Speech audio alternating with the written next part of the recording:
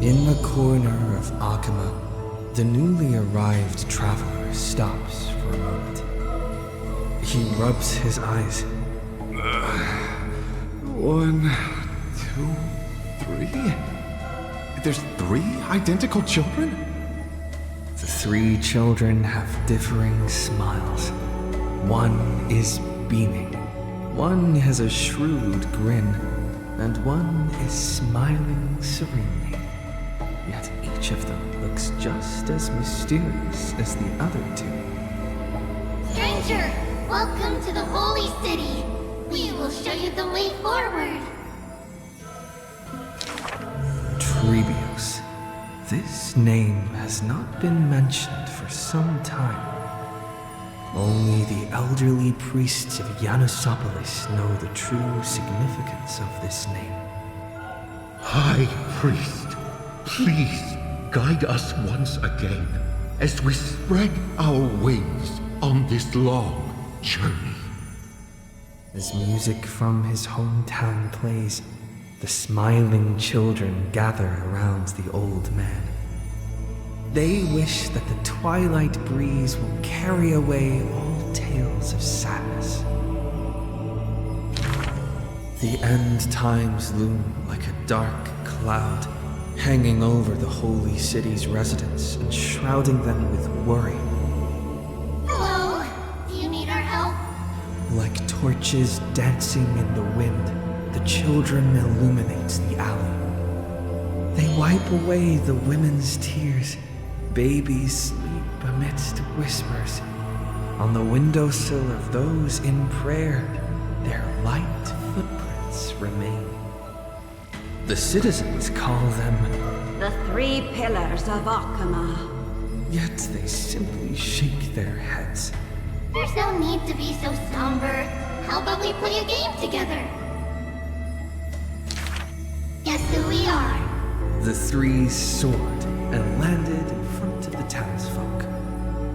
You're Trian. An old man says. No, we're Trinen. Trinen is the quietest of the trio. Are you Cyrene? A young girl asks. Wrong, we're actually Trian. Trian is the most spirited of the trio. Then you must be Tribbie. A child shouts. You're right. Good job. Tribbie is as enthusiastic as she is adorable. It matters not whether they can tell the trio apart. Of most importance is their sincere smiles. We will show you the path to take. The children fly ahead, guiding the lost back to the main road. So, you literally show people the right path to take? You're lucky. You merely took a wrong turn. The children flew before me. It was rare to see them so quiet. However, there are many more unfortunate souls who have lost their direction in life.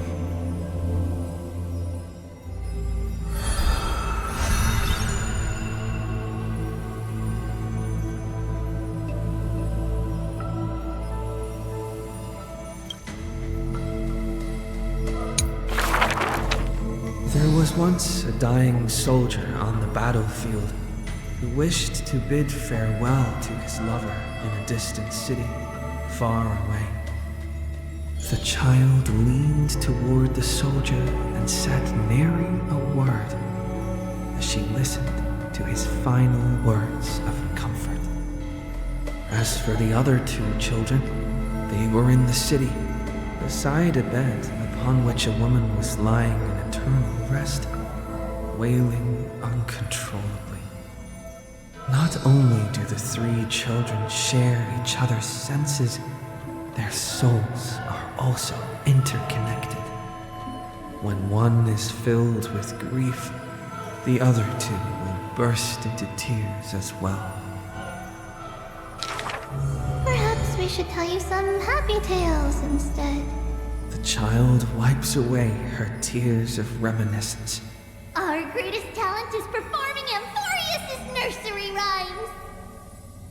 But those nursery rhymes have been told over and over, that any literate child could recite them by heart. How rude! The child gently flicks my forehead. You should be reflecting on the nursery rhyme author's heartfelt intentions instead! In this lush land by gods chosen, giants raise their glasses in a toast. People commonly see the children riding on enormous flaming rockets, looking like shooting stars blazing through the holy city. How dangerous! An old man worriedly wishes the children to stop. Not Trinen. The quiet child shakes her head. That's Trian! The exuberant child raises her hands. Stop nagging! The mischievous child pouts. Can't you just play with something I've created?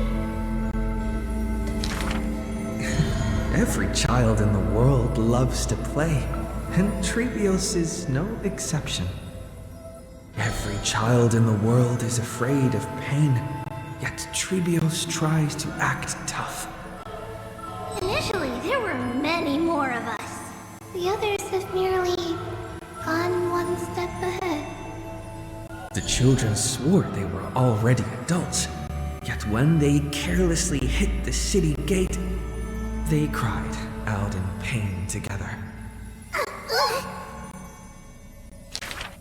The tripartite prophecy is but a distant ritual, and the Chrysos War a painful dream.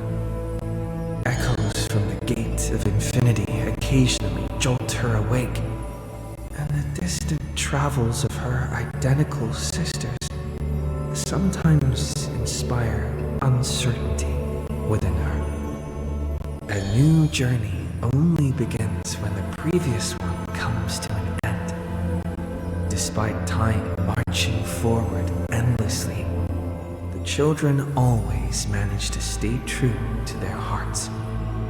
They are all that remain of one another, their senses intertwined, their souls in communion.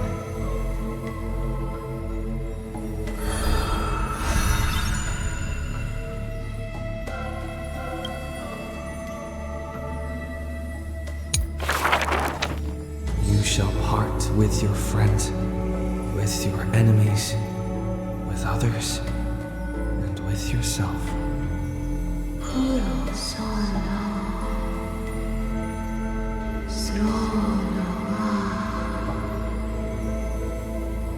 The Chrysos War's clamor rises and falls, and when the children reunite, only 3 of them remain. We have heard of a Chrysos heir. The lively child says. That person tears open the barricade of the black tide, aims at the sky, wanting to contain the core flame in a sheath. There will always be warriors like me, who believe in and are willing to protect the tomorrow they prophesize. But the crusading Chrysos heir never returns. The greedy ones then lift the crown with sharp blades, and by power's lethality, they are one by one slain. We remember a group of bards. The taciturn child says. The bards compose songs for the children's prophecy, and along the corpus of the pillar of stone lay their footprints upon which ballads are carved. Though we lack the might of swords and shields, we can take you to walk every part of this world. Till many years later, when the bards all return to their subterranean eternal rest, the children sing the long, long songs, and alone they bear memories of humanity. We miss us. The exuberant child says. When they left their home, the passages blew the girl apart into countless turbulent bubbles, carried to all corners of the world on the winds of destiny. We will run towards the world's agony. The children cheer each other up. As the years pass and the sun and moon rise and fall, the children often hear sounds of their friends shattering. Farewell, farewell, farewell. The children who still walk the earth silently hide their wrenching sobs. Upon the hills of Aglaea once grew golden figs as far as the eye could see. The remaining children link their hands and decide to make this beautiful city the beginning of yet another journey. The children pull on the hem of the maiden's dress. Please, listen to the prophecy we bring. The maiden pulls on her silken threads, weaving in her heart the children's past into strings. Chase the cool flames with me. I promise that The libations poured are guaranteed to bear fruit. The hot blood of the sacrificial lamb will not be spilled in vain.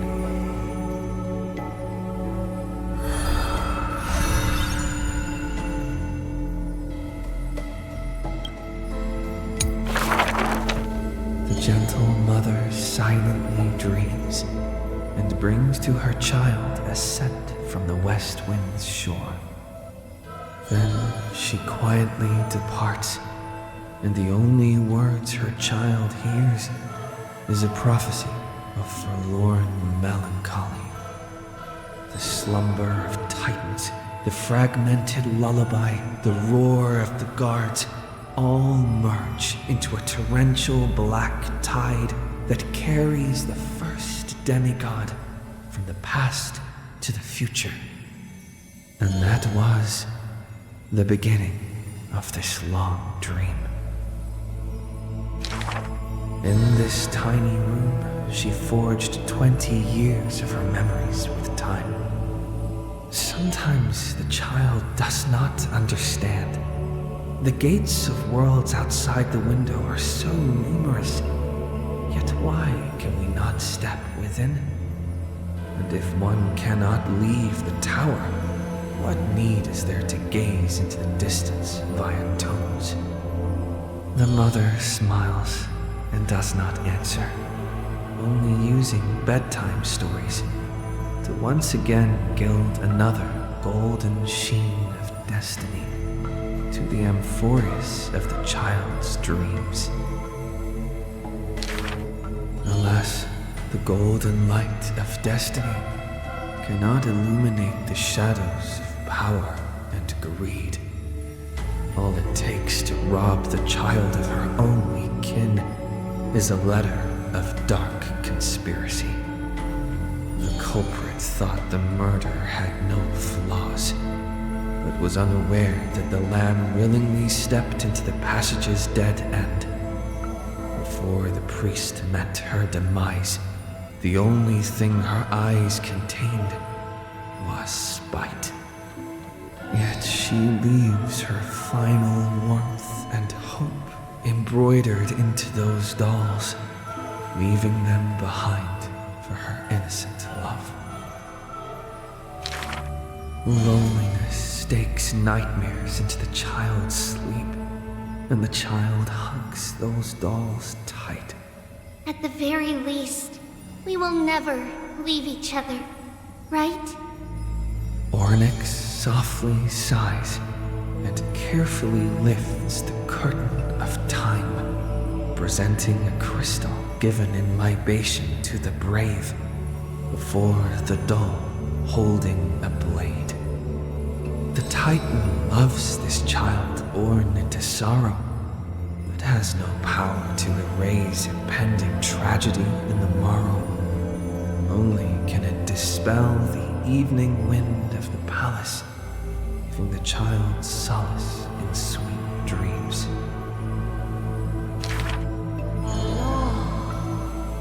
The Titan's fading proclamation cannot pull back the string of the girl's destiny.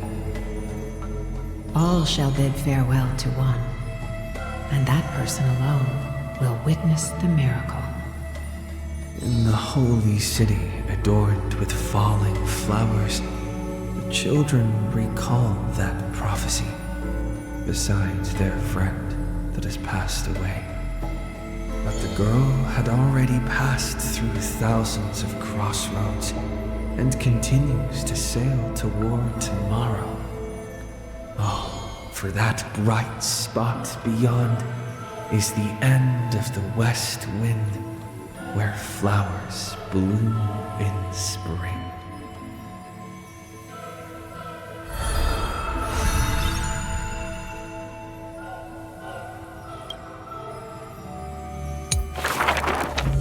The solemn council is still filled with clamor. Future's destiny still whirls in discussions of candor. To discard the city and save oneself, or to chase the flames that waver. None know the choice that would lead them to a place better. I fear. How can mere mortals defy the gods? I worry. How can mortal bodies reforge the world anew? I suspect that the prophecy is simply a rumor. In the distant past, the Holy Maiden brought the first prophecy to all city-states. Hearken to the sounds that the doors whisper. In the name of God's proper, hope she will give to humanity. Though she falls into confusion, she will bring guidance to this world in vigor. Overthrow the gods, it declared. Of the previous journey, she will always remain aware. The Queen of Laws lifted the flag to chase the flames' flare. The tripartite prophecy guided all the world's heroes, all who dared, and building a new world was their oath of yesteryear. The earth roared for them, the tides surged for them, the scales of destiny shivered violently, then slowly calmed. The core flames of the Titans rested here, while the blood of companions congealed over there. The child led one hero after another to their end, but no end awaits her, no rest to prepare. Teacher, do not hesitate. The Weaver of Gold brushes aside the child's tears. The world still walks on the path you indicate. The prophecy still stands, even if the actors now different faces wear. Restore the core flames, it declared. The solemn council is still filled with clamor. Future's destiny still whirls in discussions of candor. To stop right there and seek peace, or to continue a work still unfinished. None know the choice that would lead them to a place better. Stop! We only wish to live life as it is. No more. Cease. Our achievements already stand tall. Rest up! We only wish to live in peace and prosperity. The discussions today are the same as those in times past. Retreating now will forever deny us the future. The child has already conquered her confusion and fear. No longer before the mists of fate will she cower. Hearken to the sounds that the doors whisper. She travels through myriad passages, burning with determination to once again bring light to humans through her endeavor. The children fly into the streets, wishing to encourage the residents' faith. Please, be not afraid. We will definitely bring you to a new home. Lady Tribbie, Lady Cyrene, please don't cry. Do not worry. We trust you always. The matron wipes away the tears on the children's faces. The praying ones piously bless them in faith. The lost ones take the children's hands, just as the prophecy guides their path. Bear the divine authority, it declared. Quiet Cyrene has little to say. Lively Trianne loves to play. And well-behaved Tribbie roams around all day.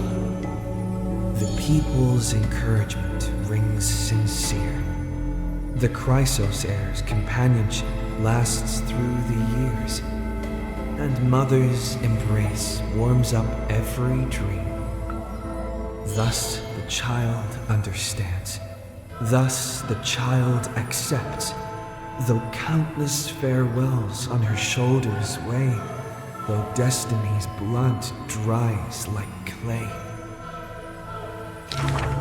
There will always be passageways filled with warm sun rays that silently open to them in future and past days. And from them, a voice says, Forge miracles, it declared.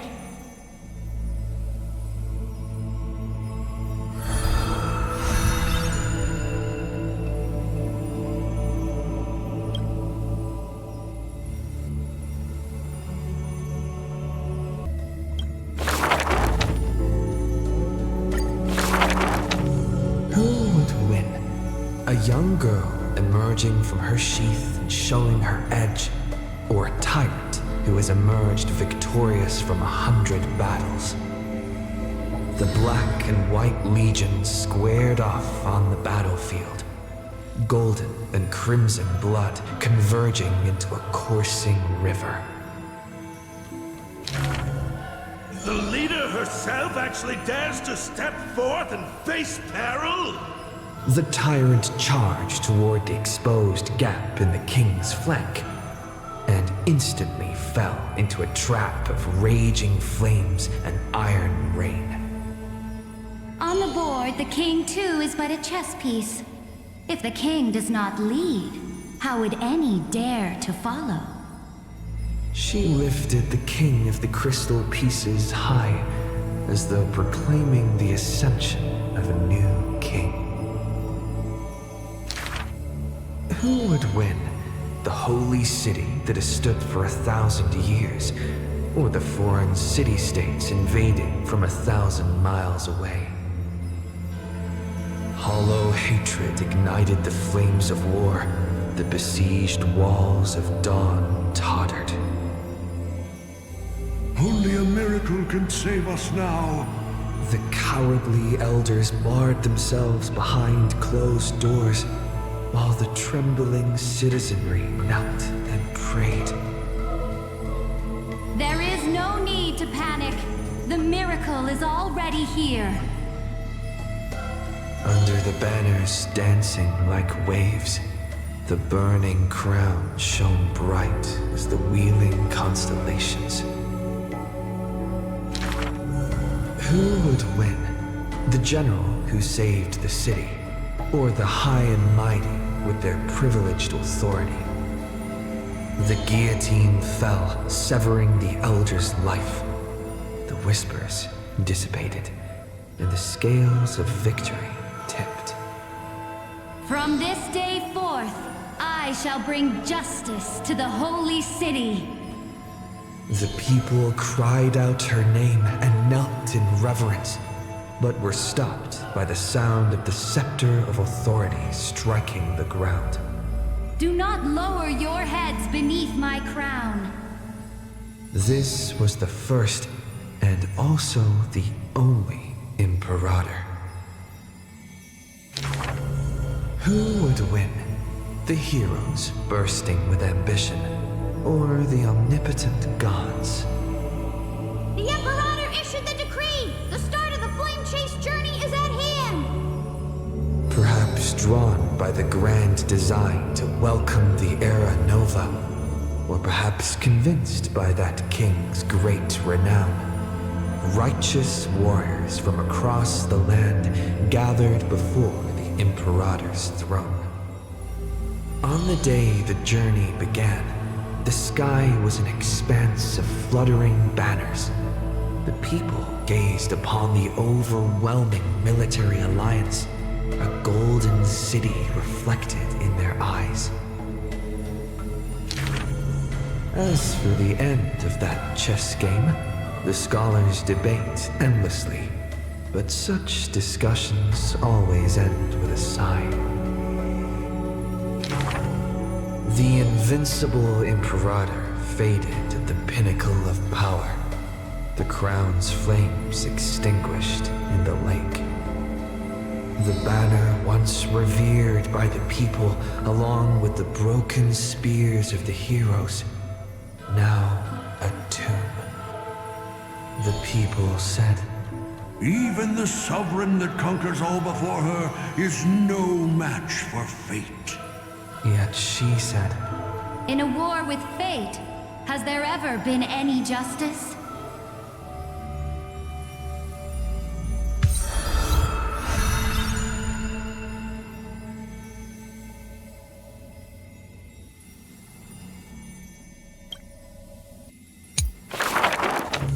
back then, the tides of the Chrysos War had not yet engulfed this city-state of Talenton. And the young princess inside the gates once loved to roam without worries. She snuck into forbidden grounds while the servants were away, but was shocked by what she saw on that day. A chessboard, a stack of pieces, and a strange woman. The board dissected by daylight and shadow, the pieces polished from rough stones uneven. Fancy a game? If you are my match, then I'll call you my friend. The stranger's voice was husky and coarse. If you can beat me, then I'll call you my teacher. The princess proudly retorted. Despite the bravado, the princess had never touched chess. The defeat made her study in earnest, acknowledging the other as a teacher. Well, first she learned the knights, bishops, rooks, and queen. Then how to defend, attack, capture, and checkmate. I have learned all there is to learn. Barely out of childhood, the princess raced into games of chess. Those who looked down on her faced many losses. Those who glorified themselves forfeited in a mess. At her prime, none could rival her at all. But she still recalled what the stranger said. My origins bring dark omens, so never tell others where your teacher is from. Then, the waves of the Chrysos War washed over the world.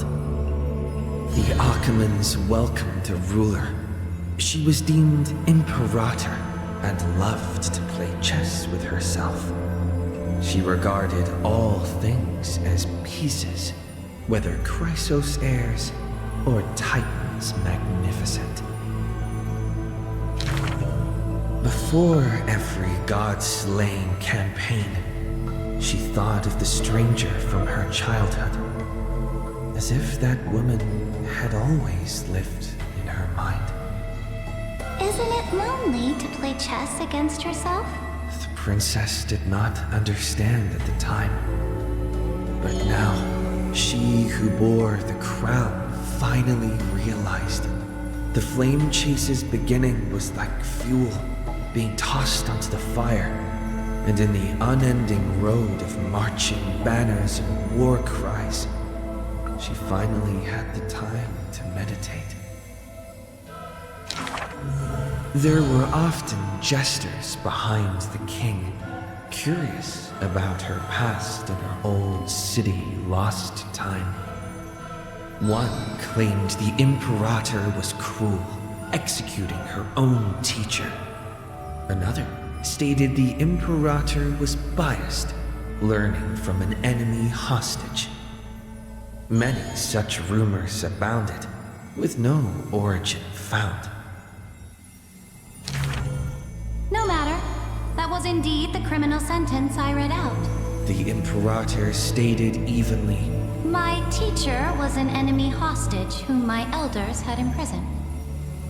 Her state betrayed our alliance and must be executed according to law. But she taught me chess, so why can't I chisel the word teacher on her tombstone now? when the princess personally cleaned up the possessions of the dead, she caught sight of an incomplete game on the ground. The stranger's hoarse chuckle still echoed in her ear, laughing at the eternal fate of imprisonment, and at how the one facing her was the princess of the enemy. Is this your final game for me, my teacher? The princess imagined the end game over and over. Even when she took the imperial crown, she still dreamt of the black and white board. The concealed truth suddenly dawned on her during a more difficult contest in the future. An unfinished game might be the opponent's lifelong barrier.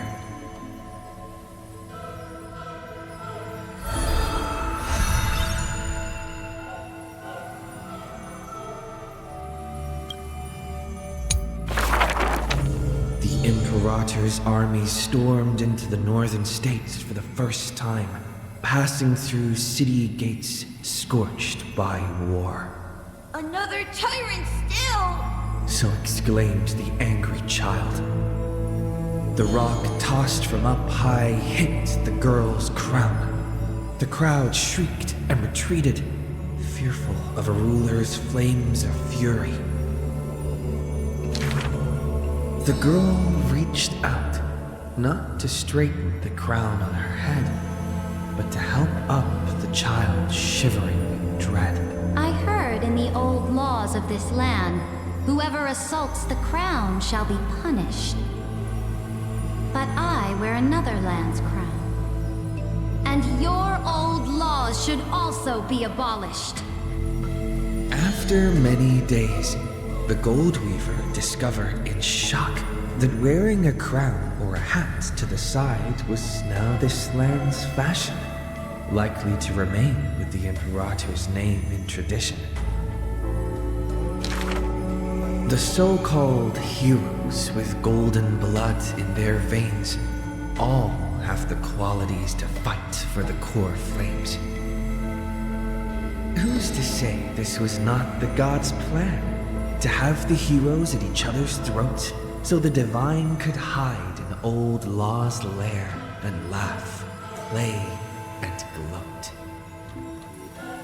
Who made this world a chessboard? And with one stroke, one river, created the boundary between God and man.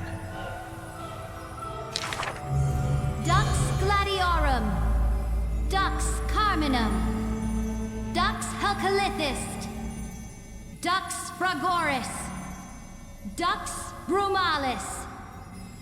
Heed my call! The girl stood before a mighty army with her scepter. Today, I will insist on crossing the Rubicon. Gather the might of all heroes and begin the journey to slay gods! Half of the core flames were now in her hands, and the hidden Trickery Titan stirred, leaving taunts.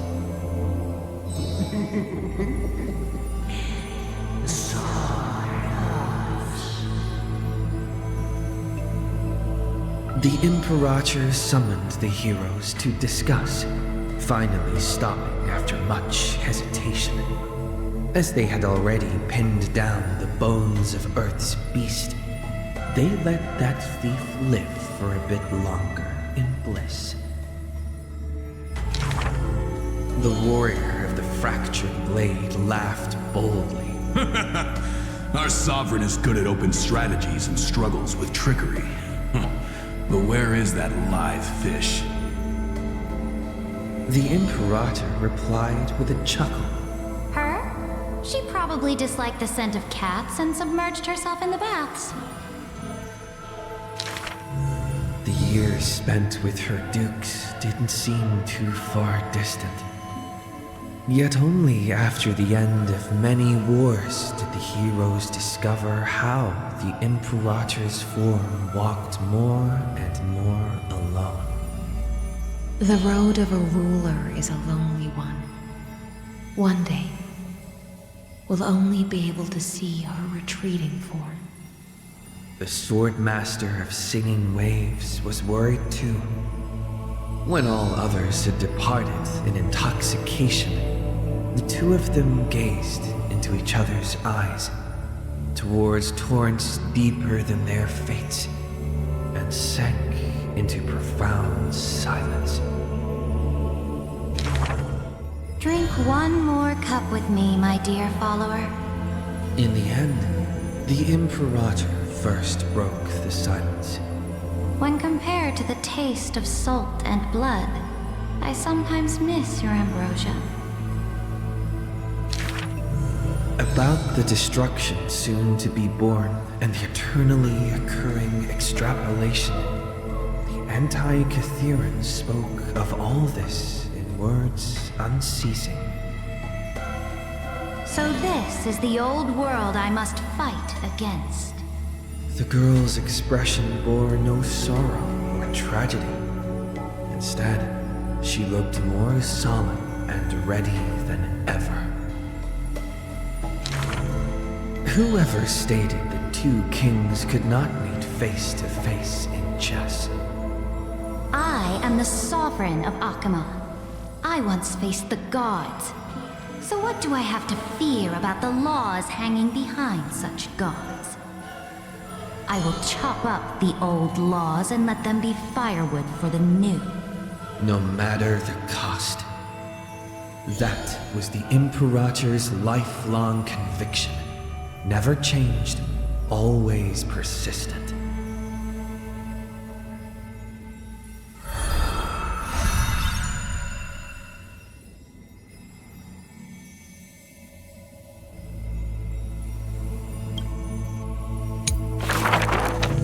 I dreamed that the Imperator's statue stood before the world-wearing altar, her gaze level with that of the gods.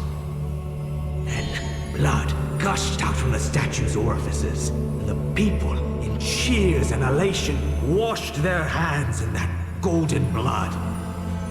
The tyrant's life will end with violent death. None will weep, and all will cheer as her statue topples. She will die before the dawn comes. A vengeful aristocrat, one whose title was stripped by the Imperator, thus spoke. We cannot agree with your excessive deeds.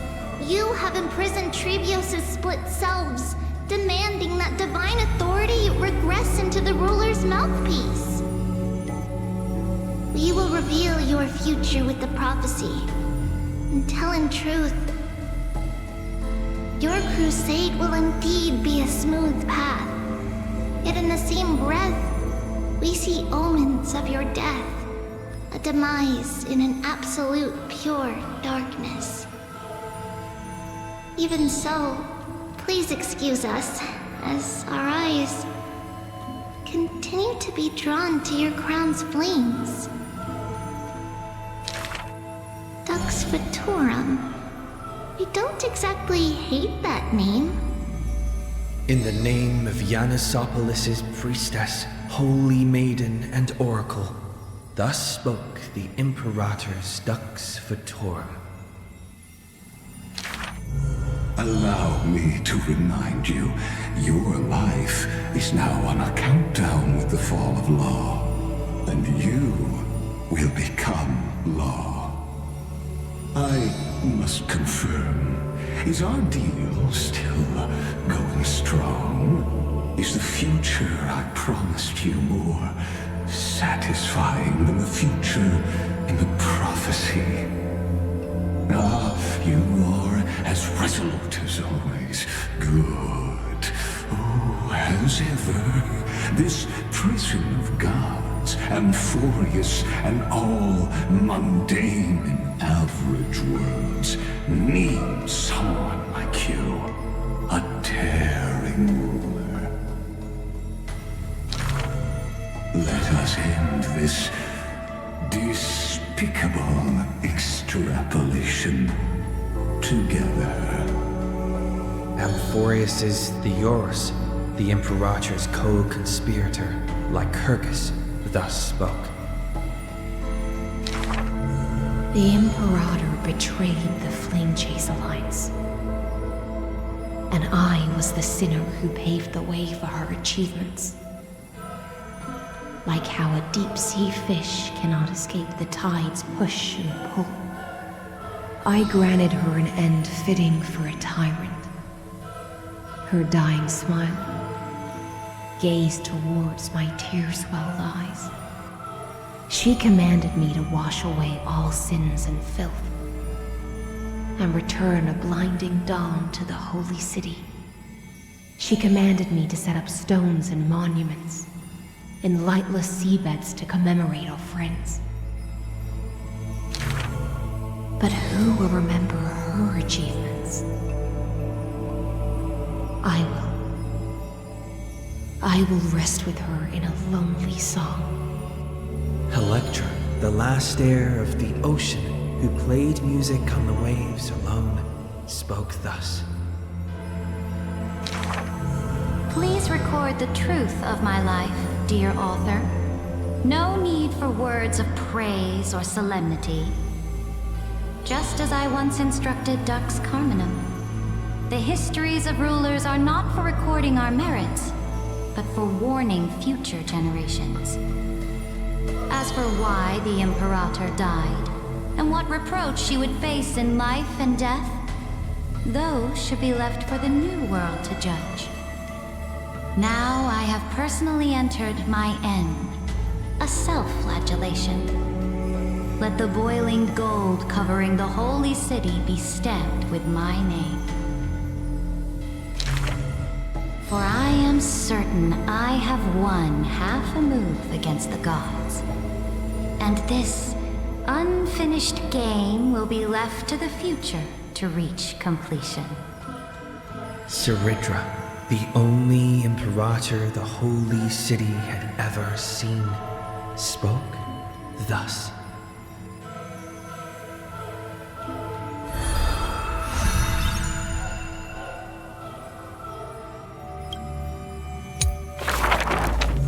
Who will win?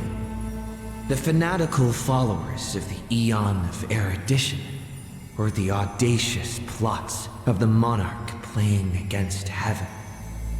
The Atavissearch Forest's monkey creatures, the Steel Soldiers reviving the Emperor, that Theoros' visage of arrogance. On her chessboard, all faded to null. In the name of Amphoreus, I will grant freedom to the blindly faithful. The Monarch stood before the inorganic throne, driving the scepter into the Emperor's vacant gaze. Even the gods beyond the sky shall crumble like the Titans, as she swears to seize the glory of conquering the stars. Who will win? The immortal faithfuls of the Eon of Abundance, or the storms dancing between the chess master's fingertips?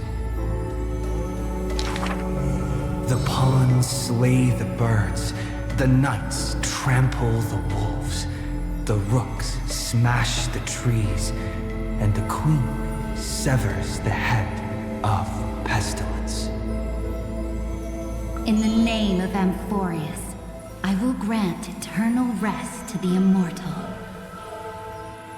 The Xianzhou lays forth the ocean's tribute, which the Monarch grants to her loyal Gladius, and upon that night's sorrow-marked visage appears a smile, precious and rare. Who will win? The raging waves of war from the Eon of Destruction, or the sharp blades of the Empress that has never tasted defeat? Even in the face of the power that swallows the stars, neither monarch nor subject faltered. They would prove their golden blood outshines the lifeblood of the gods themselves. In the name of Amphoreus, I will grant destruction to the destruction. The Monarch's core flame supplants the flames of annihilation. Soldiers drink deep of the golden blood of the blemished one. She has slain the wellspring of tragedy, once again usurping destiny's crown. Who will win? The light of the esteemed gods beyond the sky, or the core flame lighting up the world in the Imperator's heart? The fury of the stars surges forth, boiling at the edge of the galactic empire. Mighty factions will surge into her realm, yearning to seize back the splendor of old. In the name of Amphoreus. Stellar winds scatter the enemy's remaining ashes, as golden blood once again congeals into familiar epitaphs. The master of the infinite cosmos lifts the edict high, declaring to her boundless, ceaseless realm, I shall conquer the heavens, and all stars shall submit. Chuckling, the Imperator tosses her final pawn, her previous delusions withering away during the game. She wiped off the formations that were purely imaginary, and caught a glimpse of rust blooming upon the throne. On the night before the Monarch faced fate, she left behind a grand dream of conquering the stars. In time, she shall become but a humble pawn, so that this grand illusion retains a sliver of truth. This world's game is nearing its conclusion, but in the distant future, for the raging and burning ambition, for the flame chase through 30 million creations, for the Imperator's realm and all her citizens. Who will win? I will win. Amphoreus will win.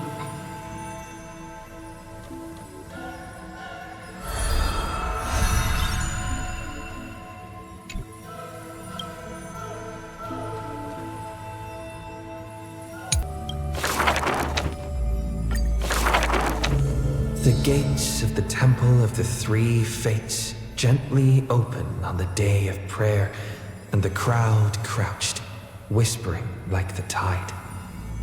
The priests of Janus listened to the prophecies. The unwavering axis of the scales of Talantin maintains balance, and only Orynyx remains silent. Mother, teach me how to answer prayers. The Titan tasked with time is as perplexed as a child. Don't be scared. Please don't be afraid. A familiar voice rings out. Listen carefully.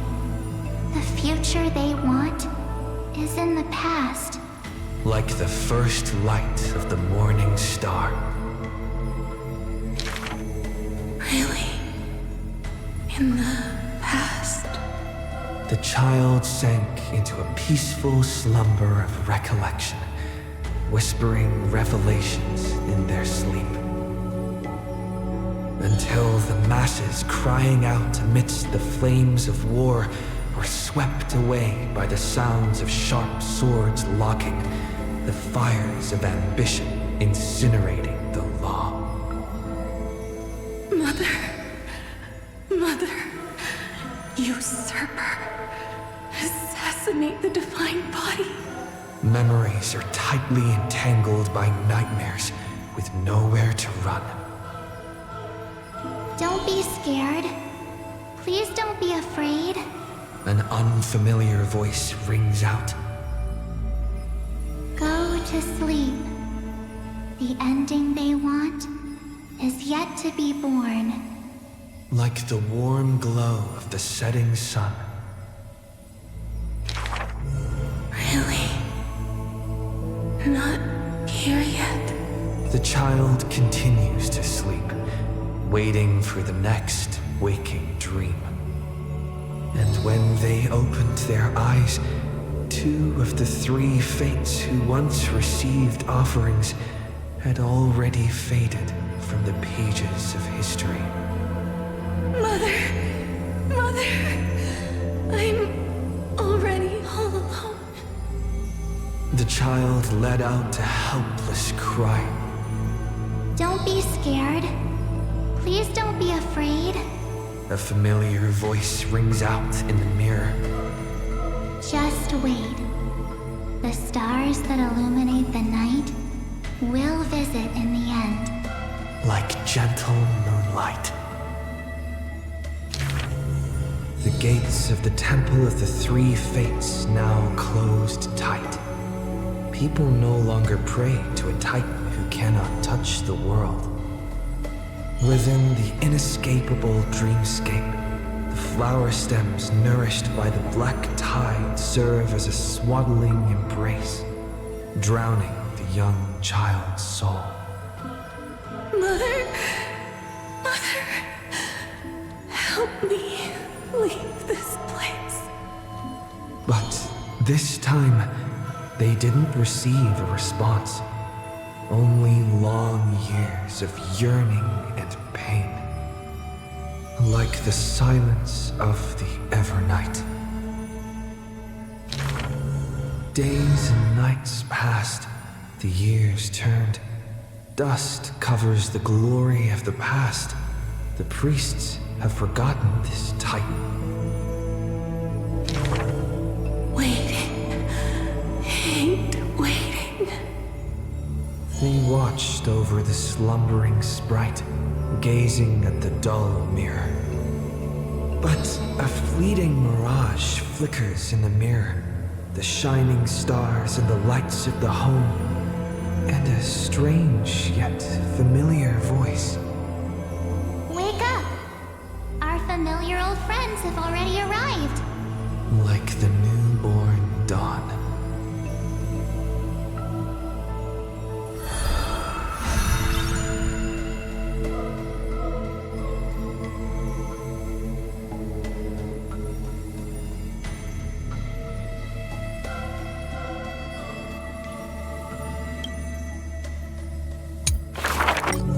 My friend, have you heard of the rosy celestial maiden?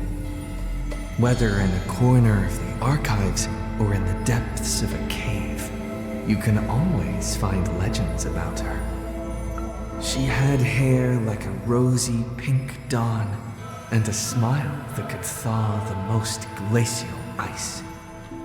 Some say she was Nicadore's nemesis, while others say Nestia was infatuated with her.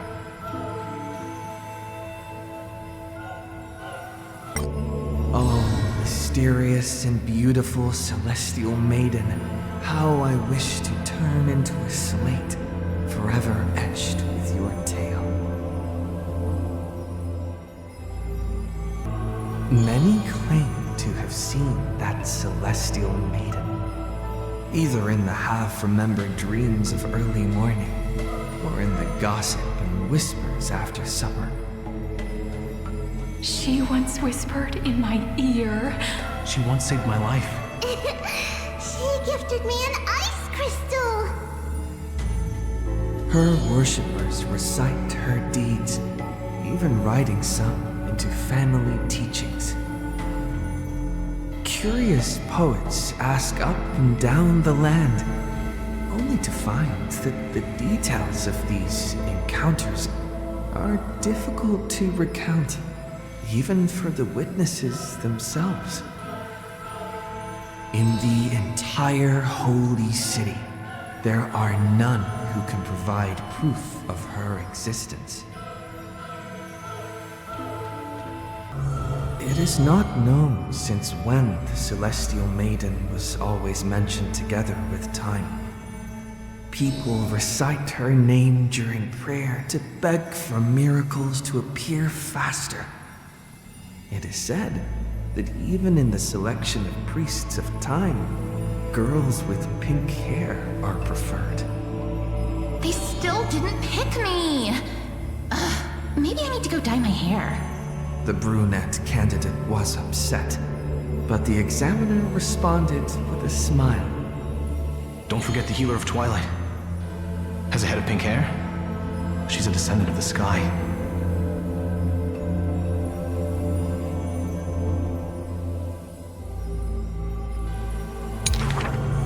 Scholars and poets discuss at length the origins of the rosy celestial maiden, but all mothers tell the same tale.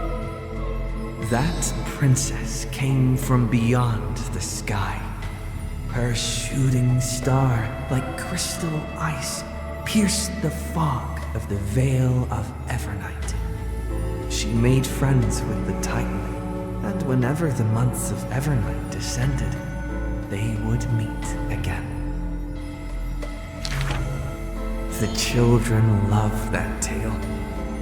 Therefore, as the moon turned and shifted phases, the story became true. But someone always questions, unable to read the air. There are no worlds beyond the sky. So how can the rosy celestial maiden come from there? Rosy celestial maiden, a world beyond the sky. The reckless adventurer takes out the photo stone, claiming it is the true work of the rosy celestial maiden. The citizens laugh at this tale, with few accepting it as true. After all, long before the guests beyond the sky arrived, the legend of the rosy celestial maiden had already covered the world. So, my friend, have you really heard of the rosy celestial maiden?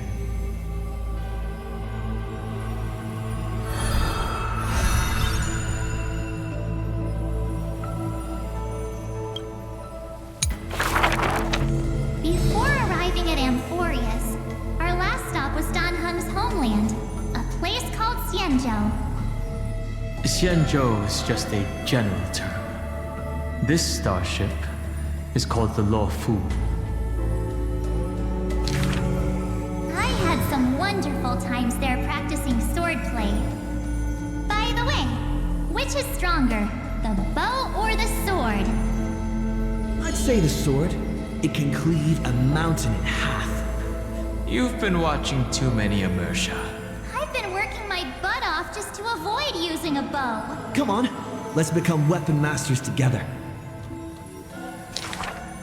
To master a skill, one must first find a mentor. And I ended up with 2 of them. So, sometimes I run laps, sometimes I lift weights, and sometimes I do both at the same time. Looking back now, those days were really fulfilling. No pain, no gain. Am I right? Between sword practice sessions, I occasionally hit up the food stalls in Arum Alley to recharge with some delicious eats. Master Yun Li was right. These berry pheasant skewers are absolutely delicious. Hard work pays off. This girl's been up at the crack of dawn every day, and finally defeated countless formidable foes. I can testify. March really did defeat countless training dummies. Those wooden dummies aren't exactly easy to break. It takes real skill. Every hero's story needs a villain. And when it comes to the great heroine March 7th's nemesis, it's definitely gotta be Scott. Rather than a freight skiff, maybe an IPC eco-ship would suit him better. Why? After all, he's got a knack for talking like animals. During the decisive battle, I defeated Scott with my epic move, Star Shatter Shard Supreme! Did you actually master that move? Well, naming moves doesn't cost anything. There's still some space left, and I just happened to find a nice photo. Well, the floor is yours, Master Dan Heng. Don't be ridiculous. It's clearly Dan Heng's brother here. As I thought, March has some hidden powers there too.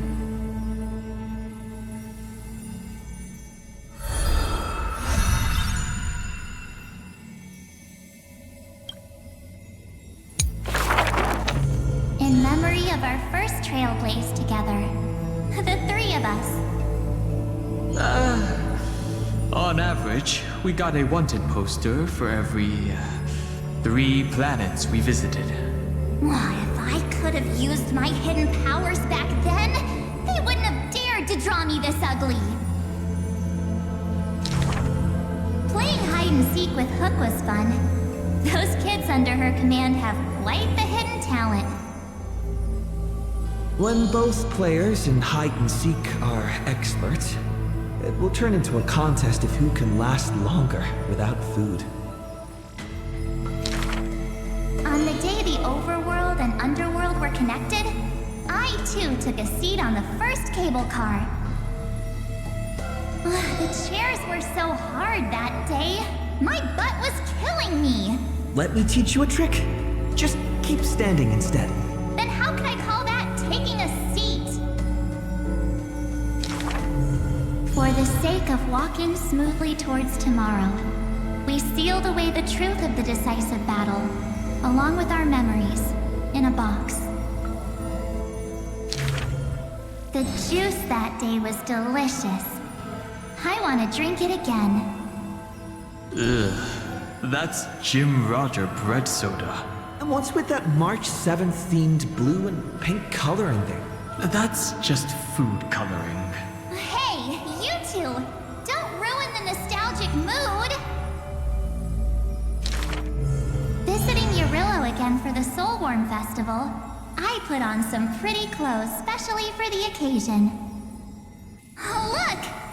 Don't I look like a princess? So that's how you've seen yourself all this time. Well, I want to change my clothes and become a devil too. Little ice bear. A sweet little Snow White ice bear. I wonder if it's found any friends yet. I think I saw it in Panicum. Hey, why don't we turn it into a universal social media star? That niche is already dominated by trotters. That big guy who once raised his fists against us is now the hope for Belobog's revival. Mr. Yang was practically drooling watching that. Too bad he wasn't there that time. Not necessarily. By next time we visit Eurillo, will it have turned into an ocean planet? Then wouldn't those polar bears have to be renamed water bears? The data shows that Eurillo's environment is slowly recovering, but the ice shouldn't melt too quickly. Time to remove those floaties from the shopping cart.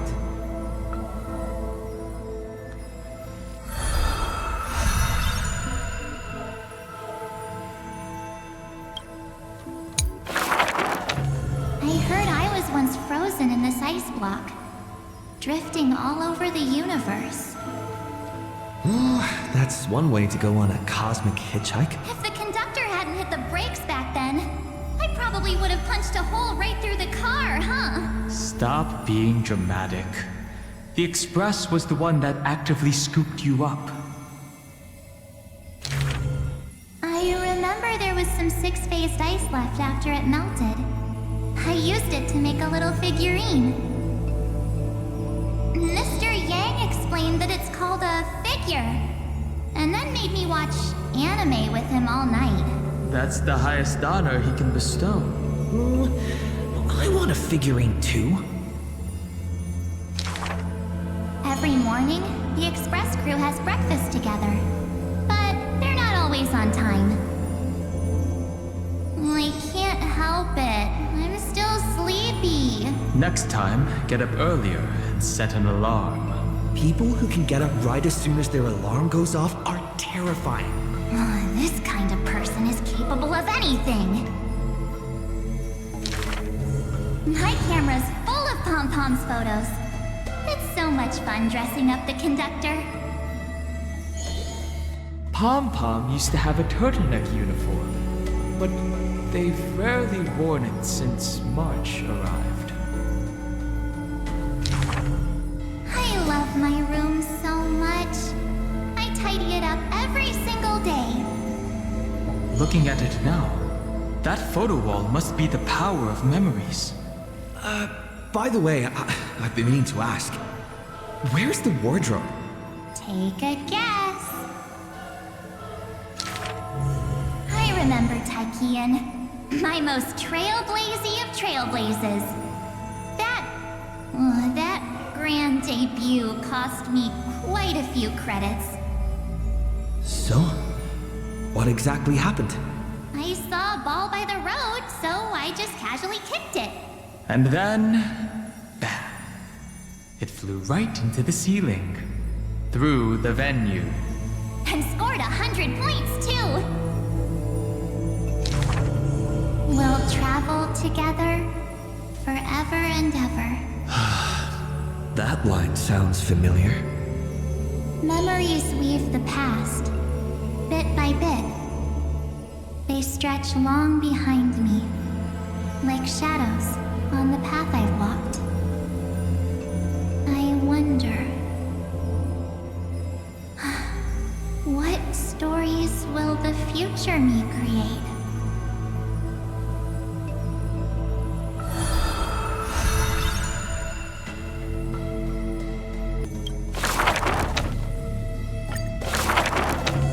The ancient chaos was shrouded in silence and shadow.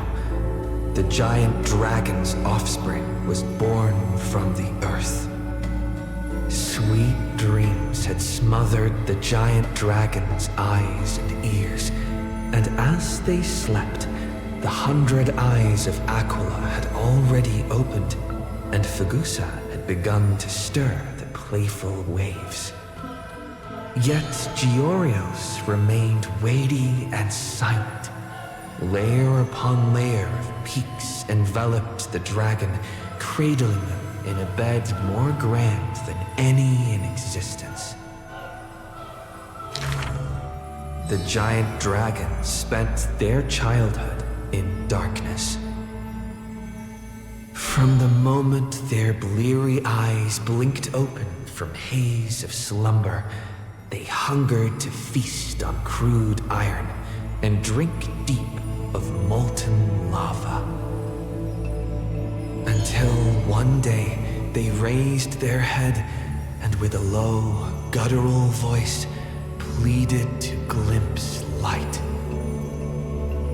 The Titan lifted them up by their ribs, slowly raising them. The dragon's spine sliced through the strata of rock, cutting open the soil. When they reached the surface, they summoned mist woven of the fire of the stars. As though seeing themselves clearly and in full through the eyes of a giant bird. The giant dragon walked the earth alone. The Titan knew they were lonely and terrified too, and so sculpted new beasts from flesh and bone. In that wild, barren world, the giant dragon led the beasts of the earth. Excessively long life gifted the giant dragon with eyes that could pierce the veil of years.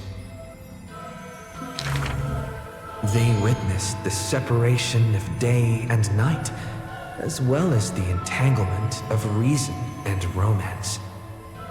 And even Kephaline did not neglect to share with them a chalice of golden blood. The ocean teased, saying even should the earth sink utterly, they would not rot. Ever since they opened their eyes, the giant dragon rarely returned to slumber. And thusly, that mesmerizing dream that occasionally burst forth at night etched a trace on their memory. The gods they were familiar with were in this dream, and they were as immense and imposing as ever, yet had lost their freedom. Just what manner of magnificent pathstrider could imprison the Titans as mere reflections?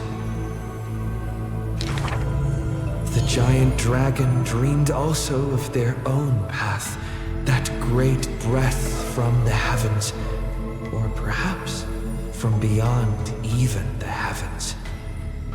They dreamed of silver shards amongst the stars, reflecting the form of another giant dragon. That great cerulean dragon approached Amphoreus, the distant whispers roiling, becoming a roar engraved in the earth. They recognized the meaning in that low roar, its name, Permanence.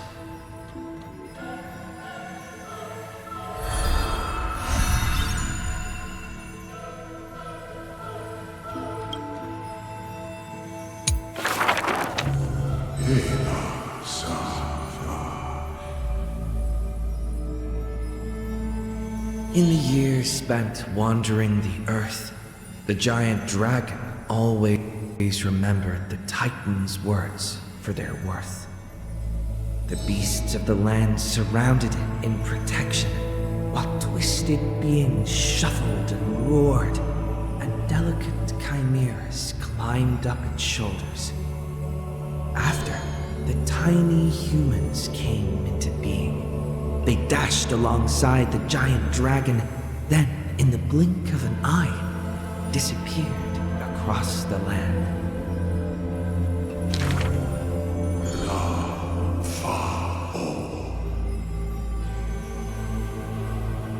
Yet the deep irises of the giant dragon saddened in gloom.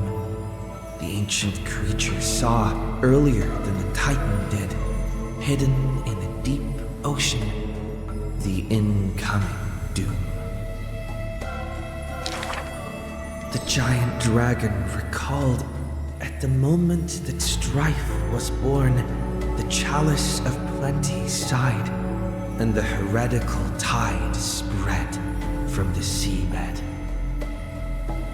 Bearing their bone-gnawing pain and agony, Georios tightened every fiber in their body, no longer hearing the call of their creations clearly.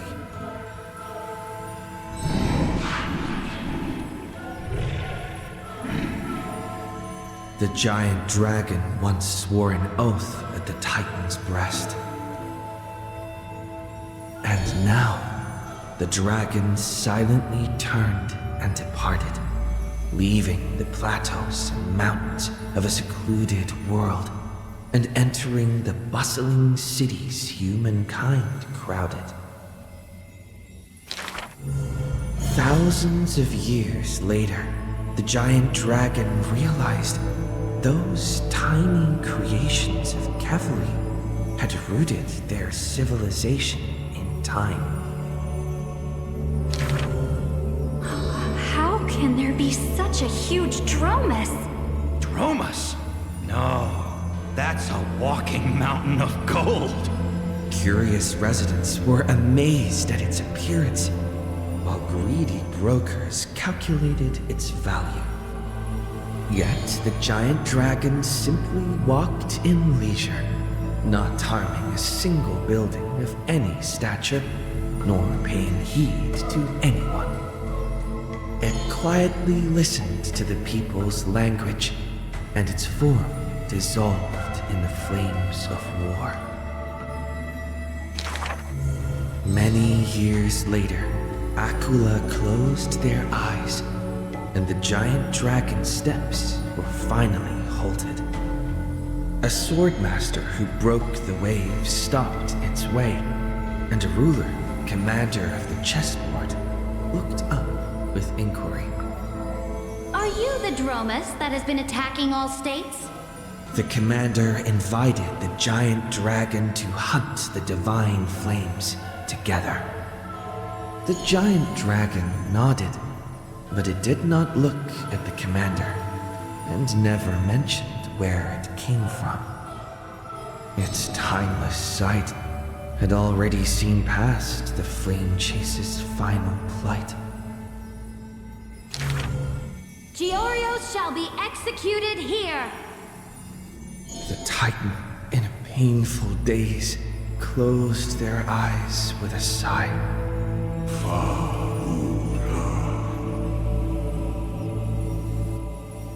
Suddenly, the mountains shook and the land cracked. The wounds dealt by the black tide, once mended by the Titan, now tore the land apart again. The calamity of lands asunder. Who should shoulder such a duty? The giant dragon sunk into the earth in answer. For the earth was the breast of Georios, and the dragon's birthplace. And from that day forth, Amphoreus had a new legend of how a giant dragon collected the broken lands and once again made the earth whole.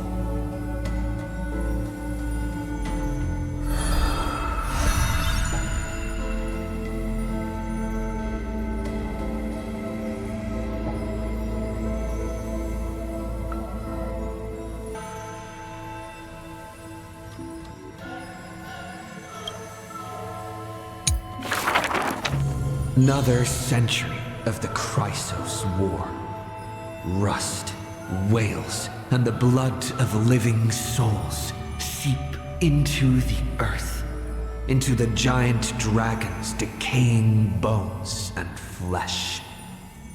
The trembling bedrock is the giant dragon's eyes. They see Dromuses reduced to laborers and food, mythical beasts turned into weapons of war. War and flames extinguish all their siblings, yet the giant dragon is powerless, left left only with bitter silence and memories filled with guilt. For Earth's trial is to bear the anguish of every living being that walks its surface.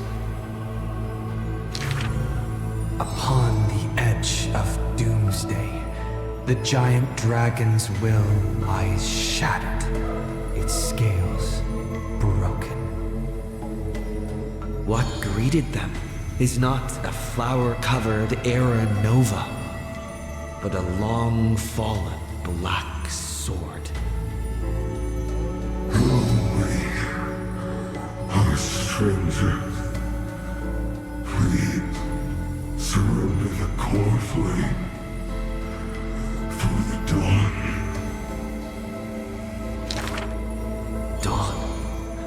Dawn? If this puppet of destruction yearns for dawn, then what awaits at the end of the flame chase? The torment of the black tide, the sacrifice of their kin. Is it an undeserved destiny, or merely futile lament? Won't accept this. The twisted rocks rise like a roaring tide. Yet the Swordmaster shows no fear, merely sighs, as if long accustomed to such sights. The rusted joints are shattered one by one. The cracked husk peels away, spilling golden blood. The earthquake that engulfs Amphoreus lasts for 3 days and nights. In its final moments of defiance, the giant dragon suddenly realizes this flame chase is nothing but the kindling of self-pity, the breeding ground for calamity. Yet, Earth's end is not dimmed by the shadow of the dark blade. In that special recurrence, the blazing sun extinguishes itself to set the destruction of flame. At that time, as the giant dragon sinks into the earth, still chewing on the pain of betrayal, it hears the footsteps of Evernight. I need a helper to watch over time until the very end. Evernight waves her sleeve, bathing the giant dragon in a memoria tide. And so, the giant dragon sees the past and present of Earth, and understands that the starry sky is forever out of reach. The 33,550,337th eternal recurrence. The demigod Terravox feigns their fall, using the tides of memories to dilute their existence, forging an arc with Earth's core flame. In that 1,000 years of defiance, heroes of golden blood meet their tragic end, while the giant dragon remains deaf to their plight, only silently gathering their exiled kin. The pact with Evernight is simple. Time would erase the pain of Earth and cradle it in peaceful slumber among its own. And Earth shall become Time's ally, for it alone can keep watch until the end of the world.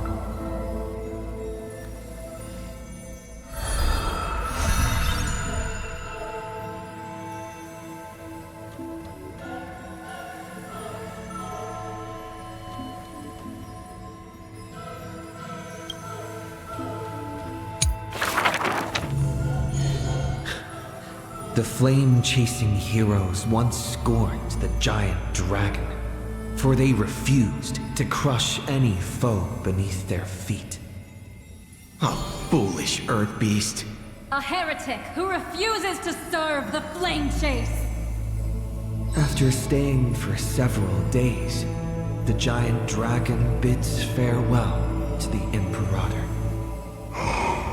The flame chase is a glory that belongs only to the children of humanity. You are a benevolent beast. I had no intention of keeping you captive. A decree to protect innocent lives is about to be issued. All I ask is that you lend a hand to the flame chase in the future. Losses are a constant on the flame chase journey. Yet the giant dragon remembers their creator's command. After leaving the Imperator's capital, the giant dragon shelters small beasts upon its back, only to be hunted by city-states hungry for meat. Arrows pour down like rain, unable to pierce the giant dragon's skin, yet cause the creatures on their back to wail and fall. Until a mighty force of reinforcements brings this tragedy to an end. They raise a shield wall for the giant dragon, then marched forth and crushed that city-state. The mountain dwellers are not a warlike people. Who are you? The leading knight answered loudly. I am Mountain Breaker, Geocles. All the world knows that protecting all of Earth's creations is the creed of the Dromas Legion. The world also knows the Dromas Legion is ever victorious. The giant dragon under the Mountain Breaker is silent, yet unstoppable. Endurance does not help with survival. Mountain Breaker always speaks of his friend this way, while the giant dragon only responds with a low growl.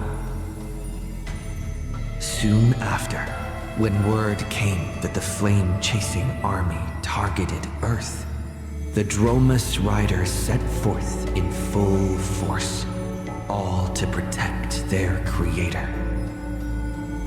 On the eve of the march, the giant dragon receives a secret message. Your one and only flame chase must be to slay your creator, and then fight to survive.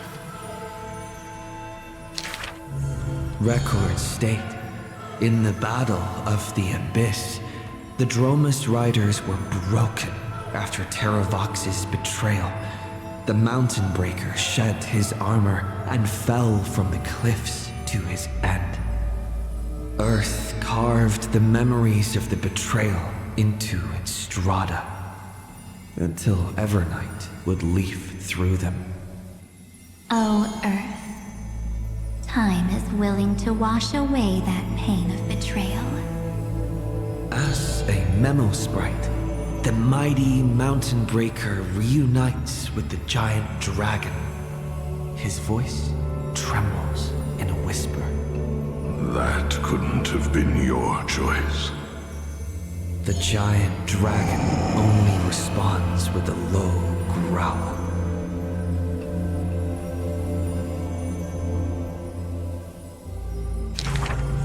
The giant dragon and their comrade dwell in the abyss for 1,000 years, until the Asher dragon returns from among the stars, stirring up the dust of destiny. He is one of our kind. the giant dragon lift their eyelids, gazing at the azure-colored long scion, knowing that dragon's body bears the sworn duty of protection.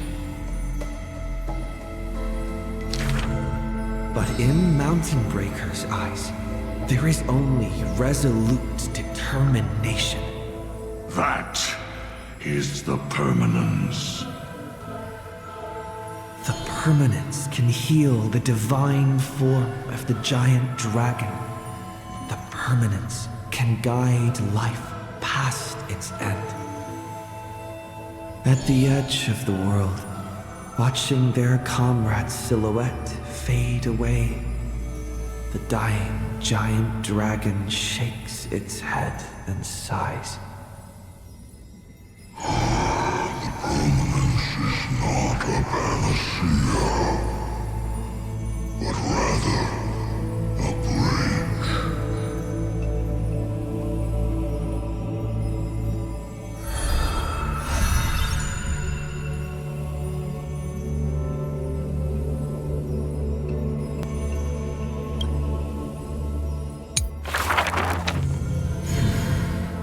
Years later, gazing up at the vast starry night sky, I often ponder, what does the permanence truly mean?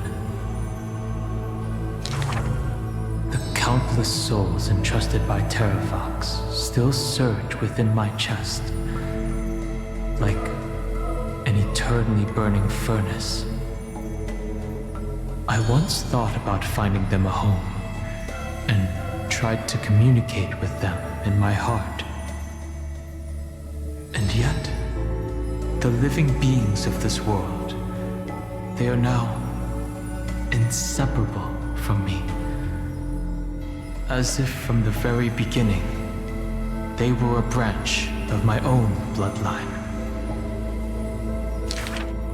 Inseparable? After I told everyone, a heated discussion broke out in the express car.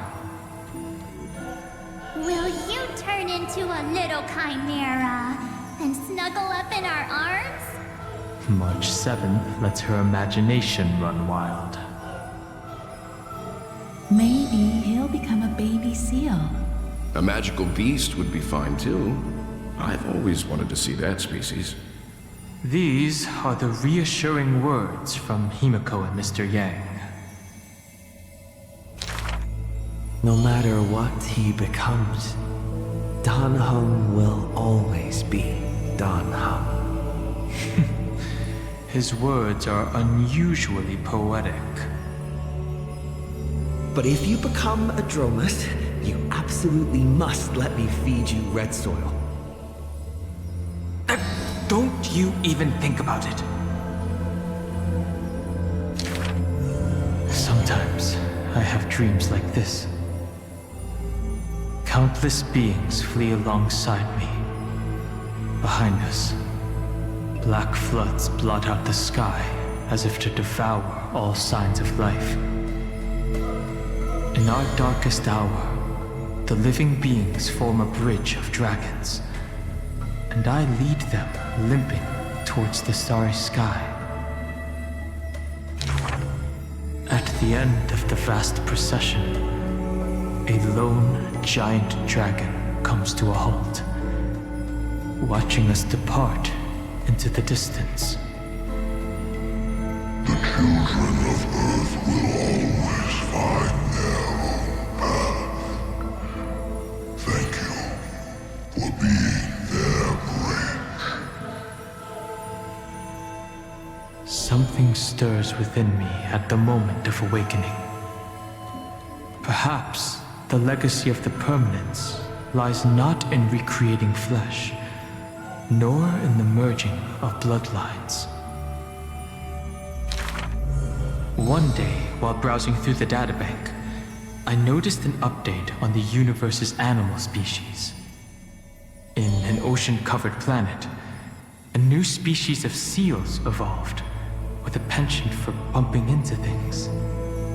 On a barren desert wasteland, evolved a herd of red soil-craving beasts. Many familiar silhouettes are now active in the cosmic ecosystem, yet they are not my old Amphorean friends.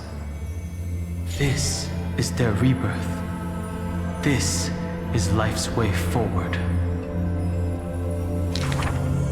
Perhaps, just as Terravox wished, I've become a bridge bearing the weight of their life.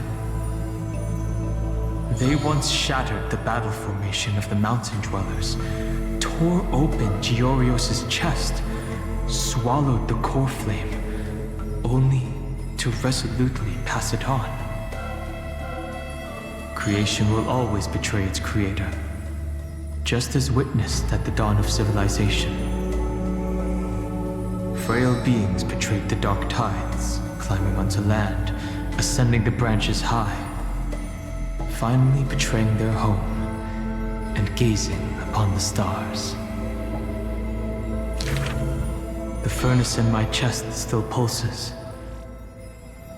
In the gaps between the heated torrents, I sometimes find myself in a daze, catching glimpses of that colossal figure in the cosmos's cracks.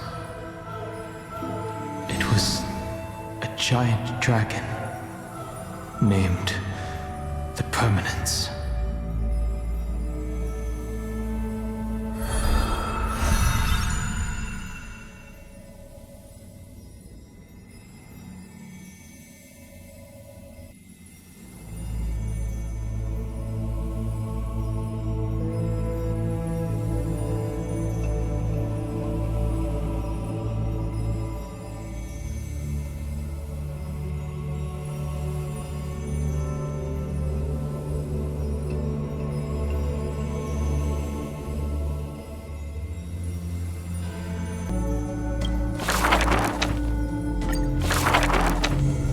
Black tide that blotted out the sky surrounded the city walls.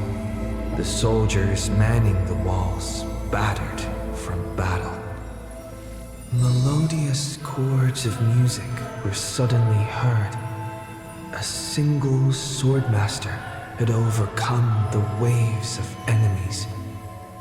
The song flowed from betwixt the blades, breaking through formations as a dorsal fin cleaving the waves. When the last wicked beast finally fell, shattered into pieces amidst the sword's dance, the frost blade bore no trace of blood. The legions of heroes under my command are as vast as the sea, yet lack a formidable sword banner. The commander extended a hand, inviting the musician to join. Should a fish separated from its school glimpse a faint glow, it will swim toward the light. The swordmaster clasped the commander's hand, as though gently grasping the hilt of a keen blade. When the spray of her waves extinguished the fires of war from the holy city, a golden name was engraved upon the stone pillars. The former commander burned the crown to become king. Hysilens, brave in battle, triumphant in command. I grant you the title Dux Gladiorum. Let us all forge ahead together. During the banquet after the battle, the weaver tailored for her a splendid dress, and the commander poured her honey brew. Her golden-blooded comrades gathered about her, chanting her new name, urging her to play that splendid music.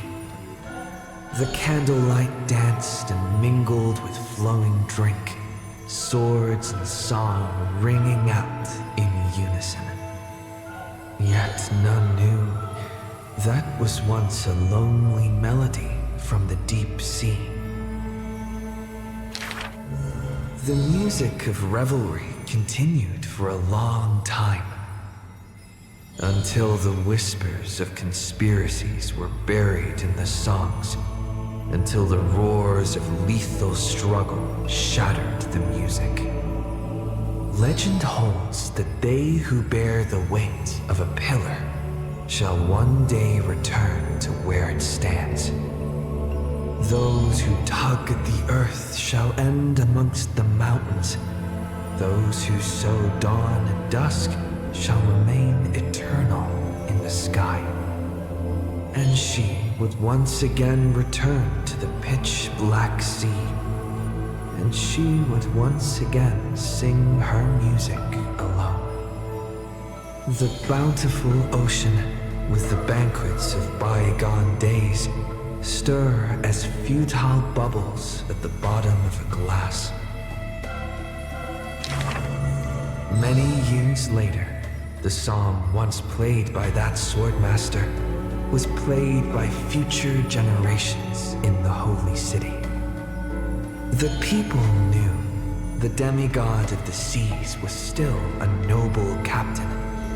She possessed peerless swordsmanship and a song that is passed down through the ages. It was just that she had long since vanished. Guests at the banquet sometimes spoke of her, but it was only a prayer between their cups. Hysilens, melody of the waves, bless our night that we may drink deep and dance till dawn.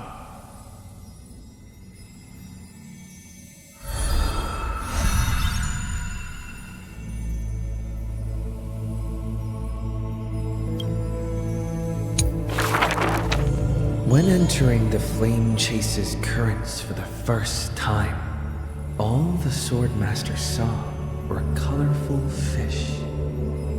She had already experienced the Imperator's dangerous games. She had long grown used to the giant beast's silent face.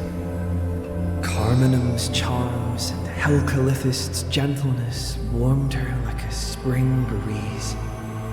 But as Frigorus missed his throne and Bramalis debated with joy, she was sometimes at a loss. Occasionally, the Swordmaster would sink into hesitation, and even that messenger of fate could not get her to laugh. Till one day, a golden trout's bubbles floated into her gloomy waters. In that holy city where golden figs grew, the messenger of fate led to her a maiden dressed in glamorous gowns. What kind of clothes are you even wearing? The girl snickered behind her hand, while the messenger pulled on her sleeve. Aggie, don't be rude! Such hubris, delicate fish. Are you not aware that there's food on your face? The messenger's eyes opened wide. Aggie, you've been snacking behind my back again! Exposing me like this? I'll get my revenge. The girl ran away in a fit.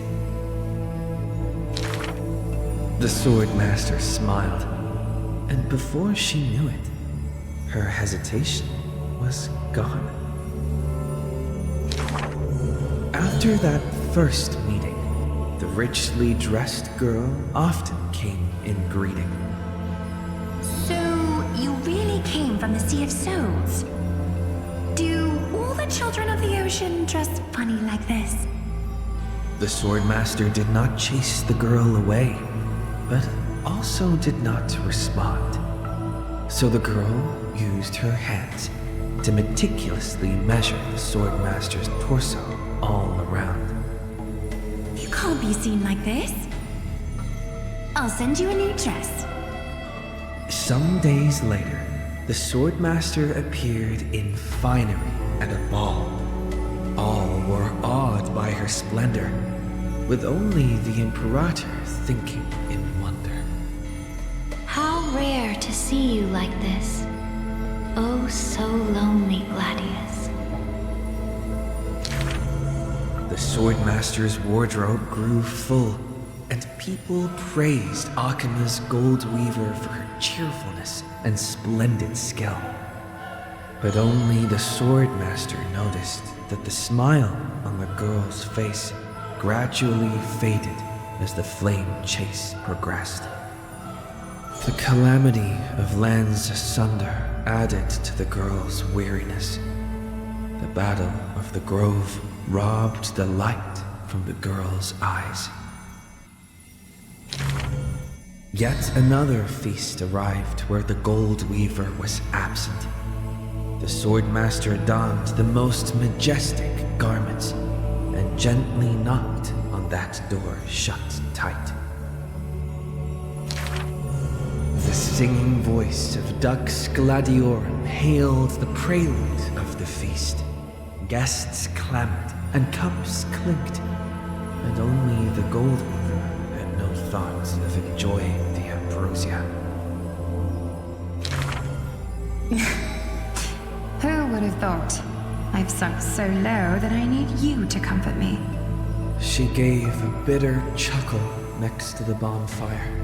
You were as gloomy as the bedrock of the ocean when we first met.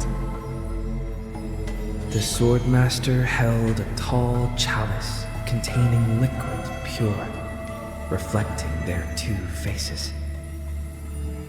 I remember you were once curious about the stories under the sea. Then allow me to use my songs to reveal the past known to none.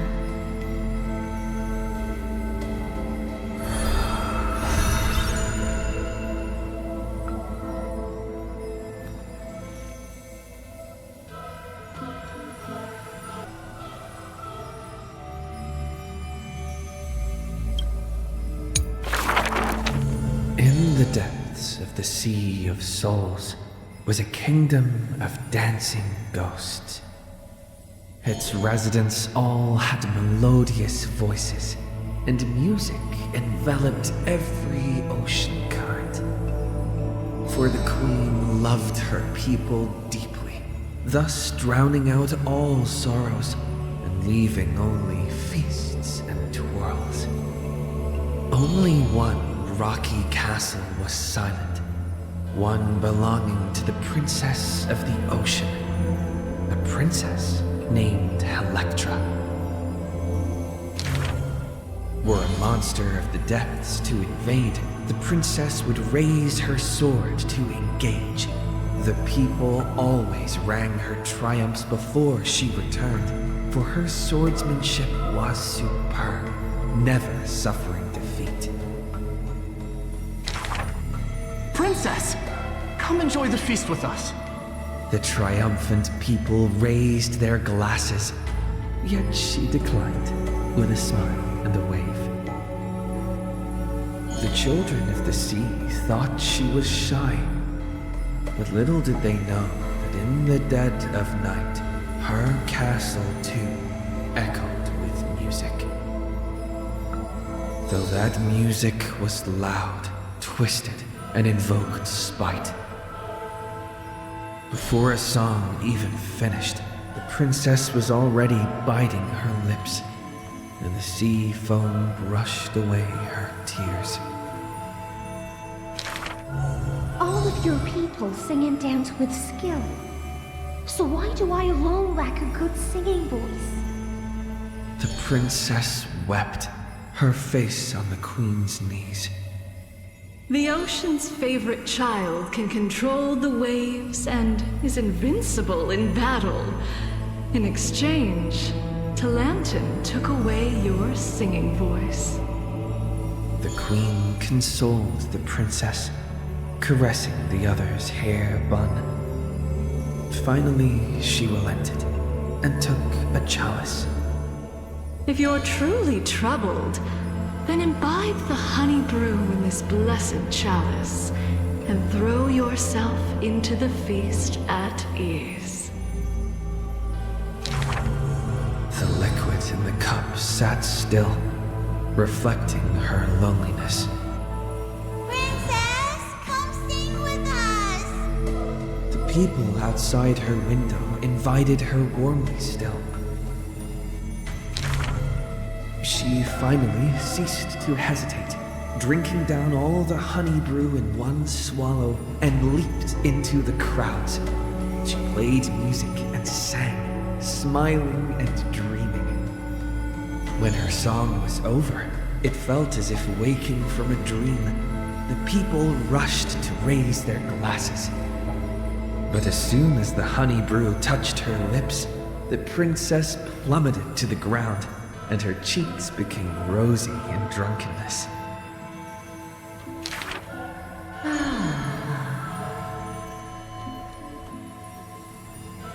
The whispers of the ocean filled her ears as the princess fell drunk again and again at the prelude of a feast.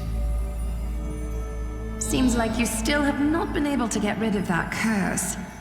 The gold weaver softly took the cup away from her hand. If you want to enjoy yourself to the fullest, then leave this honey brew till the very end. She smiled, then tilted the cup towards the gold weaver's lips. Even if one is burdened with imperfections, I beg you to remember not to refuse that sip filled with fantasy and dreams.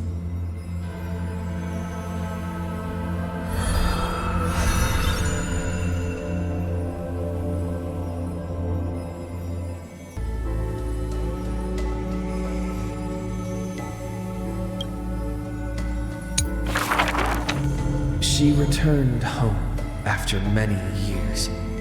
The princess of the ocean stood alone with her sword drawn, stepping over the blooming blood of her peers. Before her, the creator of the sea sirens and the mother goddess of feasts was already sinking into the drunkenness of imminent death.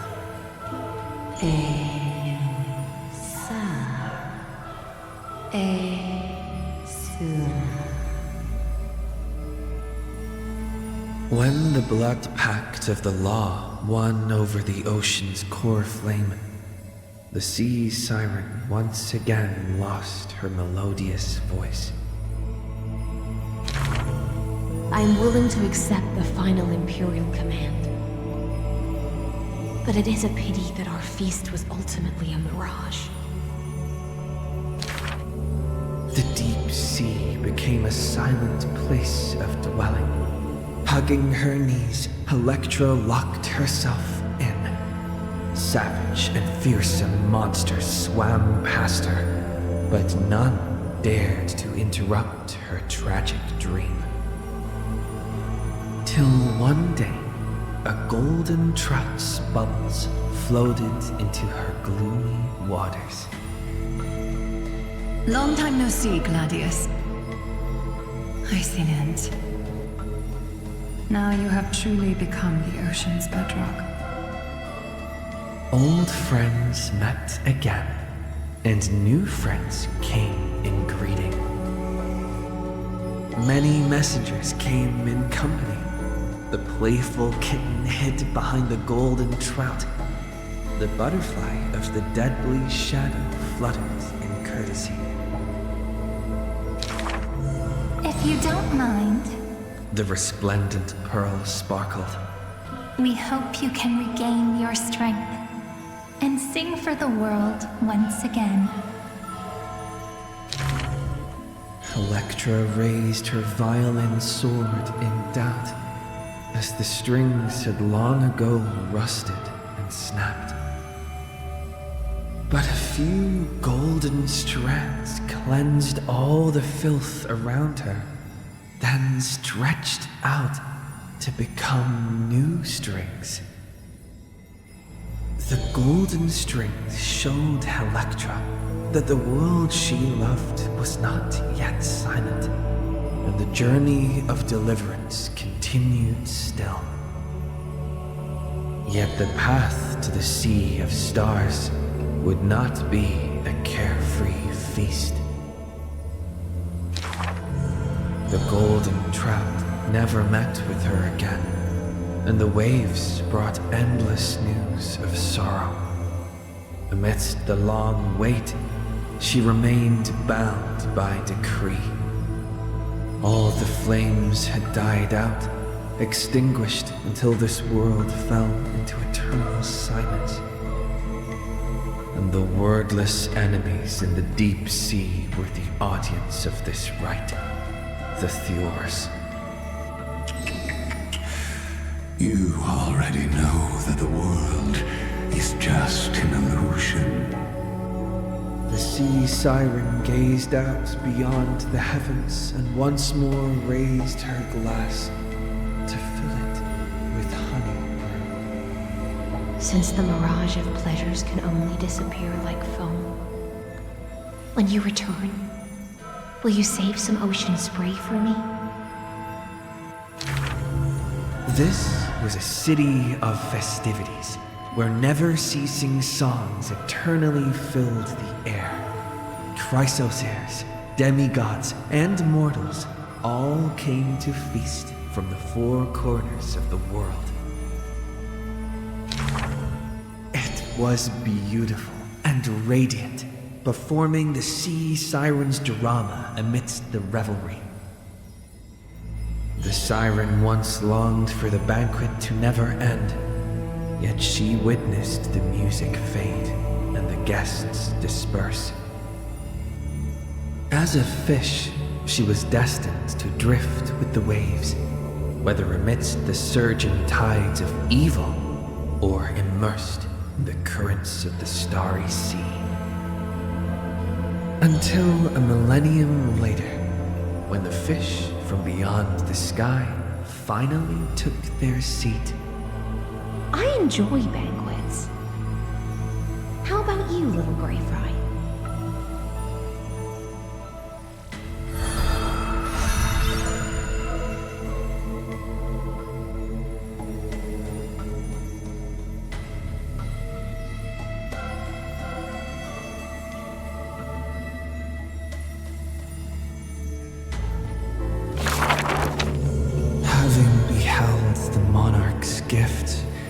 She fulfilled her demigod's destiny. The tides within her heart recede, and her requiem draws near. A sliver of light fell from a crack on the cave's ceiling. A blazing ray pierces the surface of the sea. An aching urge to chase the light wells within her, and with a flick of her tail, she drifts toward the breach. In the deep sea, 1,000 years passed. The sea siren once swam to the shore with unwavering will. Fish gathered in silent procession to escort the princess to her final rest.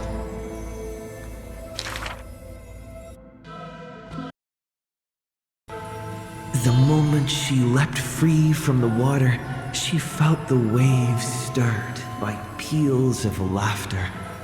Mirages of her friends shimmered and faded, and songs of joy rang out from the shore, just as she had wished. Dux Forgoris sliced the Dromus flank with a time-worn edge. Dux Brumalis cast an icy chalice, steaming with the breath of frost. Dux Halcolithist brimmed her vessel with honey brew, while Dux Carminum unfurled a scroll of new verse. At last you have arrived, our belated musician.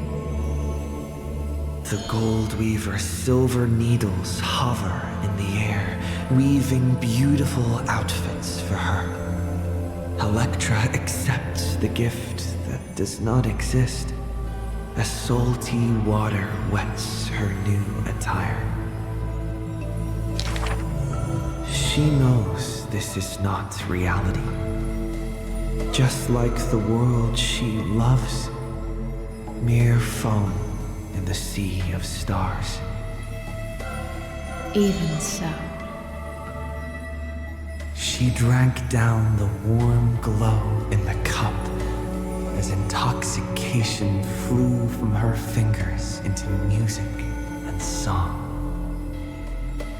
In the drunkenness granted by her mother, in the dream granted by that drunkenness, in the feast granted by that dream.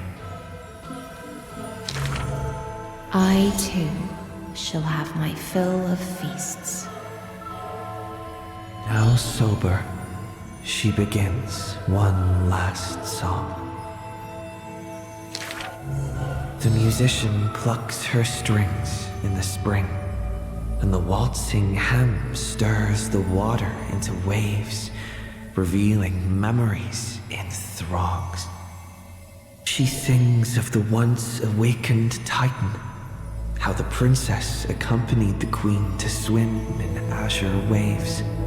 She sings of the confident and dashing monarch, of loyal knights who marched with the Imperator to seize the solemn states. She sang of the one destined by heaven's will, of demigods who bore 1,000 years of watch for the hero. She sang of that little gray fry, and how the Gladius defended the Deliverer from Apocalypse's storms. She sang of herself, a cup made of fish bones, ever waiting for someone to banish the nihility within, pouring the honey brew of fate for her to the brim. She sang until her voice turned hoarse, and the spirit water she held was no more. The honey brew ran out, the final notes dispersed, and the feast of fantasy shattered in turn. Before the deadly quiet seashore, she gave one final smile, then faded into sea foam. To the fish from beyond the sky, we shall sink into the past. For she had glimpsed the sky beyond the cave, and chose to believe in the promised future, embracing a hope as fragile as mist. You must carry the new sun and swim toward the distant horizon.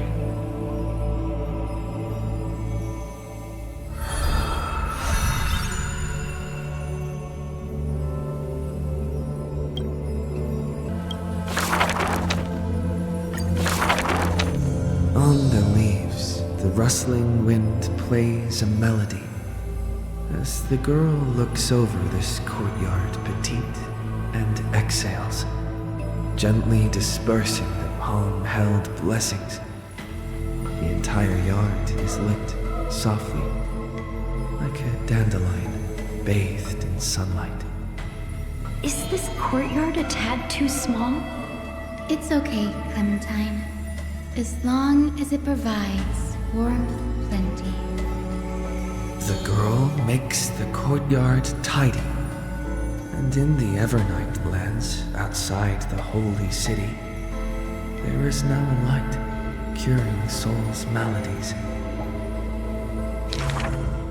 The girl's skills can bring forth miracles, but today she welcomes a patient quite special. Welcome to the Twilight Courtyard. How can I help you? The gravely patient shakes their head. The end times are coming, and we all wander more and more. Oh, you may heal our wounds, but you cannot cure despair.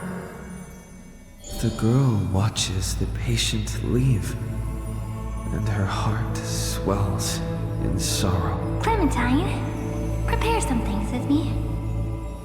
I want this place to be brighter tomorrow. The redhead child takes the girl's hands. Long time no see, Hyacine. Are you here in Akama for a visit, or do you need help from us? The girl recounts her needs. I want some shining things, even if they are considered junk.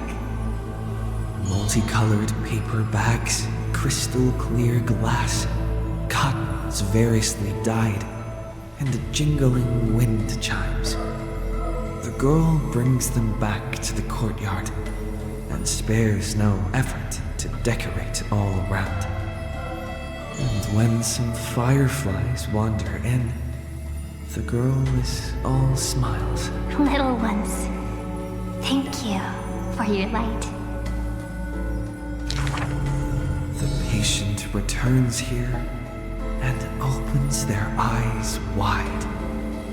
Multicolored dreams on the rooftop now reside, and the lawns contain the sweet whispers of sunlight. A soft breeze passes with no hint of cold, only serving to wake the playful chimes and ocarinas of delight. Wow, there's light everywhere. What a warm place. The news is soon spread by the grove, and people with empty hearts visit in droves. The girl prepares candies and tea and listens to every visitor's complaints. People say there was once a star called the Sun in the sky, but now that star is no longer there. People say that Aquila took away the world's light, but they still left behind a heart bright to illuminate this happy dream in the night. Like the blizzards in the month of mourning doth calamity fall, burying warmth and dawn's calls. Orderless tides swallow up the grove of reason, and that tiny healing haven is also extinguished, broken and barren. When the girl, far from home, hears of such grave news, the wind brings to her a moment of confusion, but it also evaporates the tears that briefly sparkle into being, and the girl still smiles, bright and happy. Soon, the people of Akama see once again the girl collecting more pieces and tokens, wanting to rebuild that pure haven. But she never realized that wherever she stood, she herself was that holy courtyard, that light filled haven.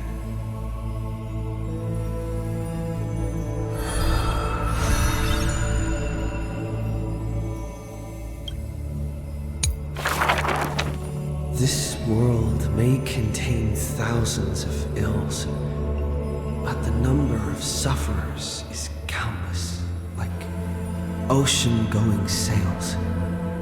The father and daughter who inherited the sky wander this land's paths, and throughout the cities, they heal the unwell. Heirs of the sky who once reveled in martial might, why do you now soothe the world's blistering blight? The doctor responds with a smile as he cures the injury's agony. Father, why did our ancestors revel in warlike might? Because they only have a sorrowful past of lamenting wails. Then why are we here, soothing the blight? Because we have a future that needs protection still. The priest who parts dusk from dawn collapsed the sky and sealed her wings, and dwells in a place where time itself mends, bearing the promise to return to the zenith supreme. This is the Twilight Courtyard's story. And the father tells his daughter the tale of their line, next to the bonfire lit in the wilderness where winds pine. Though he had told this story many times before, a light in the girl's eyes still shines. Maybe I will return to the sky one day. Or maybe that is not to be your fate. The blessings of the sky were passed down through generations of their heirs. The brawn of the Titan who molded stars granted a boon fitting and fair. Perhaps the girl with heroic blood in her veins will be accompanied by thunderbolts and the sun's merciless glare. Childishly, she recited the words, "Oh sky, heed my wishes." And thunder and heat did not descend. She only saw a sliver of gentle, warm flare, wiping away mortal exhaustion and others' tired airs. What a gentle blessing. All said that she must be a savior saint, bringing light to the land, even if faint. But where the girl's eyes often gazed was the wine-dark sky, gloomy and bleak. The god is also sick. That grand longing to save the world may be no more than the girl's feeble dream. But her father treated it as his greatest treasure and taught her all the ways of potions and creams. That girl therefore always accompanied the gentle master of healing and repair. And she brought glowing faint light to the night, dispelling pains and mending the world's pitchy blight. Father and daughter often rested in the silent courtyard under the giant tree. Yet today, at that place, only one solitary figure can be seen. On that night, the healer spoke to a visitor throughout the night. On that morning, he bid farewell to his daughter for the first time. He will heal the ill at a faraway place where the end of days approaches, and no family of his should follow. You have learned the craft of healing and understood the blessing, but a light more radiant still is needed to heal the entire world. The departed healer never returned, and the girl never left. And that rather lonely courtyard stayed silent as it was before.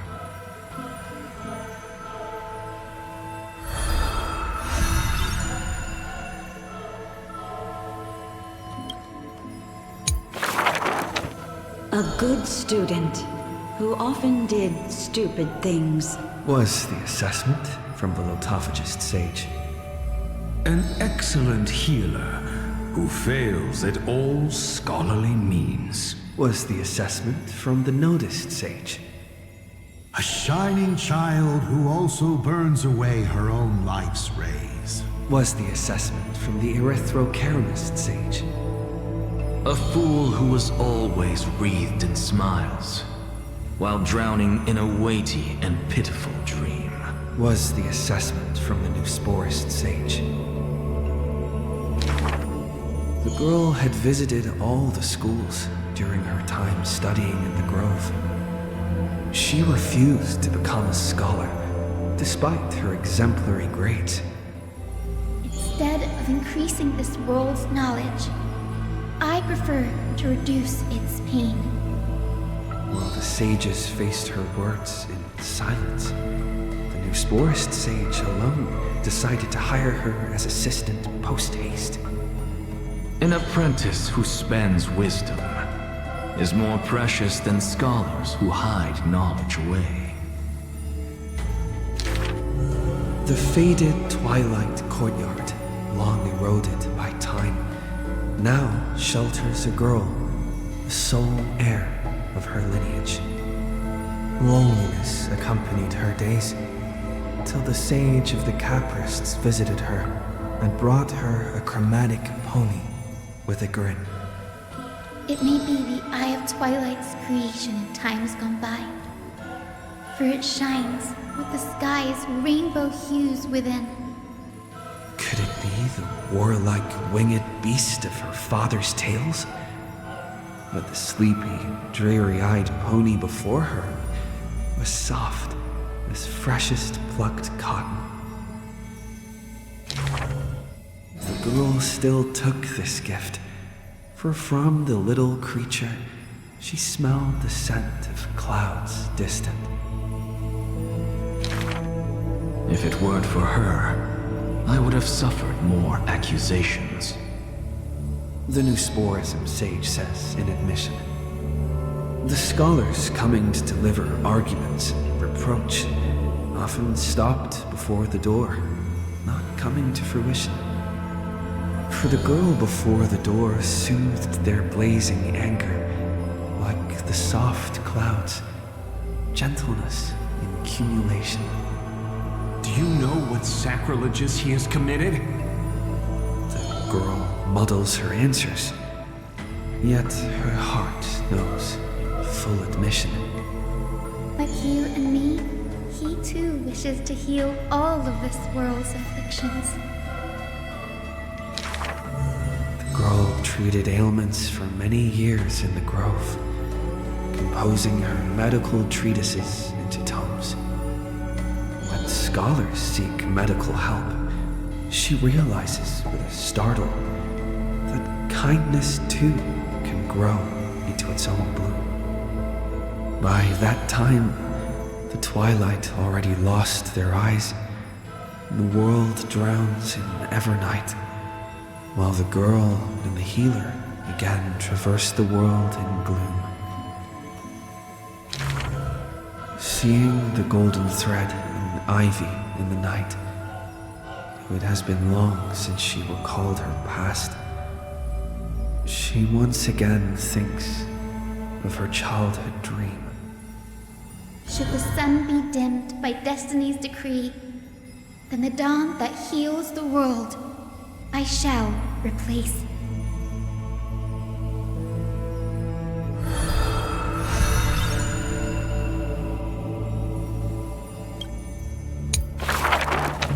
On that day, the dawn promised by the Sky Father shattered in haste as the black tide surged, breaking through the walls with relentless grace. In a quaint yet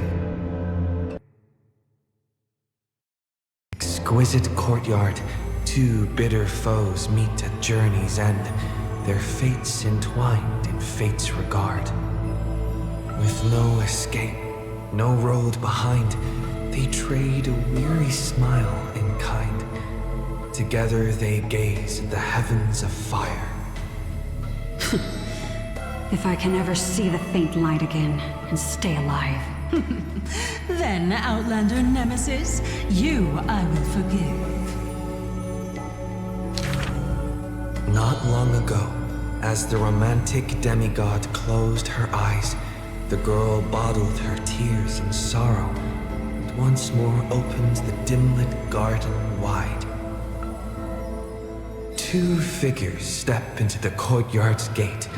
A general of criminals, her body torn, by vengeance bound, by fury swayed. A noble of the holy city, once wrapped in gold, now haunted by a fate betrayed. A simple injury, or so the girl believed, yet the two women met with scorn, their words like blades. Because their children fled in love's embrace, while bloodied pasts left scars in place. A feud unbroken by countless years. A chasm carved by blood and spears. This was a sickness beyond the girl's touch. Just do your duty as a healer, girl. Family feuds are like sunlight and storm clouds. They cannot mend. At last, the girl saw it clear. The courtyard's birth, in days of yore, was born to mend the rift of dusk and dawn. Then I will make every effort to have you cast aside your difference in this faint light. Before long, the general's wounds were healed, and the noble's worries gently repealed. Yet when their gazes met once more, the loathing within remained unswayed. The girl then spoke the tale of her skykin, of a grandmother's sacrifice, a father's flight from within, of ancestors who descended, leaving their feud behind. Their hands in hers, she held them tight, yet flames of hatred burned too bright. She did not waver or despair. She just smiled and gazed upon the sky. I will use my own fate to prove to you. The courtyard, once bright, lay steeped in night. Hanging blossoms and wind chimes all swallowed by the black tide. The general raised her spear for the noble's sake, while the noble whispered prayers for the general, gentle as a lake. If I can ever see the faint light again and stay alive. Then, Outlander Nemesis, you I will forgive. The death they awaited never came. Instead, a cascade of colors fell from the heavens, simply there, protecting them both. The sky still burned, dark and low, yet her words lingered, a gentle ember refusing to fade. I will use my own fate to prove to you. Day and night can be mended, and so can hatred be undone.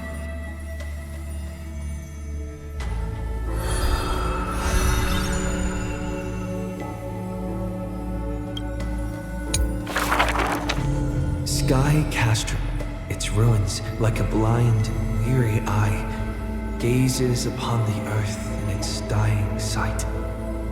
Alone, the girl remained upon the battlefield. No time to shy from the searing gold, no will to wear her usual smile. She fought her way to destiny's edge. Of the crumbled mural, but one piece endured. A corner betraying the day thunder night, dazzling in blaze. She placed her hand upon the mural, pain seared through skin and bone, as the picture claimed her within its lines. Nothing is mightier than the sky. It holds countless wonders within its clouds, and each opening and closing of the eyes brings dawn and dusk. In that painted world, the girl Celiosi's eyes glowed, watching her father, steel-clad and unyielding, cross the land beneath the searing sun. But the girl known as Hyacine recalled her father's fragile light in the dark, the journeys into lands unknown, marked by endless sunlit days and restless winds. The sky is the gentlest of all. It watches over all things with compassion, showering them with soft rain and morning light. And yet, the sky remains so cold. It witnesses believers tear each other apart. And still, it cowardly flees from all responsibility. Within the frame of that image, the one called Celiosi bore fury in her gaze, her golden blood trailing as she turned from home, sharpening arrowheads beneath the wide and barren sky. Hyacine remembered her grandmother's song. She recalled her prayer to Aquila before her grandmother's journey, and how bitterness followed her to an unknown land. But the sky is so lonely too. Forever distant from the world beneath. It watches every sorrow, unable to intervene. No. The sky must be merciless. It must scorch the wicked, temper the fragile, and pass divine judgment upon all human wickedness. Within the mural, the girl named Celiosi became the divine eye, gazing down without mercy, a titan passing judgment upon her own kind. But in memories deep, Hyacine heard their call, the golden threats that shielded all, the burning sun, vast and unyielding, carrying the weight of all the world had known. No, the sky must not forsake kindness. Through its boundless embrace, it carries the core flame of hope for humanity. The sky, it's so dark, so cold. In the depths of memory, the girl named Celiosi pulls her knees to her chest and trembles. Then please, come sit in my courtyard. A gentle ray of light seeped through, the celestial mural now fused anew. Once more, the land knows favor and boons. The girl who has now become the sky takes the hand of the girl who once was. I want to tell you the secret of the sky's greatness. Whenever the anguished earth looks to it, it always offers a smile in return.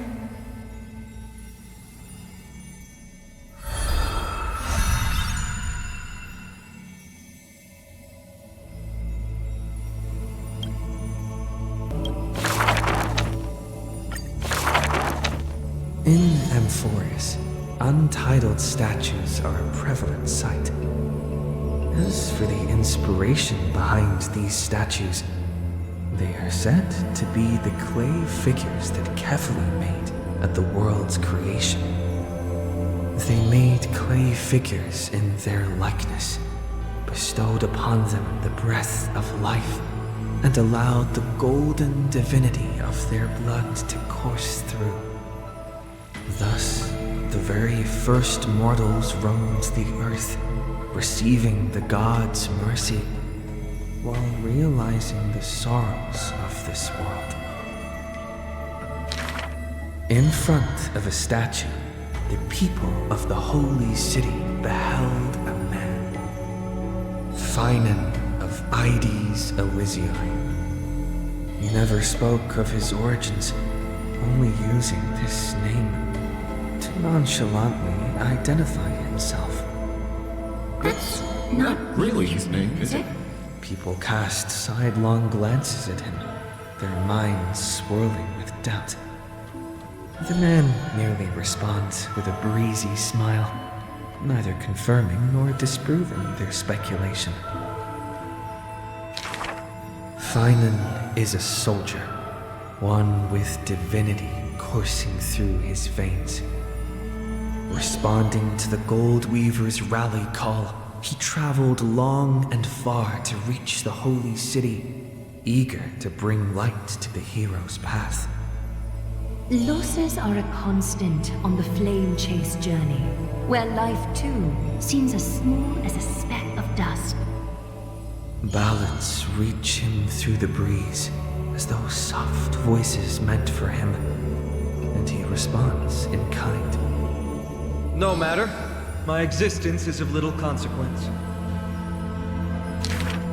Ides Elysiae, the man's hometown, shrouded in secrecy, just like his past.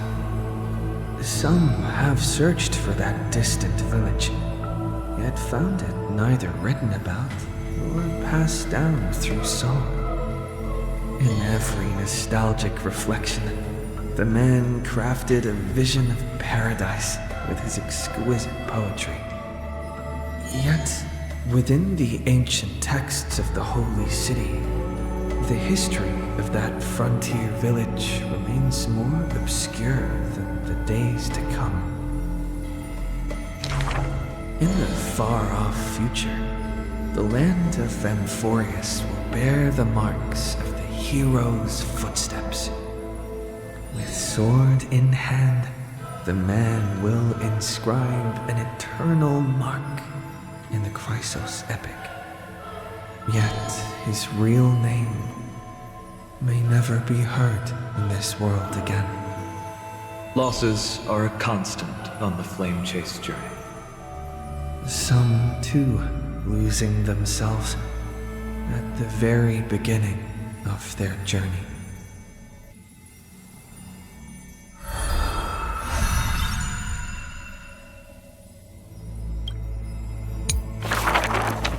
There are no swords here, only farming tools. Facing the ambitious boy, the shopkeeper kindly explained. Even a rake would do. Let its worth be judged by the verses I compose with it. Many days later, the wounded child stood upon the scorched earth, and silently he buried the ruined tool. For that was his first sword. And on the day that the black tide came, he broke the shackles of fate with that weapon true. Let go of my beard, you white-haired rascal! No! Fine! You win, okay? That was the first victory claimed by the boy, a victory often mentioned in later years, and yet he never treated it with shame. I understood something thanks to his beard. The others hold their breath, waiting for his thoughts, but he only gives out one response. The victor must stay focused, and success will come when you work on nothing else. Those words became the foundation of his existence.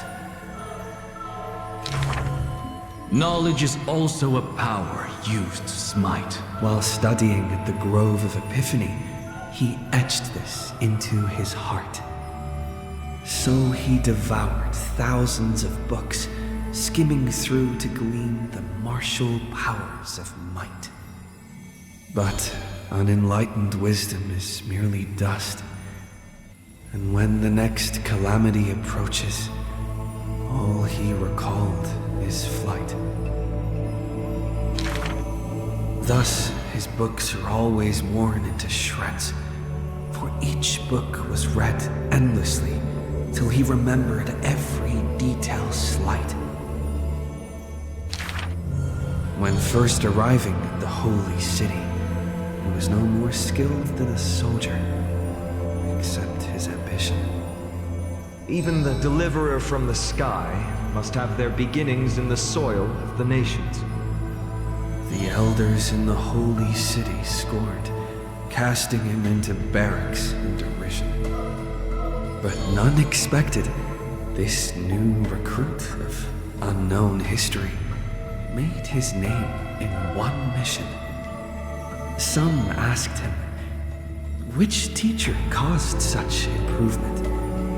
He answers with countless names, including the Inquirer's own. Only one who treats the world as their teacher can bear its eventual destiny. Those with golden blood are bound to succeed. The golden heroes are born as gods, beloved. Such words echo in the man's mind, yet he knows glory is not where the journey begins. He misses the buried rake, worshipped the enemy with the long beard, mended his tattered books, and polished the barracks' dust-covered gear. What forges a hero is not destiny from above, but the long journey that follows. Now he stands here and looks back, and his past twists into a winding path. The long road to the sky stretches ahead. And towards the blazing white sun, he pens down Deliverance's name.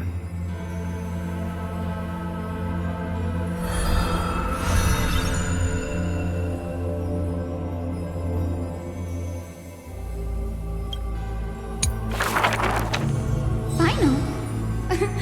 Perhaps you're more suited to being a teacher's assistant. There were once those who misunderstood his alias.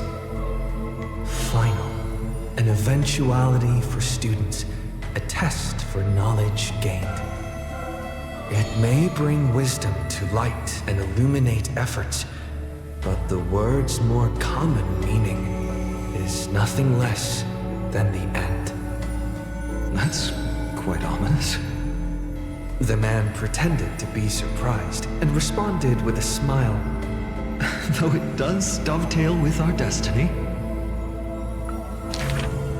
Laughter resounds. The man walks the land, leaving footprints filled with joy.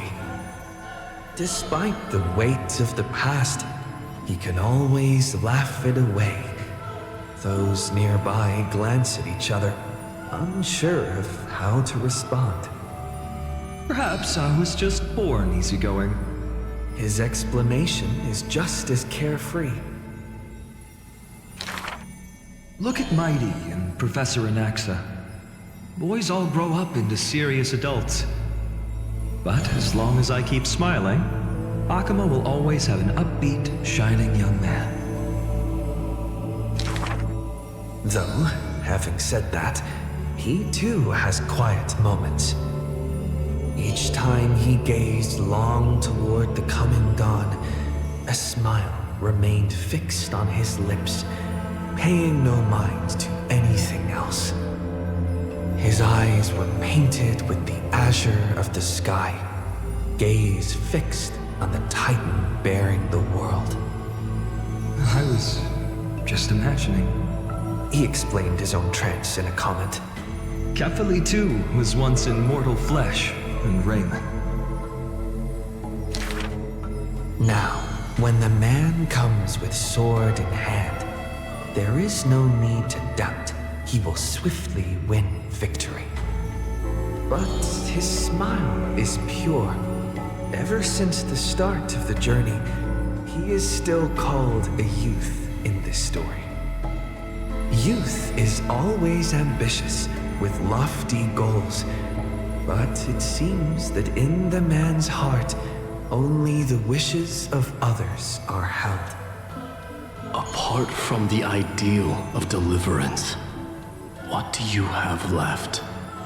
The golden-haired friend once asked him so. He remained silent.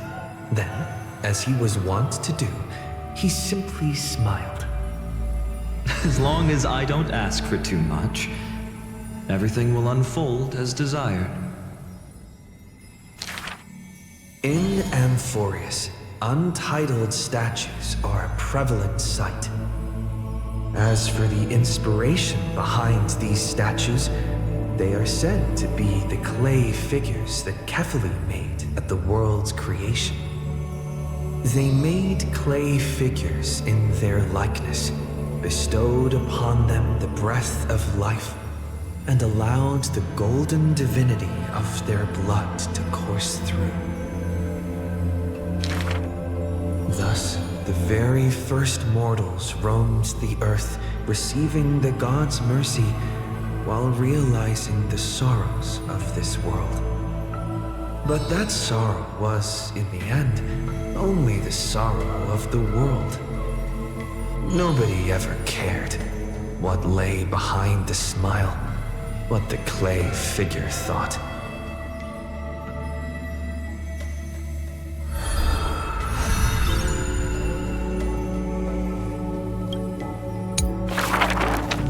The people likened him to the blazing sun, bringing to Amphoreus a glorious dawn. And for his part, he embraced their expectations, being willing to become the perfect vessel. Like that god who shouldered the world, the man never cried or frowned. Yet he is not proud of his resolve, for sometimes he even avoids the funerals of the departed, only out of fear that he cannot cry for those in pain. He once sought out emotions of sorrow and walked with the lowliest of people. Henceforth, your misfortune shall be my misfortune. Responsibly and diligently, he protected all for the people, living in dilapidated cottages, sitting on aged stools, subsisting on nuts and fruit, beset by hunger and cold. The people thanked him for his grace, like a hearth warming winter nights. The man's presence dispelled the cold, leaving warmth with promises of morrow. Whence does his warmth come from? None ask. The man gradually perceives his true nature, but he dares not speak. Unable to bear the turmoil in his heart, the man set off on a journey once more. Then I shall go save what I can. He was a formidable warrior, invincible in battle, and when it was necessary to sacrifice for fellows, he could do so with ease, giving up everything without a show. Just as the ballad blown on the breeze says, losses are a constant on the flame-chased journey. Indeed, sacrifices were not hard for him, yet his misgivings grew with every tomorrow. Like a tear that cannot be shed, such a resolute willingness to let go comes only from the fact that in decisions, he is utterly unafraid to hurt himself.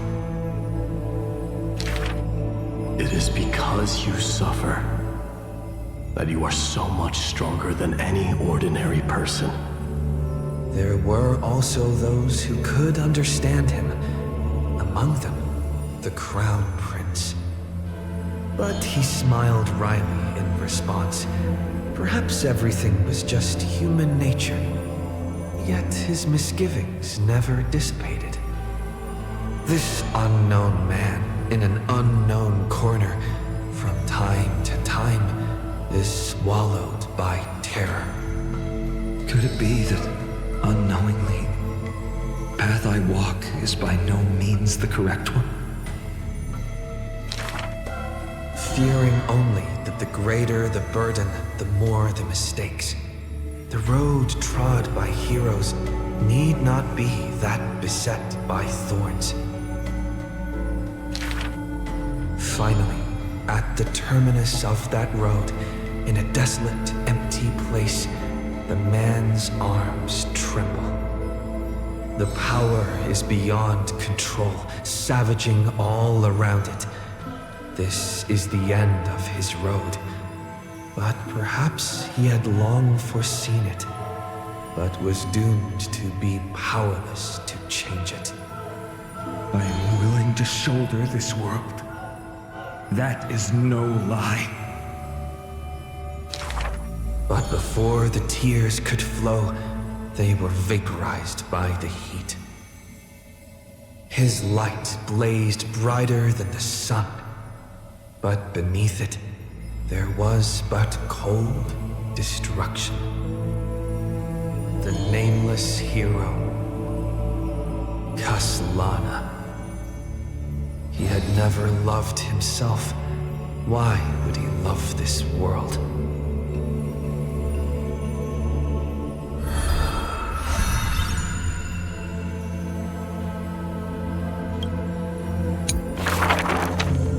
gust of wind will one day sweep past, wiping away all of the man's tracks. Nearly every footprint was stamped full of the fury that filled him. That humble youth faded away with the flames into yesterday. The first ray of light to pierce the long night was brought by the burning man, but the body that bore the weight of the world was forged by the fires of wrath. Rage is a crafty emotion. It changes its face, concealing itself within the man's life. His friend fought blood-soaked battles so their people would need fight no longer. But every victory in battle he gained left him neither satisfied nor proud, only with the indifference of emptiness. You must be careful. Duty does not drive you to wield your blade, but hate. His teacher kindly reminded him thus. And behind that hatred, you seem to desire the destruction of the self. But what about his joy? Was that too merely a phony disguise? He who once laughed amidst the crowd, day after day, as though it were second nature. No, even though he knew not the meaning of love, that happy past was not a lie someone wove. But now, even those memories have melted into fury. His hatred is such that he cannot hold on to what he cherishes, though all is precious to him. Fueled with lone courage, he attempted to resist fate, but the burning sun that shines upon all creatures once fallen will incinerate the land, becoming golden death. But what of his sorrow? Indeed, the man could shed no tears. But at the moment the cycle manifested, when all that was familiar was now remote, the world collapsed, becoming empty in an instant. But the stabbing pain in the man's heart, was it but the residual warmth of his wraths? The truth no longer important, the man simply took another step forward. He wasn't willing to believe it, but was willing to acknowledge it. There is no need to question your heart. No need to crave victory. If I am born to be a vessel of sin, then I shall roar at evil, and together with it burn. In the endless cycles, there were some moments when the man felt everything dissolve like a dream. In that dream, he would awaken again and become once more that boy who loved to laugh. But were he to open his eyes, the fury would cast a shadow. He saw the creators choke his throat, gurgling and gasping. And in that boundless dream, he mistook them for his own jest. But their true forms were violent hatred towards the creators, towards himself, a roaring inferno. The prophecy departed, Amphoreus was unable to usher in the dawn. What rises in the distance is not the morning sun, but a ball of all-devouring fire, setting the universe in conflagration, searing till the end of time.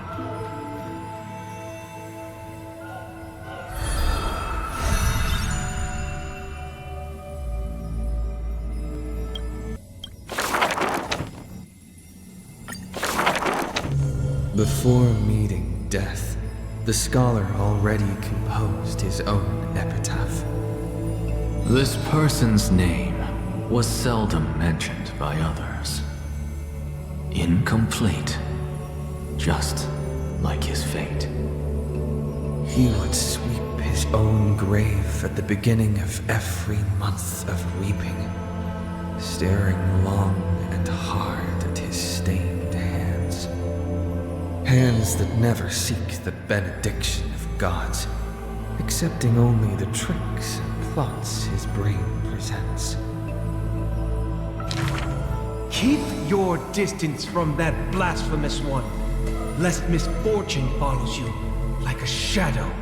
People warned each other thus before his lectern. In those rumors, the scholar's hubris looms foul and vile. He dares to proclaim ascendancy over gods and defy the Titan's will. But the one shouldering such slander pays little heed. His lonesome figure stands aloof, for he always believed that gods are no greater than mortal beings such as he. Grove of Epiphany, the paradise of the wise, yet harbors one shouldering the name of a fool. He calls himself a clear-headed teacher leading lost students, yet he rarely guides or teaches, apart from gifting a single saying. Yet for the rest of the student's life, that saying often proves to be more valuable than gold. Pupils often praise his words as divine utterances, to which the teacher replies with sharp retort. Apart from destiny, he seems able to decipher all laws. And now, even destiny may also be within his grasp. It was not so in the beginning, as he silently recalls the past under leafy shade. Faced with a god's edict, even I cannot resist. With no guidance given, he reaches enlightenment for the first time. Yet, I sincerely believe this is not to be my destiny. That became the cause of the blasphemy. Miracles are the most conceited actions of gods. They are God's denial of humanity via might. Magic tricks are the most articulate rebuttal. They are humanity's imitation of godhood via intellect. He habitually describes the feats of mankind as magic tricks, proving that the enlightened can step beyond the boundaries of reason.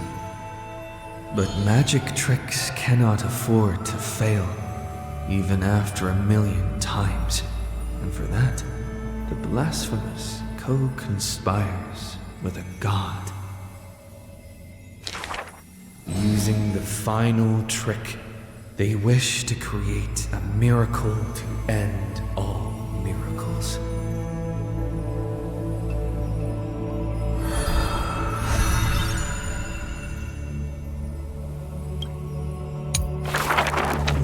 This is a tale buried in history. One day, a student elated in victory dashed around the grove's territory. I saw the spell the professor carved on his body. The youth with white hair was beside himself in joy. It must be a power most secret, a means for one man to stand against 1,000. That spell was rare indeed, for it was a secret way to overturn a cart of hay. The scholar was still a mortal body, as yet to snatch life from death, or to reforge a new flesh through a god's remedy. Various minute tricks and parody, he studied them all, crafting schemes oh so busy. For everyone knows, he wishes not to use the divine power that is his, refusing rightful custody. And in that unwitnessed moment of his death, final tragedy, he still held the Haycart spell steady, standing alone, facing the evil enemy. Now, that craft is regarded as a magnificent study, not because of what it was, but because of its purpose, known to everybody. In fact, he once crafted miracles, forging silent servants using soil as vehicle. Though no sentience, they do their job without obstacles, rivaling Titankin in spectacle. However, one day he suddenly changes his tune. Creation is the Titan's work, and slavery is the Titan's manacle. When imitating divine evil, there's no need to invest reason, most pinnacle. When the servants have all been recycled, he deigns not to explain, fearing to waste his reason or muscle.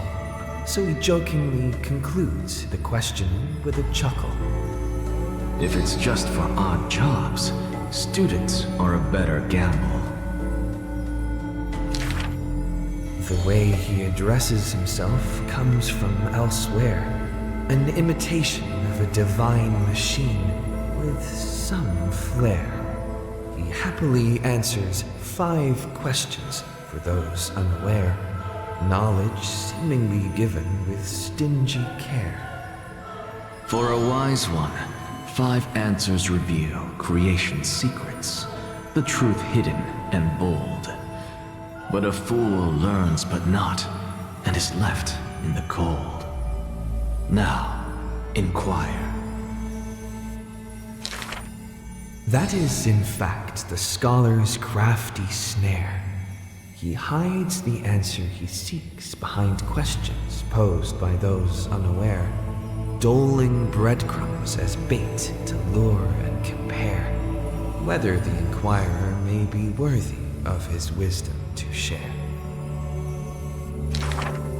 The scholar never looks at laws and measurements, ignoring the flow and shift of time's passage, and uncomprehending students gossip in eager regiments. Why? Obviously to drag out class time as a statement. The student's answer seems rather adamant.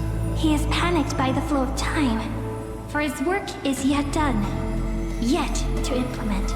The stubborn assistant interjects in a rare display of testament. This man is too arrogant, and he intends to desecrate Orynyx's accomplishments. The passing sage from another school brings admonishment. Outside the courtyard, the gossip flows into the scholar's ear.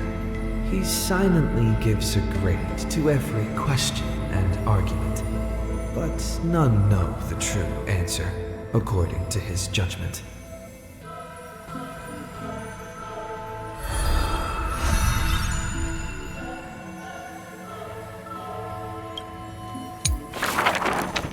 Do not make him your enemy, even though he may seem frail and weak. When a valiant warrior from afar assaulted the grove, he shattered their strength with only his eyes and pointing stick. He sent them running, pride cut to the quick. He may seem cold and unkind, but he sees through human emotions with just a peek. A student was troubled by love's trials and aches. With one sentence, he guided them away from heartbreak, letting destiny's strands weave a path to love and happiness's shape. All is science, and human wisdom knows no bounds. Both martial prowess and emotions are knowledge that can be found. He firmly believes that all things can be deciphered, bared to those who peek. Those that cannot be solved are not mysteries infinite, but only questions waiting to be answered, not obstacles bleak. For those who only protect themselves, the world cannot see their intentions.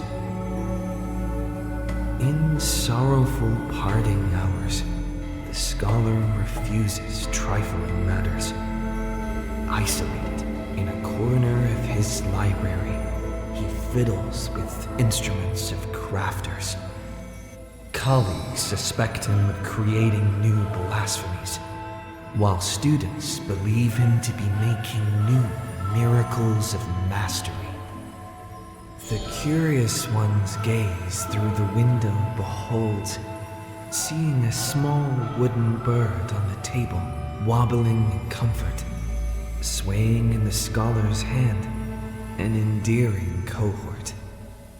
I ask him, seeking his motive for this effort, but the scholar, usually so quick to retort, refuses to answer, seemingly coming up short. Creatures that through his hands pass all change their functions, invoking wonder peerless. He once removed his hat, as others witnessed, then walked on hat over water with success. They also saw him light a flare, fearless, instead creating chilling cold air, not so harmless. That bird was once a toy, and now his messenger. Or perhaps still a toy. That is the magic trick of his success, and one of his teachings that he will profess. Nothing in this world is ever born fixed. The far-seeing must be far in thought. His teachings are like prophetic delight, yet he opposes prophecies with all his might. It's a time he refrains from looking back on, traveling all lands, chasing prophecies, trying to prove the priest's words were not unchangeable foresight. Countless times he exhausted his crafty sleights, wanting to rescue the doomed and resurrect whites, wanting to shame the prophesized heroes of magic and might, wanting to sway promised villains to a course more upright. Perhaps fate could not guess his goals, but it could trample over his plans overnight. At the end, all his challenges flicker out, but he persists still in endless plight. His ambitions are too lofty, and so failure follows him never too softly. Through moments of defeat felt increasingly common, the scholar learned one thing he has never forgotten. Respond to defeat with a smile haughty. Not from optimism, nor from a defeat of the heart. I thank this misfortune's severity. The laughter oozes with self-mockery, but is also full of a different emotion. If this road is easy to walk, then future generations will not praise my name in piety, says his ambition.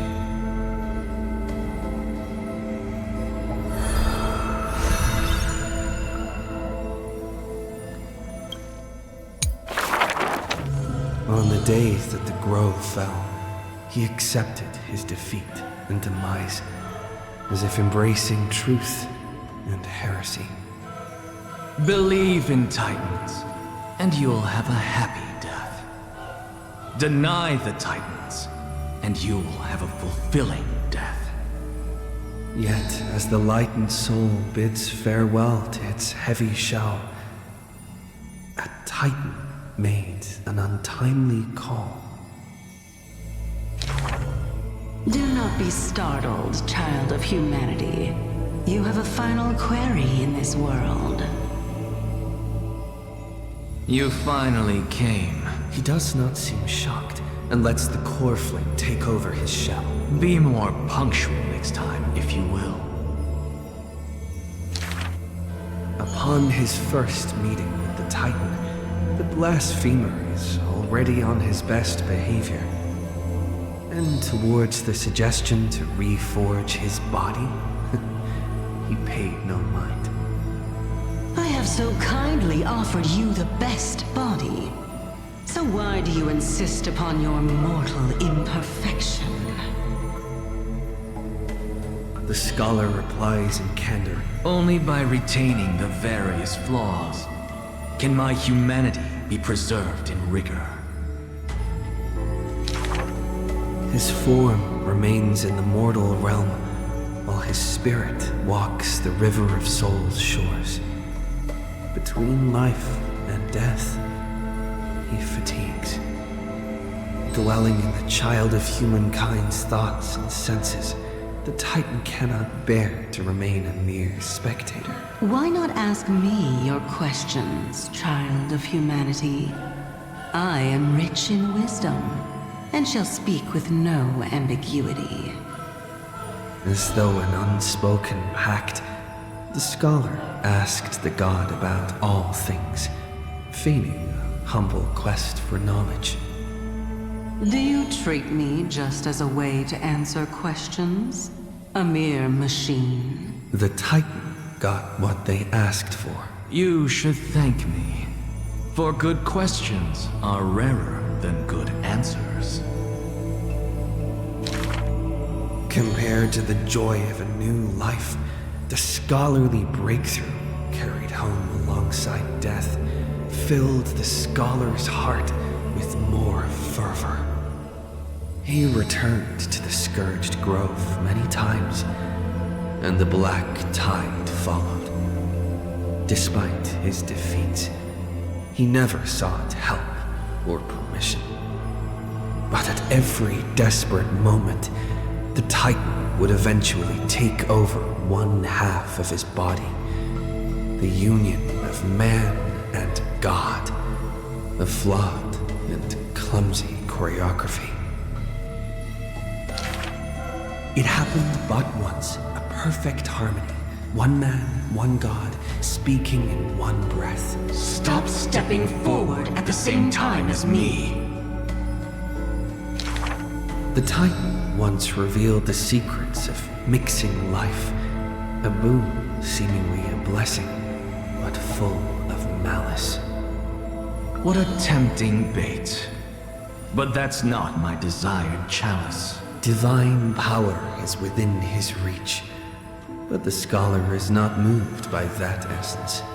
This long and abnormal temptation is also a trial of elevation, where the sage can achieve all things, but shortcuts alone he abhors with silence.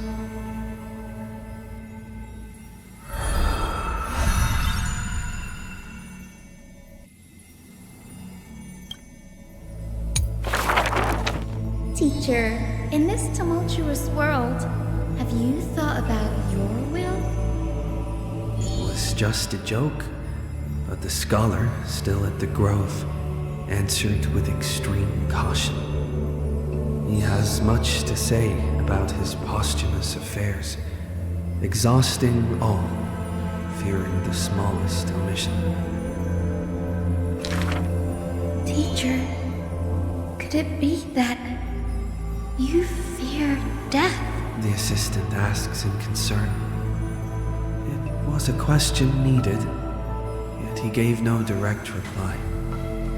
Philosophy is the inquiry into death, and I have always considered myself a philosopher. The assistant recounts all of the scholar's final wishes, each mighty as a mountain, asking what seemed impossible. The tombstone must be made of my treasured rare stones, carved with Dromus patterns. But that stone is a miracle of alchemy, tough beyond measure. No chisel could have shaken. That's also his plan. The assistant softly reveals the hidden plot. He hopes that instead of shedding tears over his death, we will find it in us to smile, even in a moment of sorrow.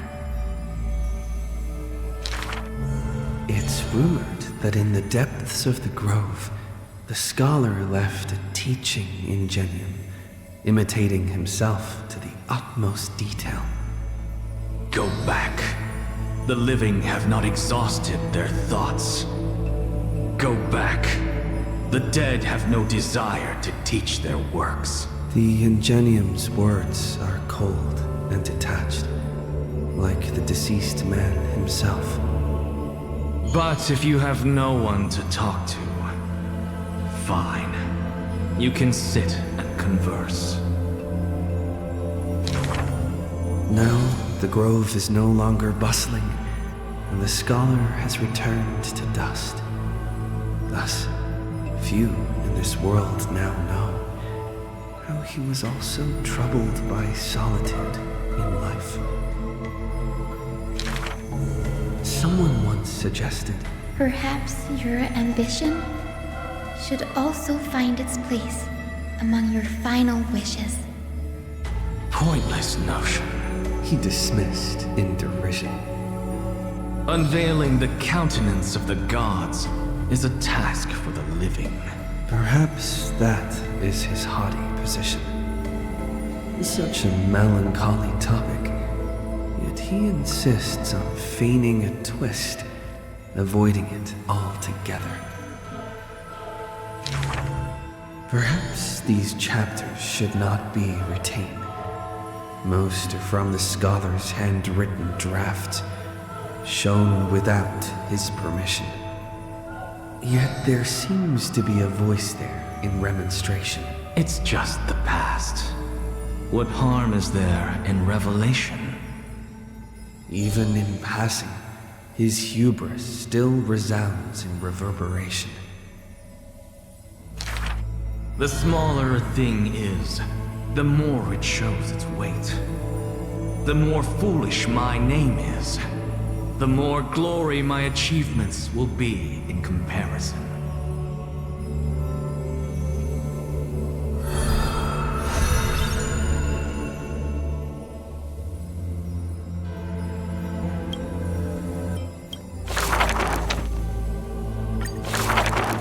Alchema, a city that warriors look back upon before marching toward the battlefield. The holy city, the sanctuary of all the citizens. Just as the poets of the city have sung, the epitome of magnificence, unbounded benevolence. And the beauty of the holy city is like Aglaea herself, dressed in finery and of noble birth. She is the dressmaster of Alchema, the one who weaves with golden threads. But there's one thing she'll never be able to achieve. A jealous whisper can be heard. She will never be able to produce something seamless. Golden threads quiver, and a gentle wind rustles by her ear. She maintains her silence, but others fan the flames. Is that so hard? Her scissors and rulers are better than any garment maker, sculpting forms as perfect as the gods themselves. Lady Aglaea, grace our eyes with your most elegant creation. No. Ingratiating words do not sit well with me, nor do duplicitous machinations. Her gaze flits across the stoa, equally regarding every member of the public. They used to wonder, how exactly do her eyes perceive if something is beautiful or not? As with the holy city that's perpetually bathed in light, how do people tell apart cozy mornings and frosty nights? For the Weaver, the answer lies in her golden threads. Golden threads of the goddess of romance now serve as her hands and eyes. The colors of the world, intertwined with the undertones of human hearts, come flooding toward her. These golden threads are no less prideful than the master they now belong to. As long as the thread has form, it is enough to craft seamless finery. Be it stitched finely and tightly, or cut cleanly with a single stroke. Hardly a challenge. None of these pose a challenge. The same word rolls off her tongue twice, the latter as soft as a sigh. The one who weaves gold gazes past me, fixed on something much farther. The network of threads that entwine all between the heaven and earth. The only challenge that she relentlessly dedicates herself to is weaving the fate of Akama into a flawless, seamless outcome.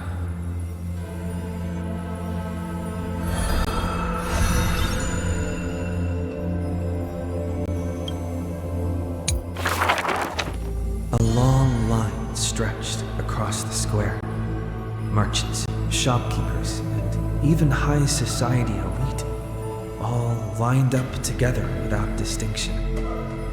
At the head of the line was the path to Aglaea's abode. Is the holy city's fashion trendsetter going to reveal her newest masterpiece? She's about to get rid of her failed pieces! Now I see why the holy city is free of worries. Even as the end nears, they're still obsessed with lavish clothing. New to Akama, a visitor from elsewhere ends up utterly bewildered at the sight. It is said that a family of priests who worship Nestia go way back with the Weaver. But her impeccable gift for weaving isn't meant to serve anyone's pursuit for pleasure. What was once a sacred duty was misunderstood by the beauty-obsessed, who mistook fallen shreds for priceless treasures. Are flawed creations really still worth the people's adoration? The Weaver shakes her head. She seems to have forgotten something. It is precisely the flawed hero who walks ahead of the crowd, who casts a long shadow over the world, and who strides toward everlasting daylight. There are, nevertheless, people whom the Weaver is willing to sew and tailor for. Her conditions, though. Beauty sharp as a blade, and the relentless pursuit of beauty. Me! I want to be showered with a thunderous ovation and lots of flowers. The melodramatic poet speaks out. I want to stir her emotions. The voice of a blushing young boy. Do I fit the bill? My sister and I are refugees from the Abyss. I want to get a pair of shoes for her. A seated child speaks up. Next to him is a bare-footed girl, staying silent with her head kept low. Unfortunately, gold threads are willful things.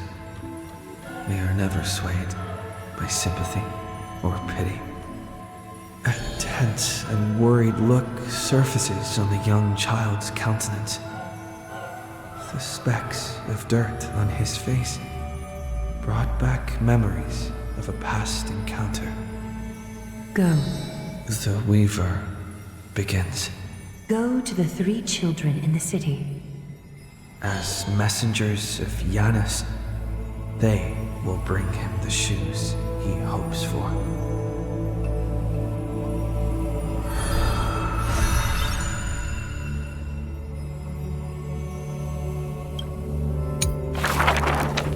The solo lyre sound flows along the streets. Oh, my lover, why does your mood change faster than the clouds above? The audience's face is covered in sorrow. Oh, how I wish she has clear eyes that are quick to anger and laughter, and dimples that crease in smiles and frowns. For the maiden he longs for has a body of alabaster and fingers carved by scalpels. In her runs blood of gold and a heart woven from threads. She has neither eyes nor dimples, lacking even a face, for she is Aglaea's garment maker, merely a demigod serf. The gilded dressmaster, the executive of romance. How resplendent would her mansion be above the radiant dawning clouds? Nervously, the visitor opens the doors like parting curtains at a theater. The one with golden thread in hand is revealed, standing betwixt figures of stone. Lady Aglaea, I am Apollos' retainer, here for an outfit to take to my master. He casts sideways glances as he bows, for the garment maker he adores is flanking her mistress, silent as a leaf accompanying a flower. Slender hands sculpted of ivory pull up the dress's train, as if with one breath alone the maiden will be revived. The creation of love and beauty indeed. As the visitor thinks thus, his thoughts prickle the golden threads in the room. If you wish to embrace such fantasies, She declares thus on the other end of the golden thread. You must beware of the scissors that can pierce through the chest. In the ancient theater, there are thousands of plays, millions of shows, where even the god of romance was once an actor. The weaver below the stage savors the show for inspiration. The ostracized poet finally returned home. The adoring lovers separated by misfortune. The hero betrayed fires his deadly arrow into the traitor's heart. The thread known as romance is knit by all beings, by all love and hatred, beauty and sin, memories and prophecies. All that occurs are clothing indeed. Look, the despondent servant buried his love. The dressmaster plucks it up, and into the garment maker's dress she weaves. The elegant garment makers once had beautiful faces, some as knights with swords, some as impassive priests, and put on pantomime after pantomime in the golden thread's light, till the stage shook in the storm, and the black tide tainted the dancers' skirts. She wiped clean their visages, and instilled armaments instead of silk. Use the needle and thread as your sword. She requests the servants who cannot answer.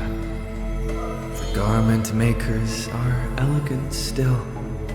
They turn bloody and stained slaughter into lithe rondos, for only then can they still dress in new gowns. Only then can romance survive into the morrow.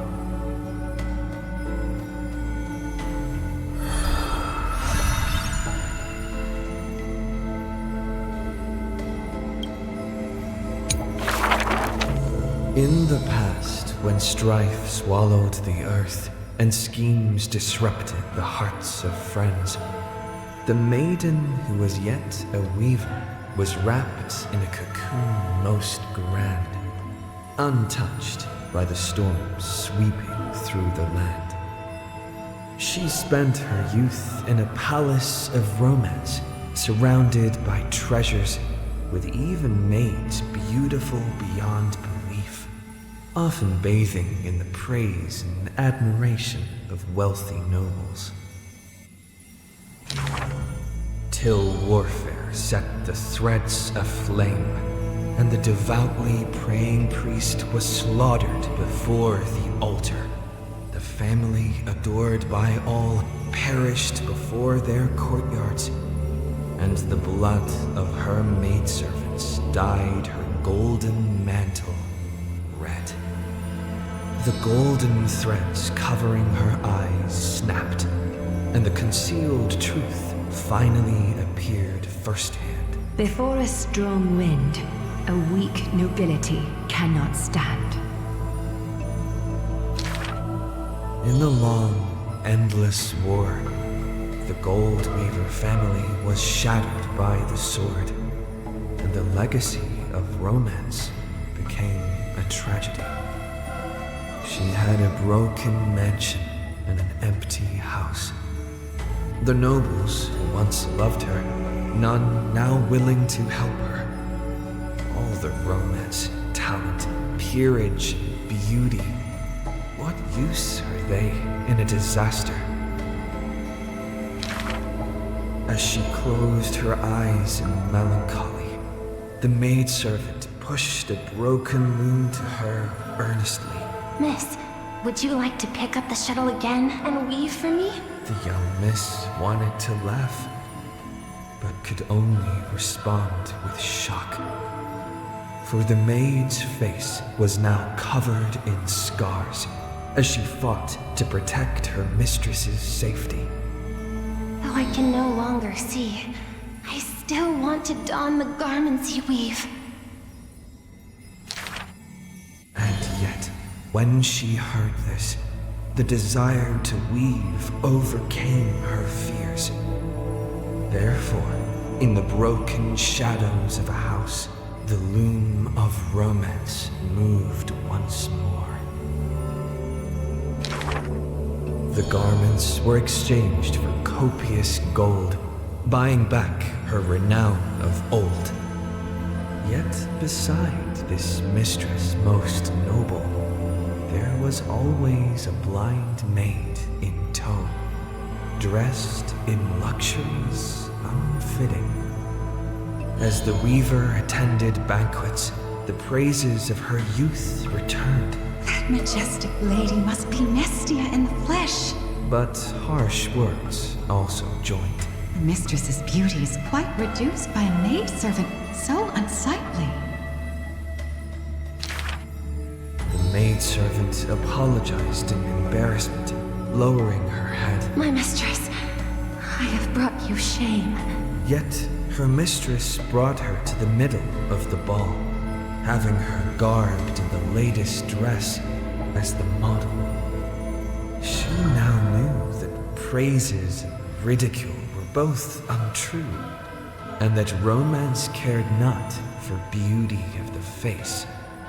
The golden thread of gods exists only within. She is no longer that helpless girl. She already carries the gods' authority and walks the hero's route. But she still cannot hold back the calamity of strife. The unsightly maidservant blocked the dagger aimed at the mistress's soul. and blood once again dyed red something she wove. That was the last time in her life the maid's face she clearly beheld. When sewing the death shroud, she could not control how her fingers shook, often pricked by the needle, sharp and acute. Thus, that pristine white cloth wept with tears of blood and gloom. And when the day of the funeral came, she saw the commoners' endless graves, and the nobles dressed in silk, frolicking in the groves, and sadness overwhelmed her in droves. Is this the destiny unleashed for their act of chasing God's core flames? She kneels before the divine statues and prays to Mestia of romance to look at these garments soaked in blood from the flames of war. Why are those that appear so fair in fact ugly in truth? Why do faces unsightly contain souls cut from noble cloth? Why can the blind see the light? And why do those with eyes only see night?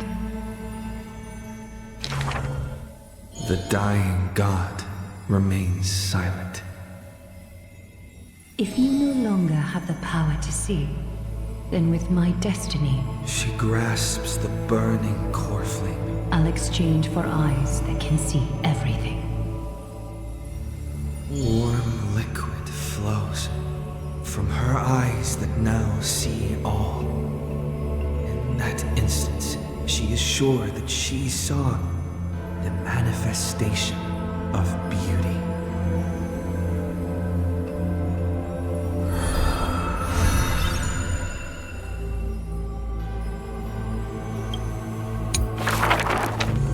She can see the most delicate colors, the most distant contours. She can see the most secret desires, and through the most perfect liars. But being able to see everything is the same as seeing nothing. Countless mirages and cacophony surround her with stimuli plenty, casting her into another kind of blindness overwhelming. So she soaks herself in the bath and lets her golden thread go beyond the palace. When the water drops on the thread vibrate and shiver, she closes her eyes and listens to the echoes silently. She hears how a mother's feet were wounded for treading over too many stones, and is soaking her feet in the hot water bath. She hears children playing next to the pools, and someone is saying loudly, I heard that the Golden Goddess also likes to visit the baths. She's used to bathing alone at the start of the hours of lucid or parting. Her golden hair spread in the water like a throne, like the scattered golden threads, wrapping her again in a cocoon. Janus's holy maiden silently walks over, scooping up water to wash the weaver's hair, as if cleansing the bough of a laurel tree. That is when the one who sees the core flame finally knows there's no difference between a demigod and a true deity. The golden blood that congealed through divinity only in this heavy heat can temporarily flow, and let this golden butterfly feel a fleeting warmth. Just as she had once touched her own face, falls the final tear her eyes will ever produce. Teacher, had a dream. She recounts, like a young girl on a wing. The sound of the water repels all disruptions and speech. Such peaceful rest, such sweet dreams. She dreamed of how she was a naive, noble girl, ignorant of the world. She dreamed of the countless nights when she worked in the courtyards she weaved. She dreamed of being before the vine-covered temple where the wind blew by in a violent stream. Lastly, she dreamed of the prophecy that she heeded, how the ancient sound came through the 1,000 waves and could not be heard clearly in her dream.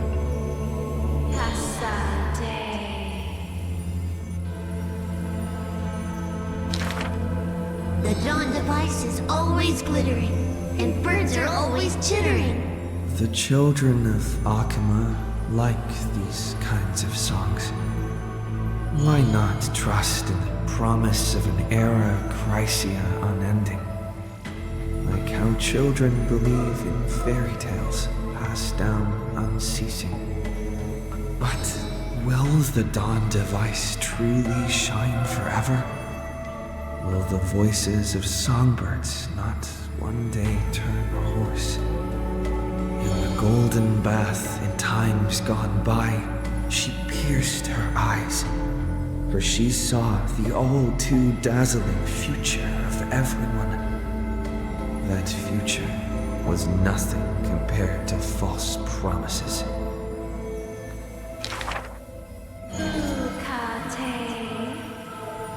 The gods have already determined her destiny and her passing.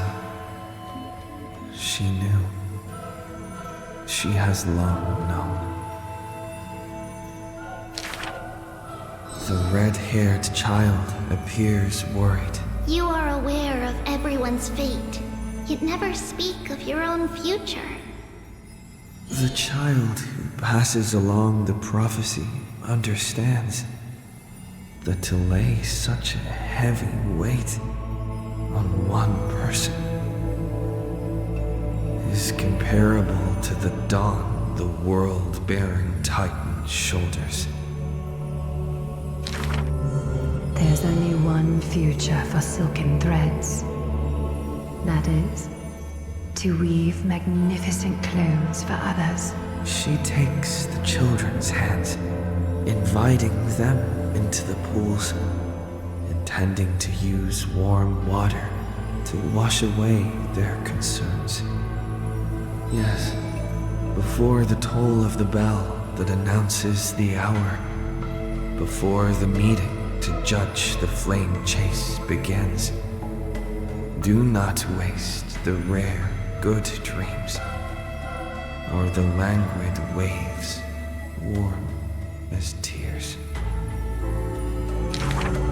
She mutters as destiny slumbers in her arms. The one that wears this elegant attire in the future must bear the weight of the silk threads.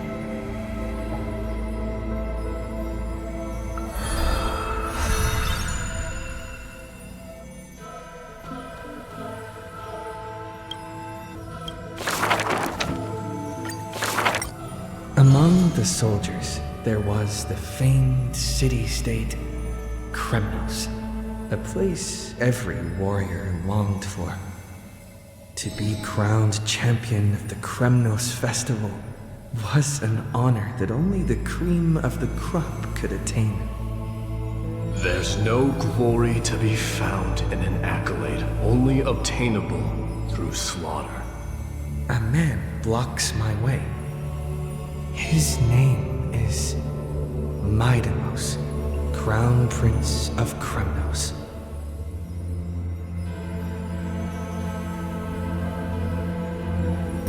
Despite being a man of few words, news of his deeds had traveled far and wide. His tale is an extraordinary one, they say. Cast off a cliff by his father at birth, he plunged into the sea of souls and drifted for 9 years. Huh. He managed to survive all of that? Even the god of death turned him away. An immortal body, a gift bestowed upon the man. As with every other Chrysos heir in Amphoreus, a blessing, yet also his curse. The taciturn man is seated at the table, expecting me to break the silence. Before us is a cup filled to the brim with a crimson liquid. People considered it a creme-knowing tradition to sustain their bodies with fresh blood. In popular legends, every body on the battlefield was taken. Arrogant amateur historian. He sees straight through my pretense, his gaze as keen and piercing as a lion's. This is pomegranate juice. The man scoffs. The reason it's called a wild tale is because Castrum Kremnos has long vanished. When their god descended into madness, the city likewise became shrouded in fog. Rumor has it that during the final battle of Castrum Kremnos, this man too took to the battlefield. Cutting down countless foes, fighting in a sea of blood, he drove his spear through the heart of the enemy king. Yet the tip of that spear was directed at his own homeland.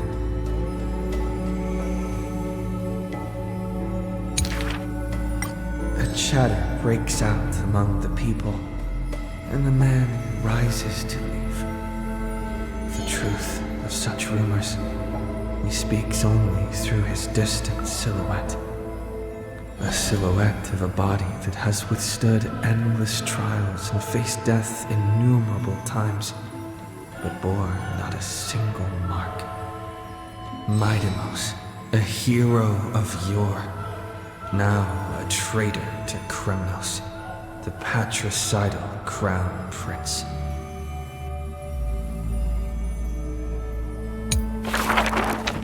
Since which day did he become known as mighty? His strength rivals all lands, but the man pays it no heed. For only the authority of a king can end another king, and only strife can end strife. The torrent of conquest crosses the barrens, yet with homeland's blood, it is destined to be stained. None dare to shake his hand in greeting, for his hands burn as the blazing sun soaked in the might of the flames. What a mighty feat it is. In the aftermath of defeat, the man digs graves for the deceased soldiers, burying thousands with his own hands. In that fight, he crushed all invading blades with his fists. A body immortal may never fall, but tears of pain in his heart still flow. His years of drifting made him detest water's waves. They say that is the reason he's so unwilling to weep. But in Idonia's blizzards he once did cry, a tear shed among the storm and frost that bloomed into a lily stained with blood. Like his undying body, the flower never wilts. In time, the entire world will turn to ash.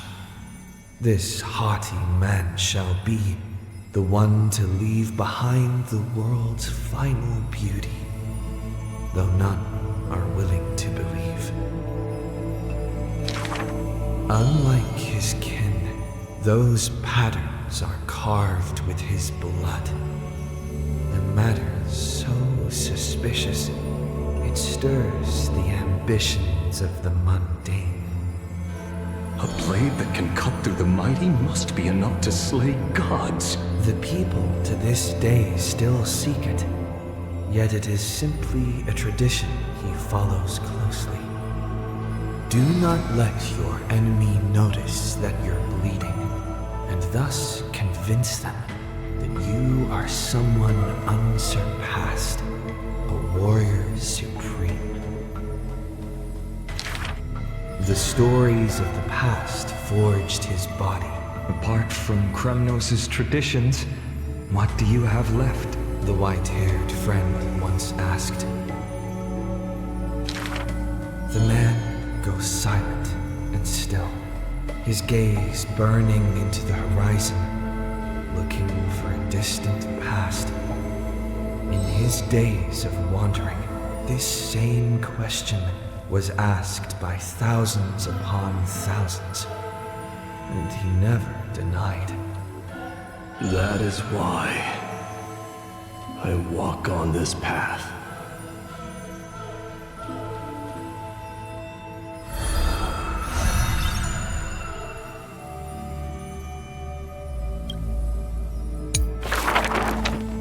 None may approach that battlefield. The lone army of Kremnos, an obstacle on the flame-chase journey.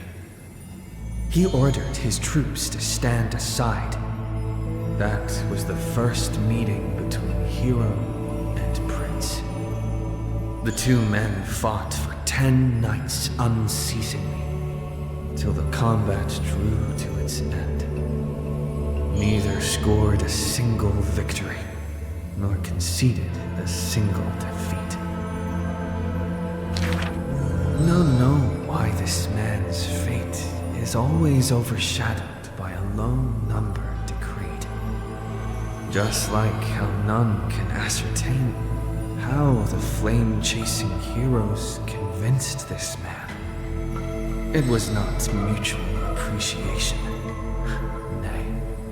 For in his memories, 7 sentences were all his mother to him ever spake. Yet somehow, that leader who weaves the golden threads recounted one of the 7 with ease. There is no right or wrong in the man's heart. The lion has its own historian. And the history of the hunt should not be held by the hunter alone. And thus, he speaks little. Others once guessed he regards the holy city as his home, for he seeks a land to belong. As the king to his people, it is the first gift to them he brings. But as per the rule with gifts, once given away, the gifter will never repossess this thing. The journey is long, yet none ever dare to anger the man. Not because of his unrestrained manners, but because every meal the heroes partook in were all cooked with his peerless skill. One sight serves falsehoods in the woods. He has relied on scent since young to distinguish guests and obtain gains. Yet there are always exceptions. The man's archenemy often puzzled why their food was always borderline nauseating. He still recalls the day he entered the holy city. One who worships Strife is bound to have rumors rife. Even insects consume each other, and he's no less than the Mad King's kin. It matters little, for the man always considered himself an enemy to the world. He paves the road so that one day his peers would match his anger within. Yet, till the prophecy turned true, none in the holy city he ever did ruin.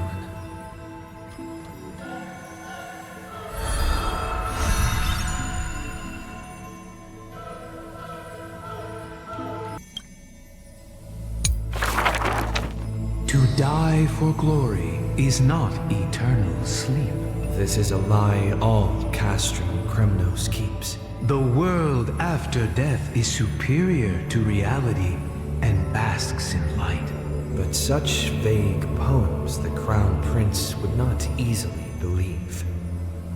Cowards who dare not to look death in the eye. He declared thus on the day he returned from the stream of souls. Longing for a martyr's heaven and reciting self-deceiving stories. His words are sacrilege incarnate, more arrogant than his blood and family. True warriors should treat that paradise with spite. Many followers thus stop, no longer following his steps, for they feel this young man's words, compared to poems, are even more absurd. A body immortal equals not perfection. The man braved dangers endless, simply to seek his weakness.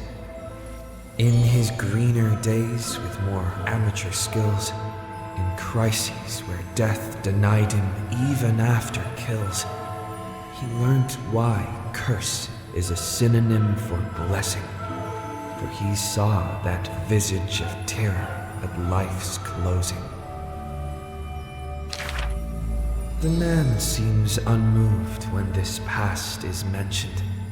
Having braved death 9 times, he who was once lacking now excels above everyone else, still rising. Yet, when asked if he's still as ticklish as when he was a child, he does not answer. It's a wild tale he won't care to opine. It's said that Castrum Kremnos has secrets divine, through which the king's power has passed a one-man army by strength in their bloodline.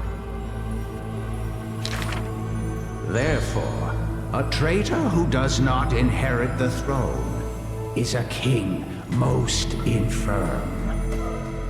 As the protagonist hears these words, he refutes not, but openly responds.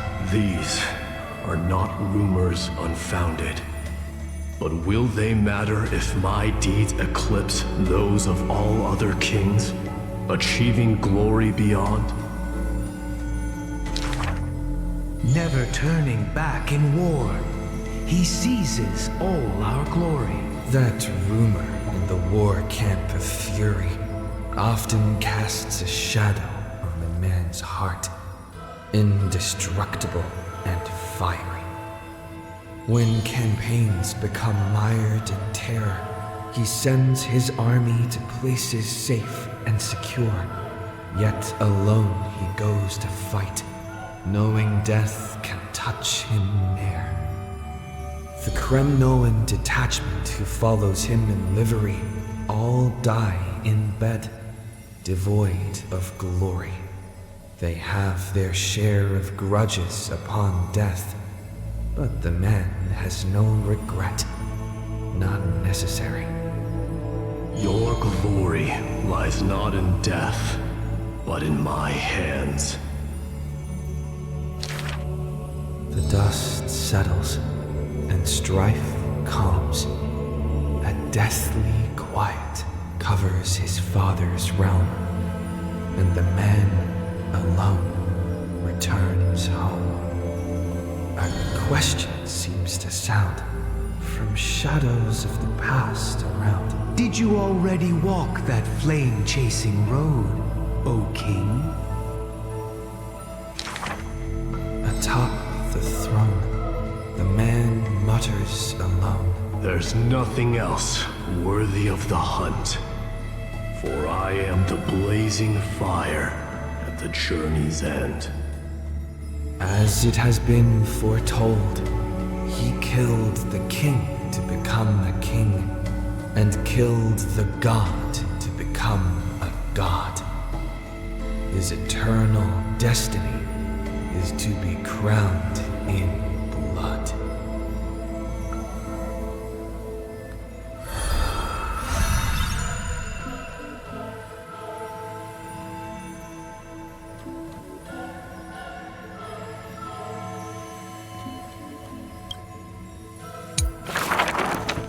As always, to perceive the man's fury, one must do so 7,000 paces away.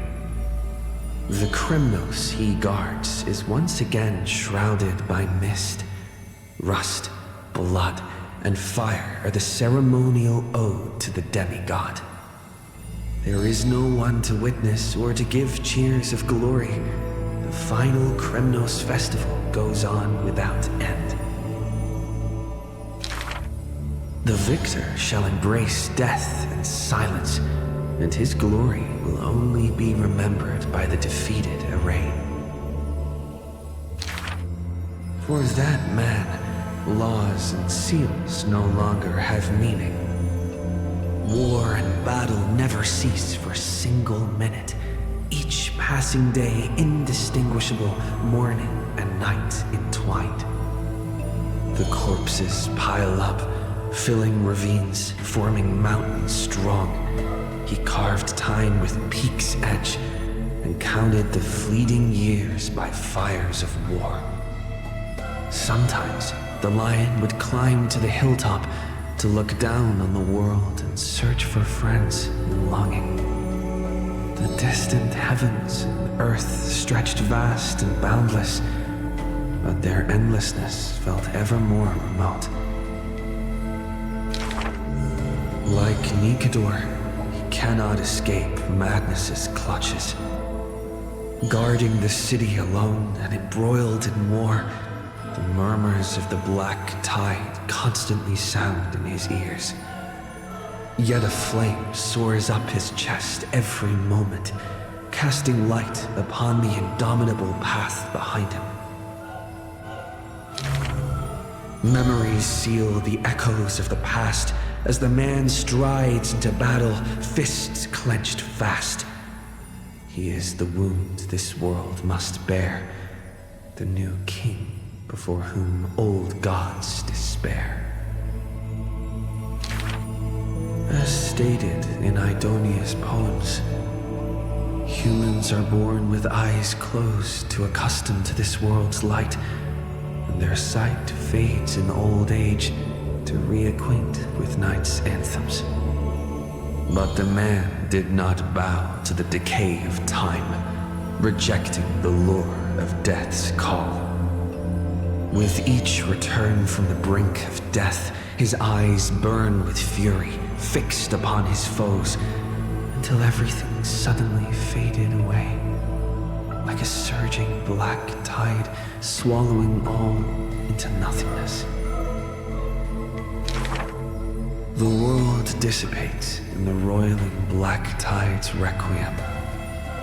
Even the lion will one day die, a departure with no way back. With a sudden fall, his pierced chest hits the ground, and slowly flowing into the underworld is his golden blood, departing his system.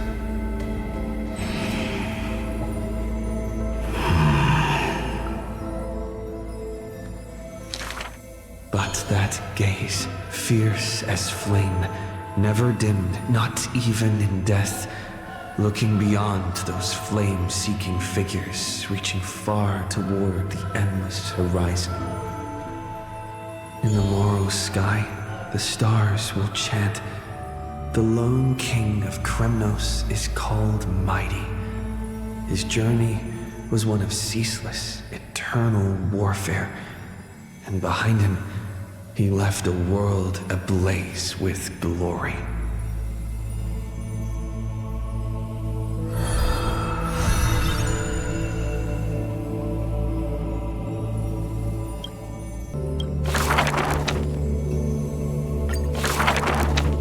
I see a sword that grants death, a shackle of destiny. Next, the silver-haired girl, worshipped with the demise's hallow. The sword stained with unknown blood, lying shattered and snapped. The shackle chained pale wrists, dotted in thickening rust. The priest asks with a shaking voice, upon whose fingertips will the butterfly perch? The girl never answers. Like death itself, breathed in silent solemnity. People often say that dying is to meet the palm of the hand of shadow, and dreaming is to be brushed by its fingertips. In the mirages, when the girl petted death, she sees black waterfalls foaming and bellowing, pouring down from a chasm in the sky, where a solitary tower withstands the mighty torrents. When she wakes, she can still feel the water's freezing touch, and the cacophonies billow, like the wail of the dead, the howl of beasts in confusion, delirium, and clamors hollow. The girl's embrace is not meant for the living. Thousands have entered the eternal sleep in her arms, granting to the dead solace and dignity. She mentions a ferocious warrior feared in battle. She did not go with a smile, but to me she cursed. Oh, life's end, how ugly you are, how despicable. And from that day on, she adorned herself. Her dress, white as a radiant moon, became always dotted with flowery petals. For if death cannot be avoided, so says the girl, I wish it could contain beauty more plentiful. Among the thousand ceremonies in life and death, the ones she knows with most intimacy are funerals. One burial after another she presided over, from the angelic visage of a babe passed in the cradle to the despairing eyes of the mother drowning in sorrow, from the scars on a war-battered general's torso to the unending tears pouring from his bereft widow. Yet she remembers not a single living human she had seen. Even in the mirror, she thinks her own face strange, with an alien glow.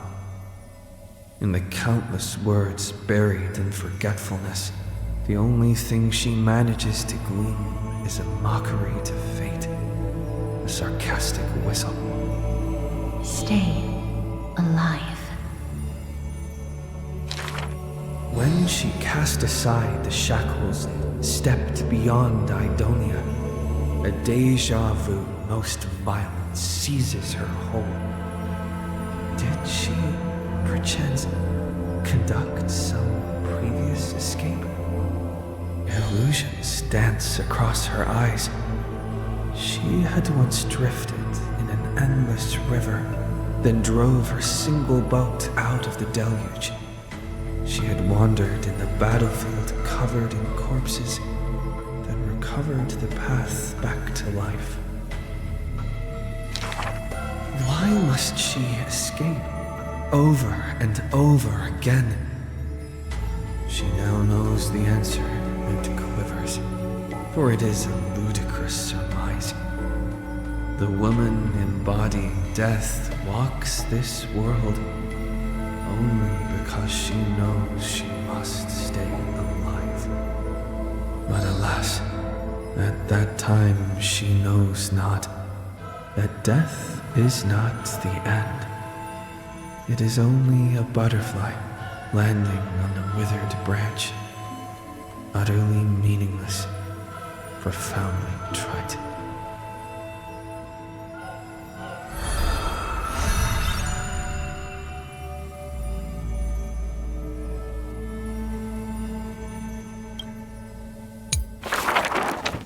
Born with an evil curse, her hand dips into lethal cinnabar and white lead to personally decorate the faces of the dead.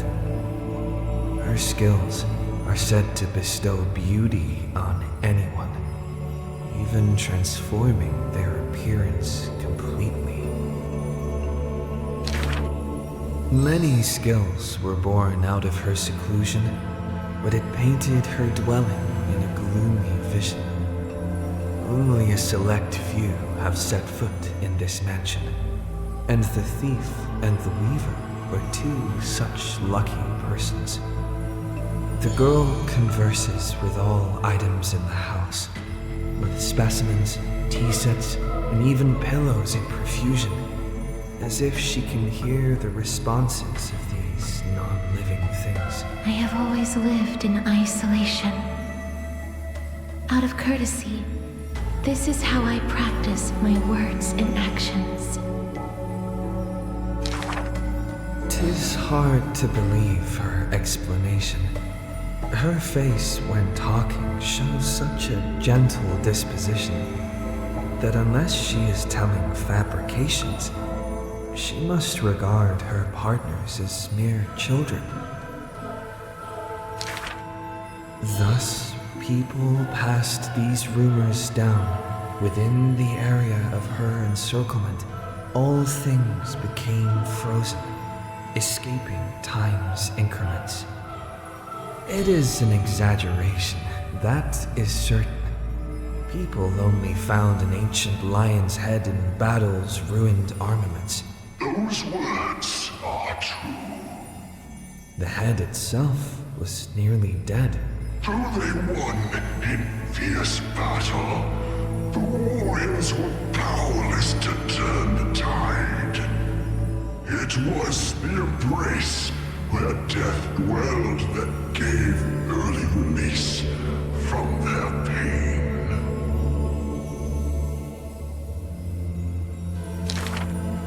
This is how death escapes time. She keeps every final embrace hidden in her immortal heart. Out of her numerous works, butterflies and flowers often stand out stark. Ignite them, and you can almost hear the maker's remark. Even in death's silence, her sound can still be heard. It is a gift greatly treasured by the maiden. Few have the honor to be graced with such work. Only one has the heart to burn such a gift, and the reason she gives is rather far-fetched. I must peer into all fates unknown. The power of time is boundless, but there is one thing that it cannot conquer. Death is abominable in humans' eyes. Apart from my identity, there's nothing about me worthy of praise. The beloved Goldweaver hears this in distress, then tries to teach her the art of weaving and threads. It has been said that the maiden has works that the holy city possesses. But this is the judgment the Goldweaver expresses. Ah, well, none can know all things, nor be skilled in all crafts. Her works are too early for the living to comprehend.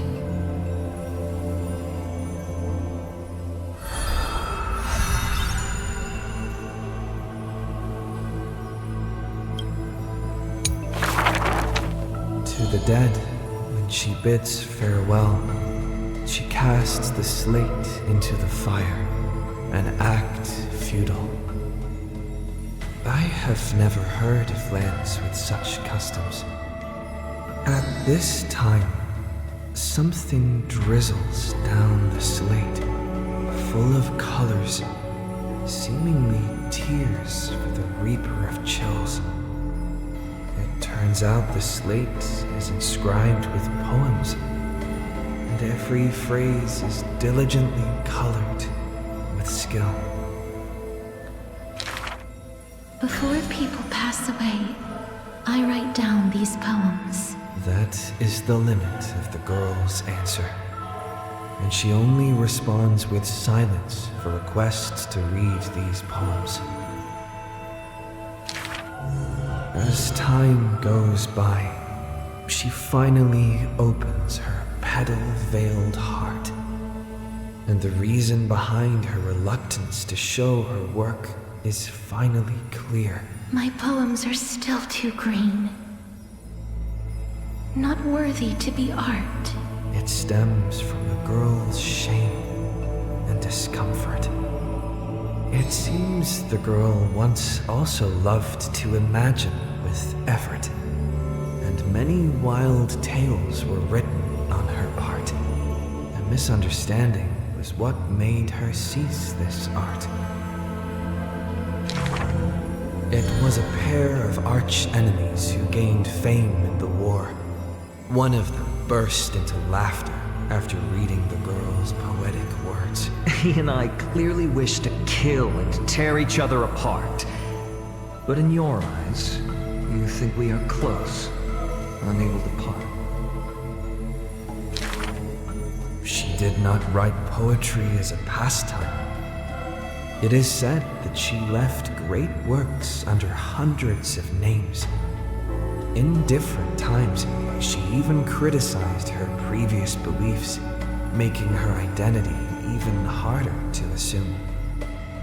I still found her weakness after many twists and turns. No matter how fickle her thoughts, she never lost faith in those words regarding the value of fragile mortal lives. She is heartbreaking and enchanting. She is the fingertips of death and the ghost of love and poetry. However, those poems have brought her many complaints. The poems that her hands composed all lack an ending of any kind, and the Maid of Death has no desire to continue them. This is truly difficult to write. The girl excuses herself. My duty is to lead the living to the end. I cannot think of a fitting end for a poem to the dead. Such is the epitome of lies. One who's grown used to death remains inexperienced with farewells. Therefore, I extend her an invitation. In this story belonging to herself, she can leave an ending reserved only for her. What she brings is not only death. She thus replied when we first met. And when we meet once again for the last time, she again deliberates over this closing statement. Apart from death, there is something else that is worth remembering. That is the journey she walked.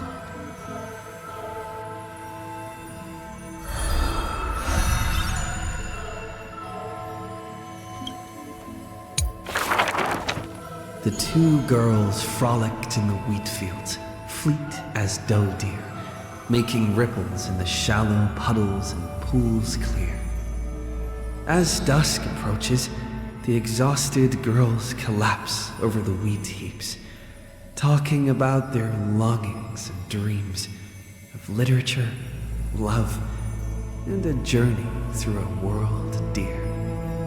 Oh, Sky, slow your closing gaze. How I want to keep this moment in my hands forevermore. On that day, the breeze was warm and gentle. At that time, death was soft and fair. The broken-winged butterfly falls by the window, bringing with it a scent of melancholy. The girl looks outside. The golden wheat fields rolled endlessly, stretching to the horizon. Holding to the chair, she tries to stand, only to find her legs trembling and feeble. Don't worry, Alexia. Her older sister whispers beside her ear, and on her sister's shoulder, the girl weeps mournfully. And time thus becomes silent, painted with sighs only. When hearing the healer's diagnosis, the girl remained deathly still. Her eyes were already drained of tears, and her heart a wilted grave.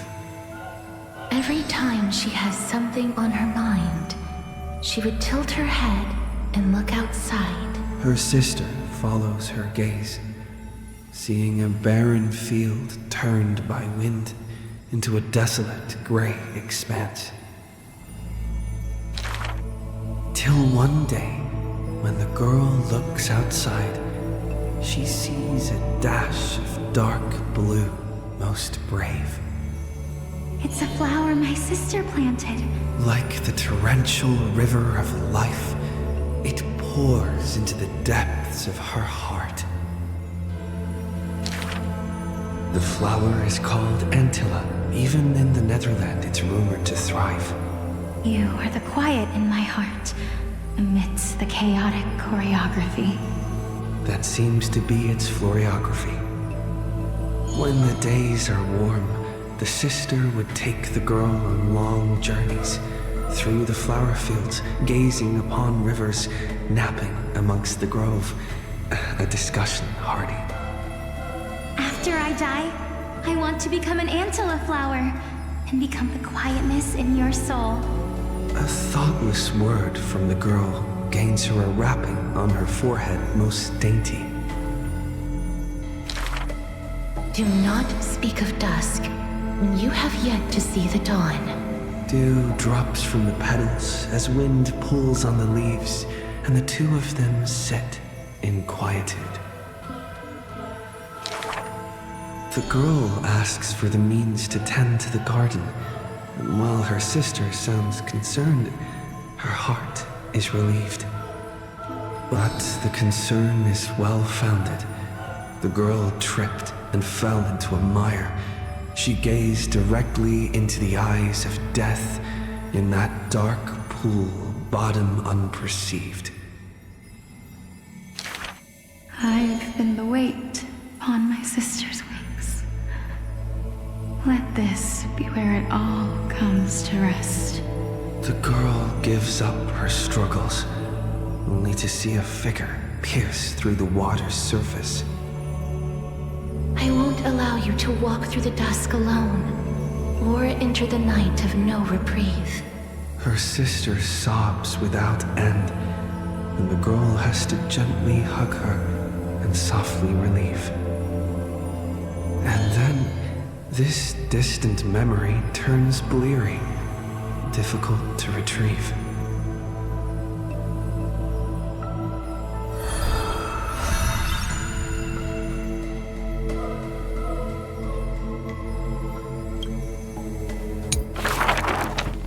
The river of souls flows to the other side, wrapped in the land's night. Broad, slow, an eternal and silent sight. It belongs to all in this world that has life, all of which flows downstream, converging as one. The master of the Nether Realm, Thanatos, enshrouds themselves and the souls within the moon cocoon. The dragon, born from the cocoon, carries a girl, soaring upstream the river of souls, defying its eternal flow. Their connection flows tighter than blood, and the key that opens the netherworld's gates is the sisters' selfish plight. Back then, the boreal winds cut through to the bone. Back then, death was a bitter and stabbing fright. In the netherrealm, without an earth or sky, a flower named Antilla blooms, its beauty witnessed by but one soul. You are the quiet in my heart, amidst the chaotic choreography. The younger sister scores through the blooming Antilla fields, never finding that promised dark blue sprig. She silently made up her mind. Death, leave all your dark nights to me, and save the dawns for her.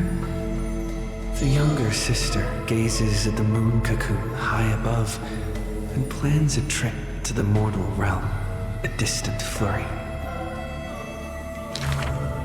A bard once sung to musical notes. Do not turn back. Oh, do not turn back. The long hand of shadow will retain the dead behind their gates. The giant dragon born from the moon cocoon willingly offered itself as the enduring barge of the River of Souls. No need to turn back. Oh, no need to turn back. That price had long been paid for you by someone else. The dragon lowers its long neck and places the girl on its back. In slumber, she will unknowingly greet the dawn of her rebirth. The dragon flaps its wings in the chilly gloom of the floating dead upstream, ferrying from purity into grime, going from silence to roaring boom. The souls of countless poets flounder past, their distant rhymes endless like foams. Do not turn back, for to look toward the land of mortals is in itself turning back. In this pale dawn, the sun's first rays light the night ablaze. So the dragon crosses the sea of souls onto the shores of life and strands itself in the gleam. We know not where these stories arise. They are scattered across the shallows with the waves. The confession the girl made before her departure still echoes in the tide's heaves. If there is anything for me to leave behind, may it find a soul to remember. This is the ode of my life, and I've already penned my last stroke.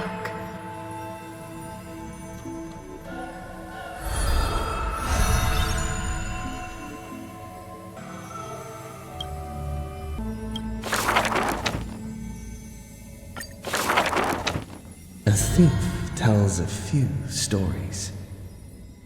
The first story is titled The Golden Apple. It doesn't have to go to the fairest. That city is named Paphos, where the golden light of Nestia shines. The golden apple tree sits in the city's middle. Only the fairest can pluck its apples. The beauty pageant begins on time, as the fair ones stretch their supple arms, trying to pluck the fruits above their heads. Yet every time the apples come within reach, a breeze blows the fruit away without a trace. The audience in displeasure disbands, with only one girl left standing there, her features bland. Yet to her surprise, she finds her arms full of golden fruits, a harvest grand. The second story is titled, Trying to Argue? Don't trick yourself, please. That city is named Idylia, where Circe's roots bury deep and wide. The sophist scholar holds a tortoise aloft, but his theories, common sense bereft. Even the best athlete could never catch up to this turtle. None can overturn him in arguments, and he obtains the champion's crown in merriment. Yet, as he is about to leave, a wind blows the tortoise in front of him. And behold, his paradox becomes truth. To catch up to the turtle, an entire day and night he spent. The third story I will tell is titled, A Competition in Trickery. Who do you think is the Grandmaster? That city is named Dolos, where even Zagreus was once tricked. The king promises to reward the perfect lie, wishing to recreate the deceit of the Titan, his grand feat. I think the world is a gourd. In truth, we are all already dead. The liars take their turns in the challenge, but no one pleases the king. With a gust of wind, the girl emerges before the king's face. And when she leaves, she already has the king's promised gold in a pouch. The others are curious as to what lies she raised. Zagreus can only tell lies, and I am Zagreus. The fourth story is called, You Like Money? Good. But you must pay the price. That city is called Mythonis, where the sea breeze intoxicates the people with delight.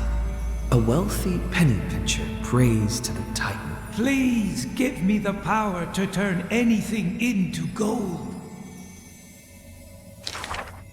With a breeze, the rock in his hand turns to gold.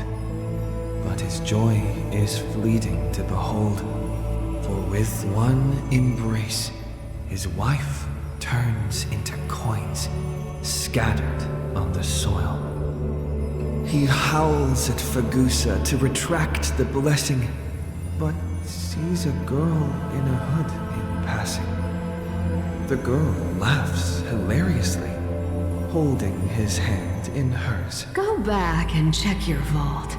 Some gold may be missing, but your beloved is right there, waiting. Cipher, you took another long journey. And we want to hear your fun stories! The girl with the hood dangles her feet in the bath as 2 coins dance and fly between her fingers. Basically, I visited 4 places, tricked them to my heart's content, and came back fully rewarded. The girl pauses her words and looks out the window as the light above the Titan's shoulder casts her right cheek aglow. The dawn will never cease, and the thief star wanders in foreign lands. How would you know that I am not lying right now?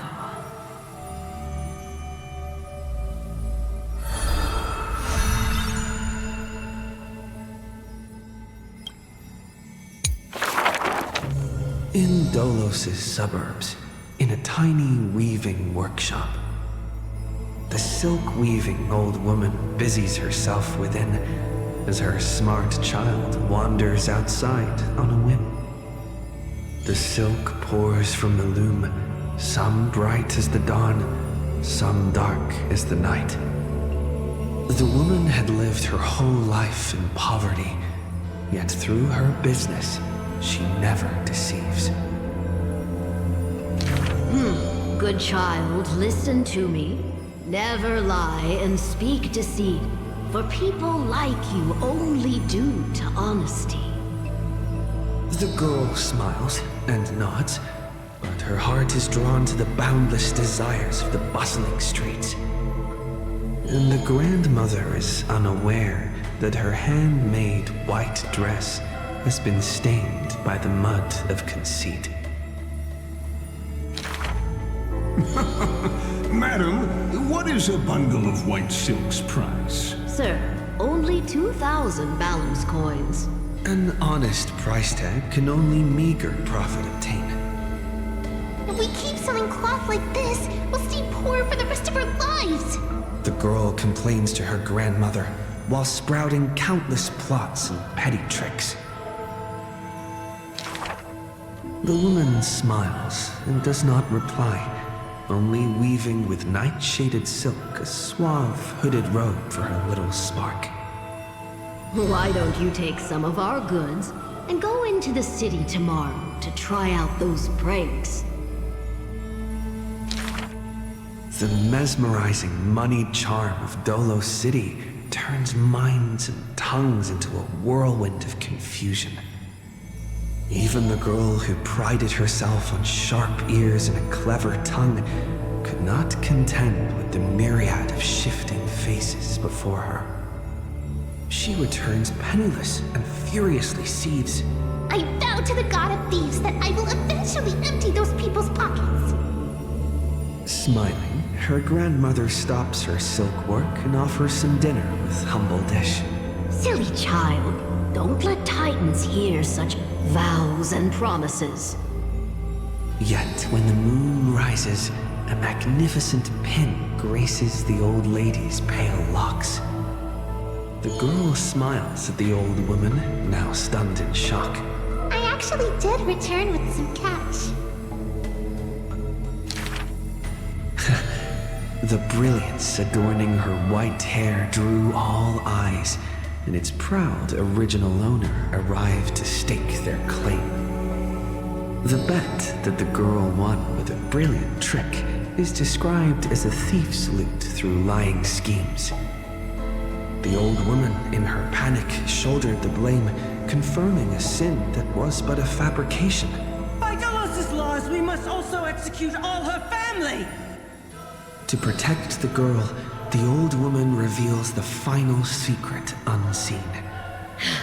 She's not my family, but just an orphan picked from the street on a whim. People thought this to be a lie, but the girl knows her grandmother cannot deceive, just like how she always glossed over questions about parents and kin. Your parents went to a city-state far away. The girl never bothered to unravel the threadbare lie. Stop! Stop right there, you thief! Run! Run as fast as you can! Cipher. The lies overthrow the shop and tear apart the good woman's good name, leaving the girl with guilt and grief. The hearth of her home was a lie, doused by another conceit. But if her sleight of hand had better skill, would it have made that fire burn forever? The girl pulls down the hood and sinks into the starless dark. I vow to the god of thieves. And from that day, she never left empty-handed, her words woven with deceit. However, back then the girl did not realize that the people did not covet one simple pin, but the golden blood flowing beneath her skin.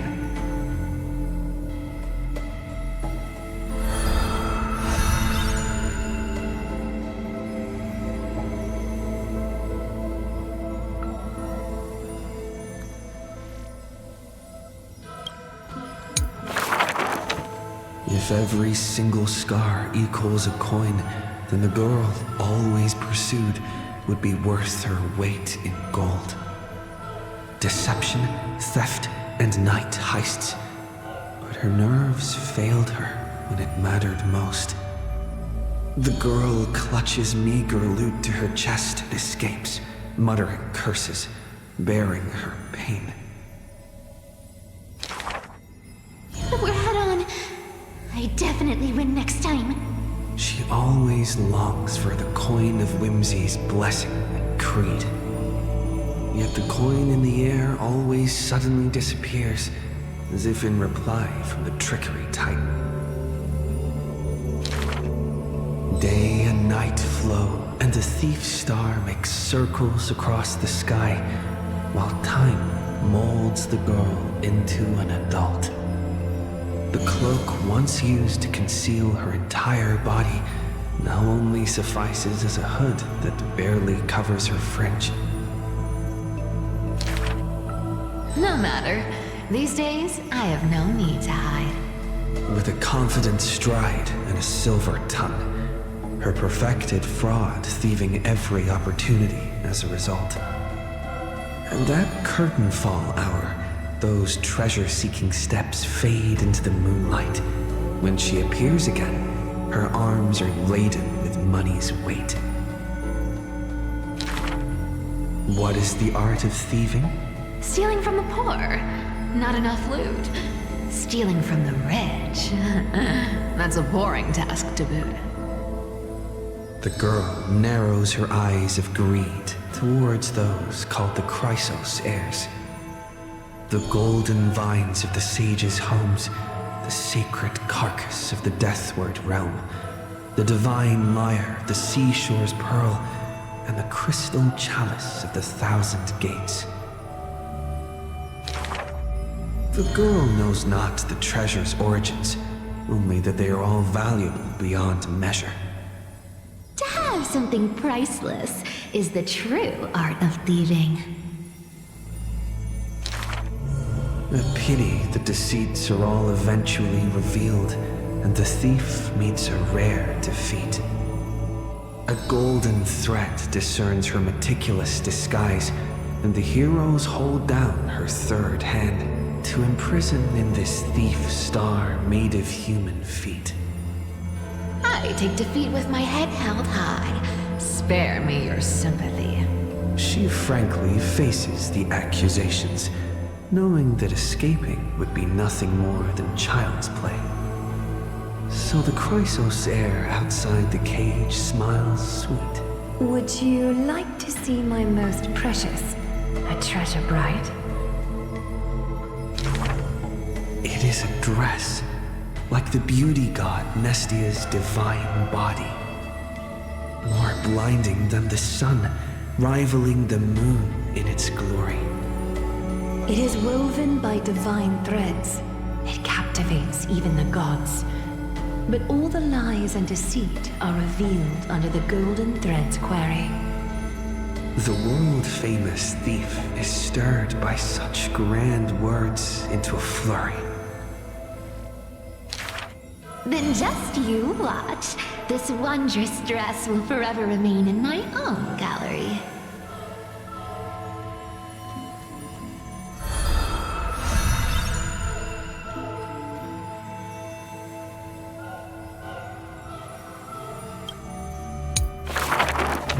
This is an age of ruin. The Chrysos War ignites once more, while Zagreus' taunts ripple through the city streets. This is also an age of splendor. 300 thieves spring forth from Dolos, each scheming to conceal the truth from prying eyes, robbing the rich to give succor to the poor. Every one of them deceives gods and men alike, righteous and valiant. The flame chase journey has been cut short midway, yet the girl pounds her chest at the gold weaver, not afraid. The core flame of trickery is near. If now isn't the time to risk it all, then when? The prophecy reveals the Titan's trail. Golden threads bind the fleeing god of thieves.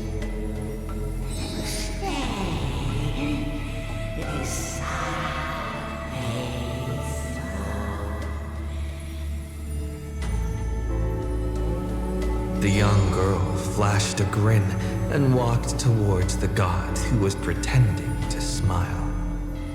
I once vowed to the god of thieves that I would force Trickery to reap what they have sown. The Titan whispered from the vortex, the god of Trickery's earnest plea. They made a promise to the girl who entered the trial that the whole world would be bathed in light, no more lies and deceit.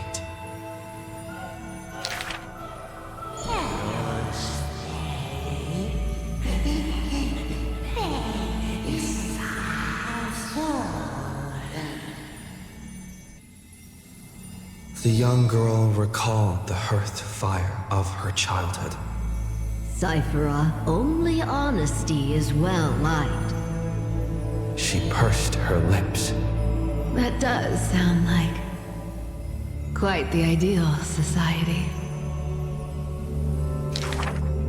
Of course I didn't accept.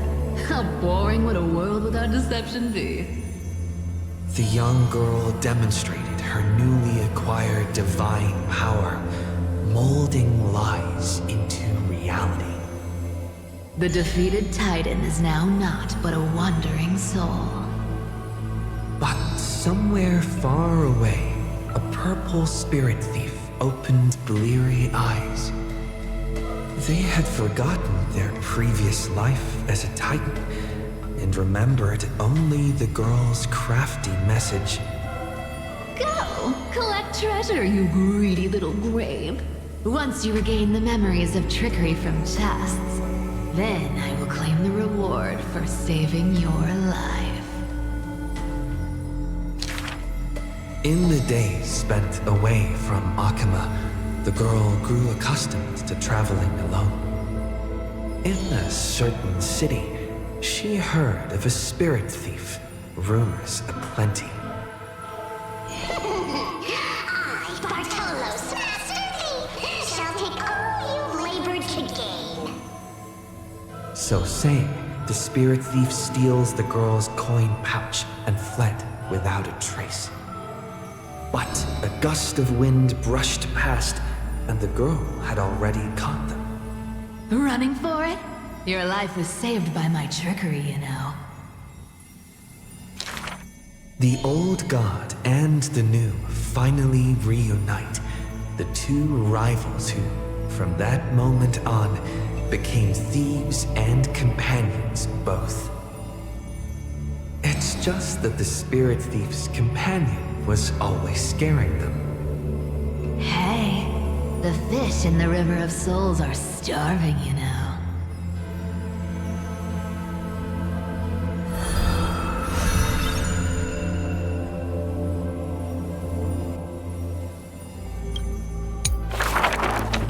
A thief reveals a few lies. The first lie is called, "Fellow thieves, come on and deceive gods with me." The world has already forgotten that feast. Lies unnumbered that drowned the Day of Souls. Schemes uncounted, burning for a night of revelry. 300 thieves shackled in imprisonment in exchange for a Titan's resigned confinement.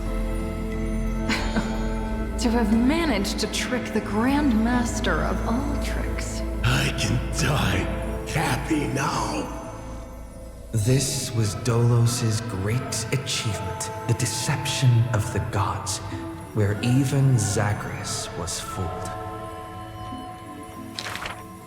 The second lie is called, "The god of trickery is now not but a wandering soul."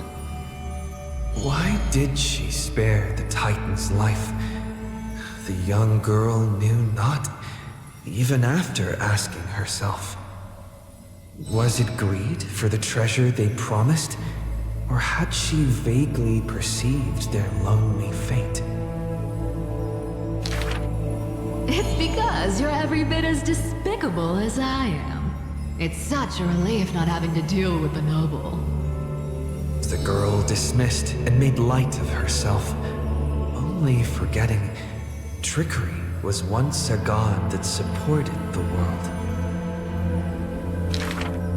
The third lie is called "O Eternal Day, endlessly illuminate the holy city." At Dawncloud, the chaplain's secrets foretold the coming of that endless night. What if my lies are more sophisticated? Can the dawn last forever? No end in sight? Bearing the fate of the thief star, the girl was long used to walking in shadow. But as she gazed towards the holy city's dawn, her duty became fixed in her heart, stalwart in might. The fourth lie is called... There's no reason! I just don't want to see you again! The girl tried to mask her nonchalance, but could never fool the golden thread's questions. But it is the false-hearted malice that most powerfully forces belief. A true flame chase hero willingly faded from attention, while the wayfaring traveler grasps tight onto fleeting light. She used divine power to forge a mask and conceal the last of her true heart. The fifth lie is called... No. There are... no more... lies... left. The whimsical coin fell to the ground, telling the tale of fate fulfilled. Travels unwitnessed, ruses unknown, to whom may these now be told? Lies are always but lies. But you can make them more beautiful than the truth. Under the somber sky, golden blood soaked the thief's cloak. Like a golden thread tailored just for her, an exquisite robe that she never stole.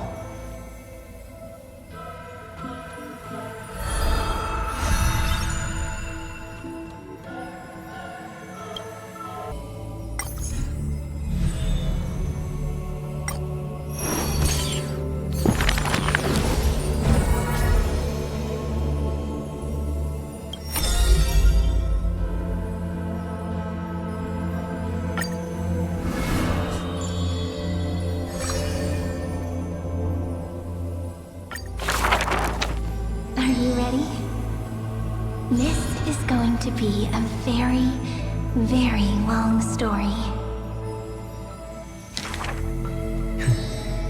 You are a tiny seed. In the boundless dark, your face is sculpted again and again. A smile, a faltering word, or a tear. A lingering sigh.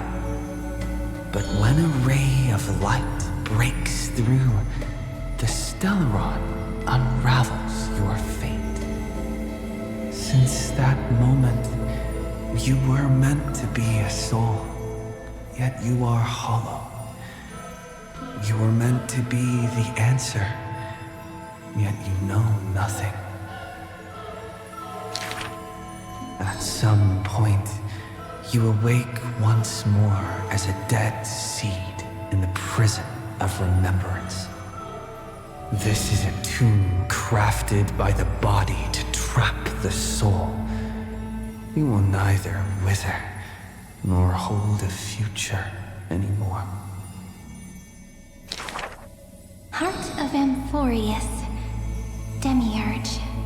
Who's calling you? Is that your name? Hi, miss me yet? Before being dragged back into the sinful loop by tongues of fire, she left you a story. The singing fairy guides the kind traveler to the Membrance Maze. Soft and full of color, a peaceful, beautiful place to return to. In the ice cave of memory, only stories hold warmth. They slowly transform from symbols and numbers into things you are familiar with, yet have never seen. Rainbows, clouds, and flames dance through the story. Swallows, butterflies, and kittens grace its pages. You find yourself wanting to hear more from her. A thought that's never crossed your mind until now. And so, you begin to take root. Slowly, quietly, you bloom. Memory's flowers blossom within the cage, casting light upon the cold night, unveiling gardens, fountains, and quiet promenades. You come to understand more, new thoughts, deeper feelings. Your palms grow soft with fur, and you reach gently for her fingertips. Each meeting carries thousands of years of longing. You see the exhaustion in her quiet steps through the years, and breathe in the sorrow she hides within her tales. At the final meeting, she entrusts you with her name, Cyrene.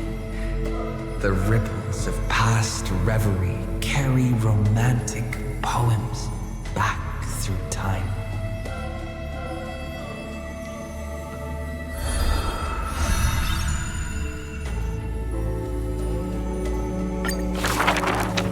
When you finally escape the cage, your heart no longer knows emptiness.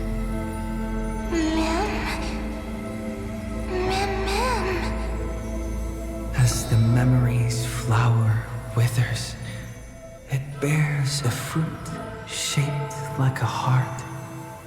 You lose yourself, forgetting even the name you were given. But one desire lingers, to turn the next page of the unfolding story. The remembrance's messenger takes your hand through blooming gardens and hushed galleries to where the stars unfold above. A shooting star flashes by like the most brilliant pen, carving staccatos into the endless loop of night.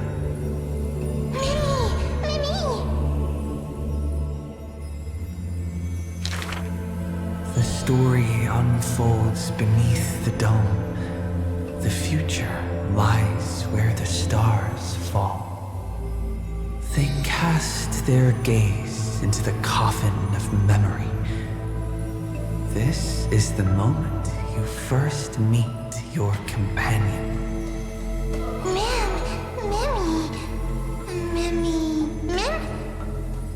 Ornyx gives you your new name, but your quick-witted partner prefers teasing you with nicknames. He walks beside you on this journey. The Chrysos heirs, titans, the flame chase and deliverance. This is the adventure you've been waiting to find. You find Strife's weakness, seal the black-robed swordsman in the ruins of a past life, then soar again with the heroes to the sky. Justice has a partner, and it's me. You too tread in the grove, gurgling, almost drowning. Just erase this from your mind quickly. The Chrysos heirs of the Flame Chase somehow feel familiar, as though their tales have already been told to you. Swallows soar through the open skies, and a butterfly dances across the blooming land. A lone lion watches over the perilous cliffs as the rainbow mends the torn sky. By the story's end, the dark clouds consume every trace of light. All shall bid farewell to one, and that person alone will witness the miracle. Hatred flares from the heart of the blazing sun, and the world falls apart, carried off by the chaos of time. And though only ripples of past reverie remain, they still sing brave poems alongside it.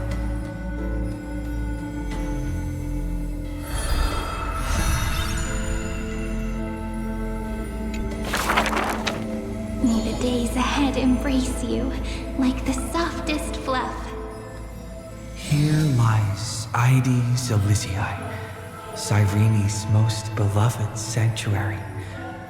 Forever warm, forever gentle, the place where the story begins again. Turn the clock once more. The ink rewinds, and the sun rekindles its flame. At the zenith of the world, enter a grand feast for all. People gather under the banner of the Flame Chase and drink their fill. You are finally able to take on the persona of a human being, reconnecting with those old friends, entering them into As I've Written. How do I begin to write you into a story? With her own hand, the ruler writes, I love the world, just as it loves me. Between hearty swigs, the night murmurs under her breath, I only love eternity. But time will not pause for feasting. The sea's depths burn crimson, and the sun begins to tilt. The Theoros bows in reverence as the flames of war are fiercely kindled. You inscribe beauty on the weaver's gravestone, recording how a child's laughter warms the final goodbye. The shore on the other side will watch over the next life. With a hopeful heart, the maiden walks into the chill of the dark, awaiting an embrace. Scars will give way to peace. The warrior ascends the altar, speaking softly under his breath. The cat is not fond of warmth, and quietly slips away from your intrusions. And the wise one who journeyed with her to the end still carries a smile in the depths of his eyes. The physician who bears a love for mortals wishes for you to look up and behold the rainbow's light. You say farewell to all. In a world aching with wounds, again and again, you turn the pages with a gentle hand.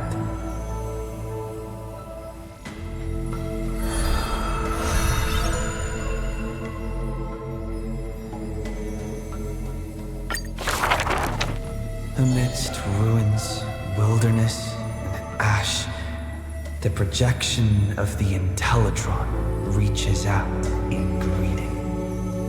Philia 093. The electrical signal originally belonging to love.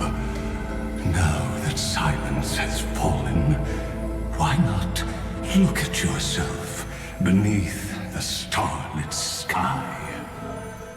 Along light's final journey to the edge of the universe, the stars fade into silence, their wreckage settling, cooling into uniform, still, and pristine dust. Love answers to many names. Variables, interference, symmetry broken, the original flaw. Love and destruction are two sides of the same force. But the stars reflected in your eyes quietly speak a different truth. You waited until the ice flows stirred the slumber of time, until the azure dragon coiled along the edges of the earth, and the hero of deliverance returned once more. When the breeze lifts the weight of loneliness, as it does the golden waves of wheat in the homeland, the child who was denied the light of dawn can finally lay down the watch that melted his heart. Beyond the blazing sun lurks the black tide of infinite hate. It brings rational arithmetic to an end and snuffs out the flickering flames of civilization across the starry sea. You return to the cold, mist-veiled Evernight. It feels familiar, as water and fruit to a seed. But you will dither no longer. Tap, tap, footsteps echo in rhythm. Hand in hand with your companion, you run ahead, leaving behind a page of eternal peace. Love is the ripples of past reverie. Let the verses of memory gently seal what once was.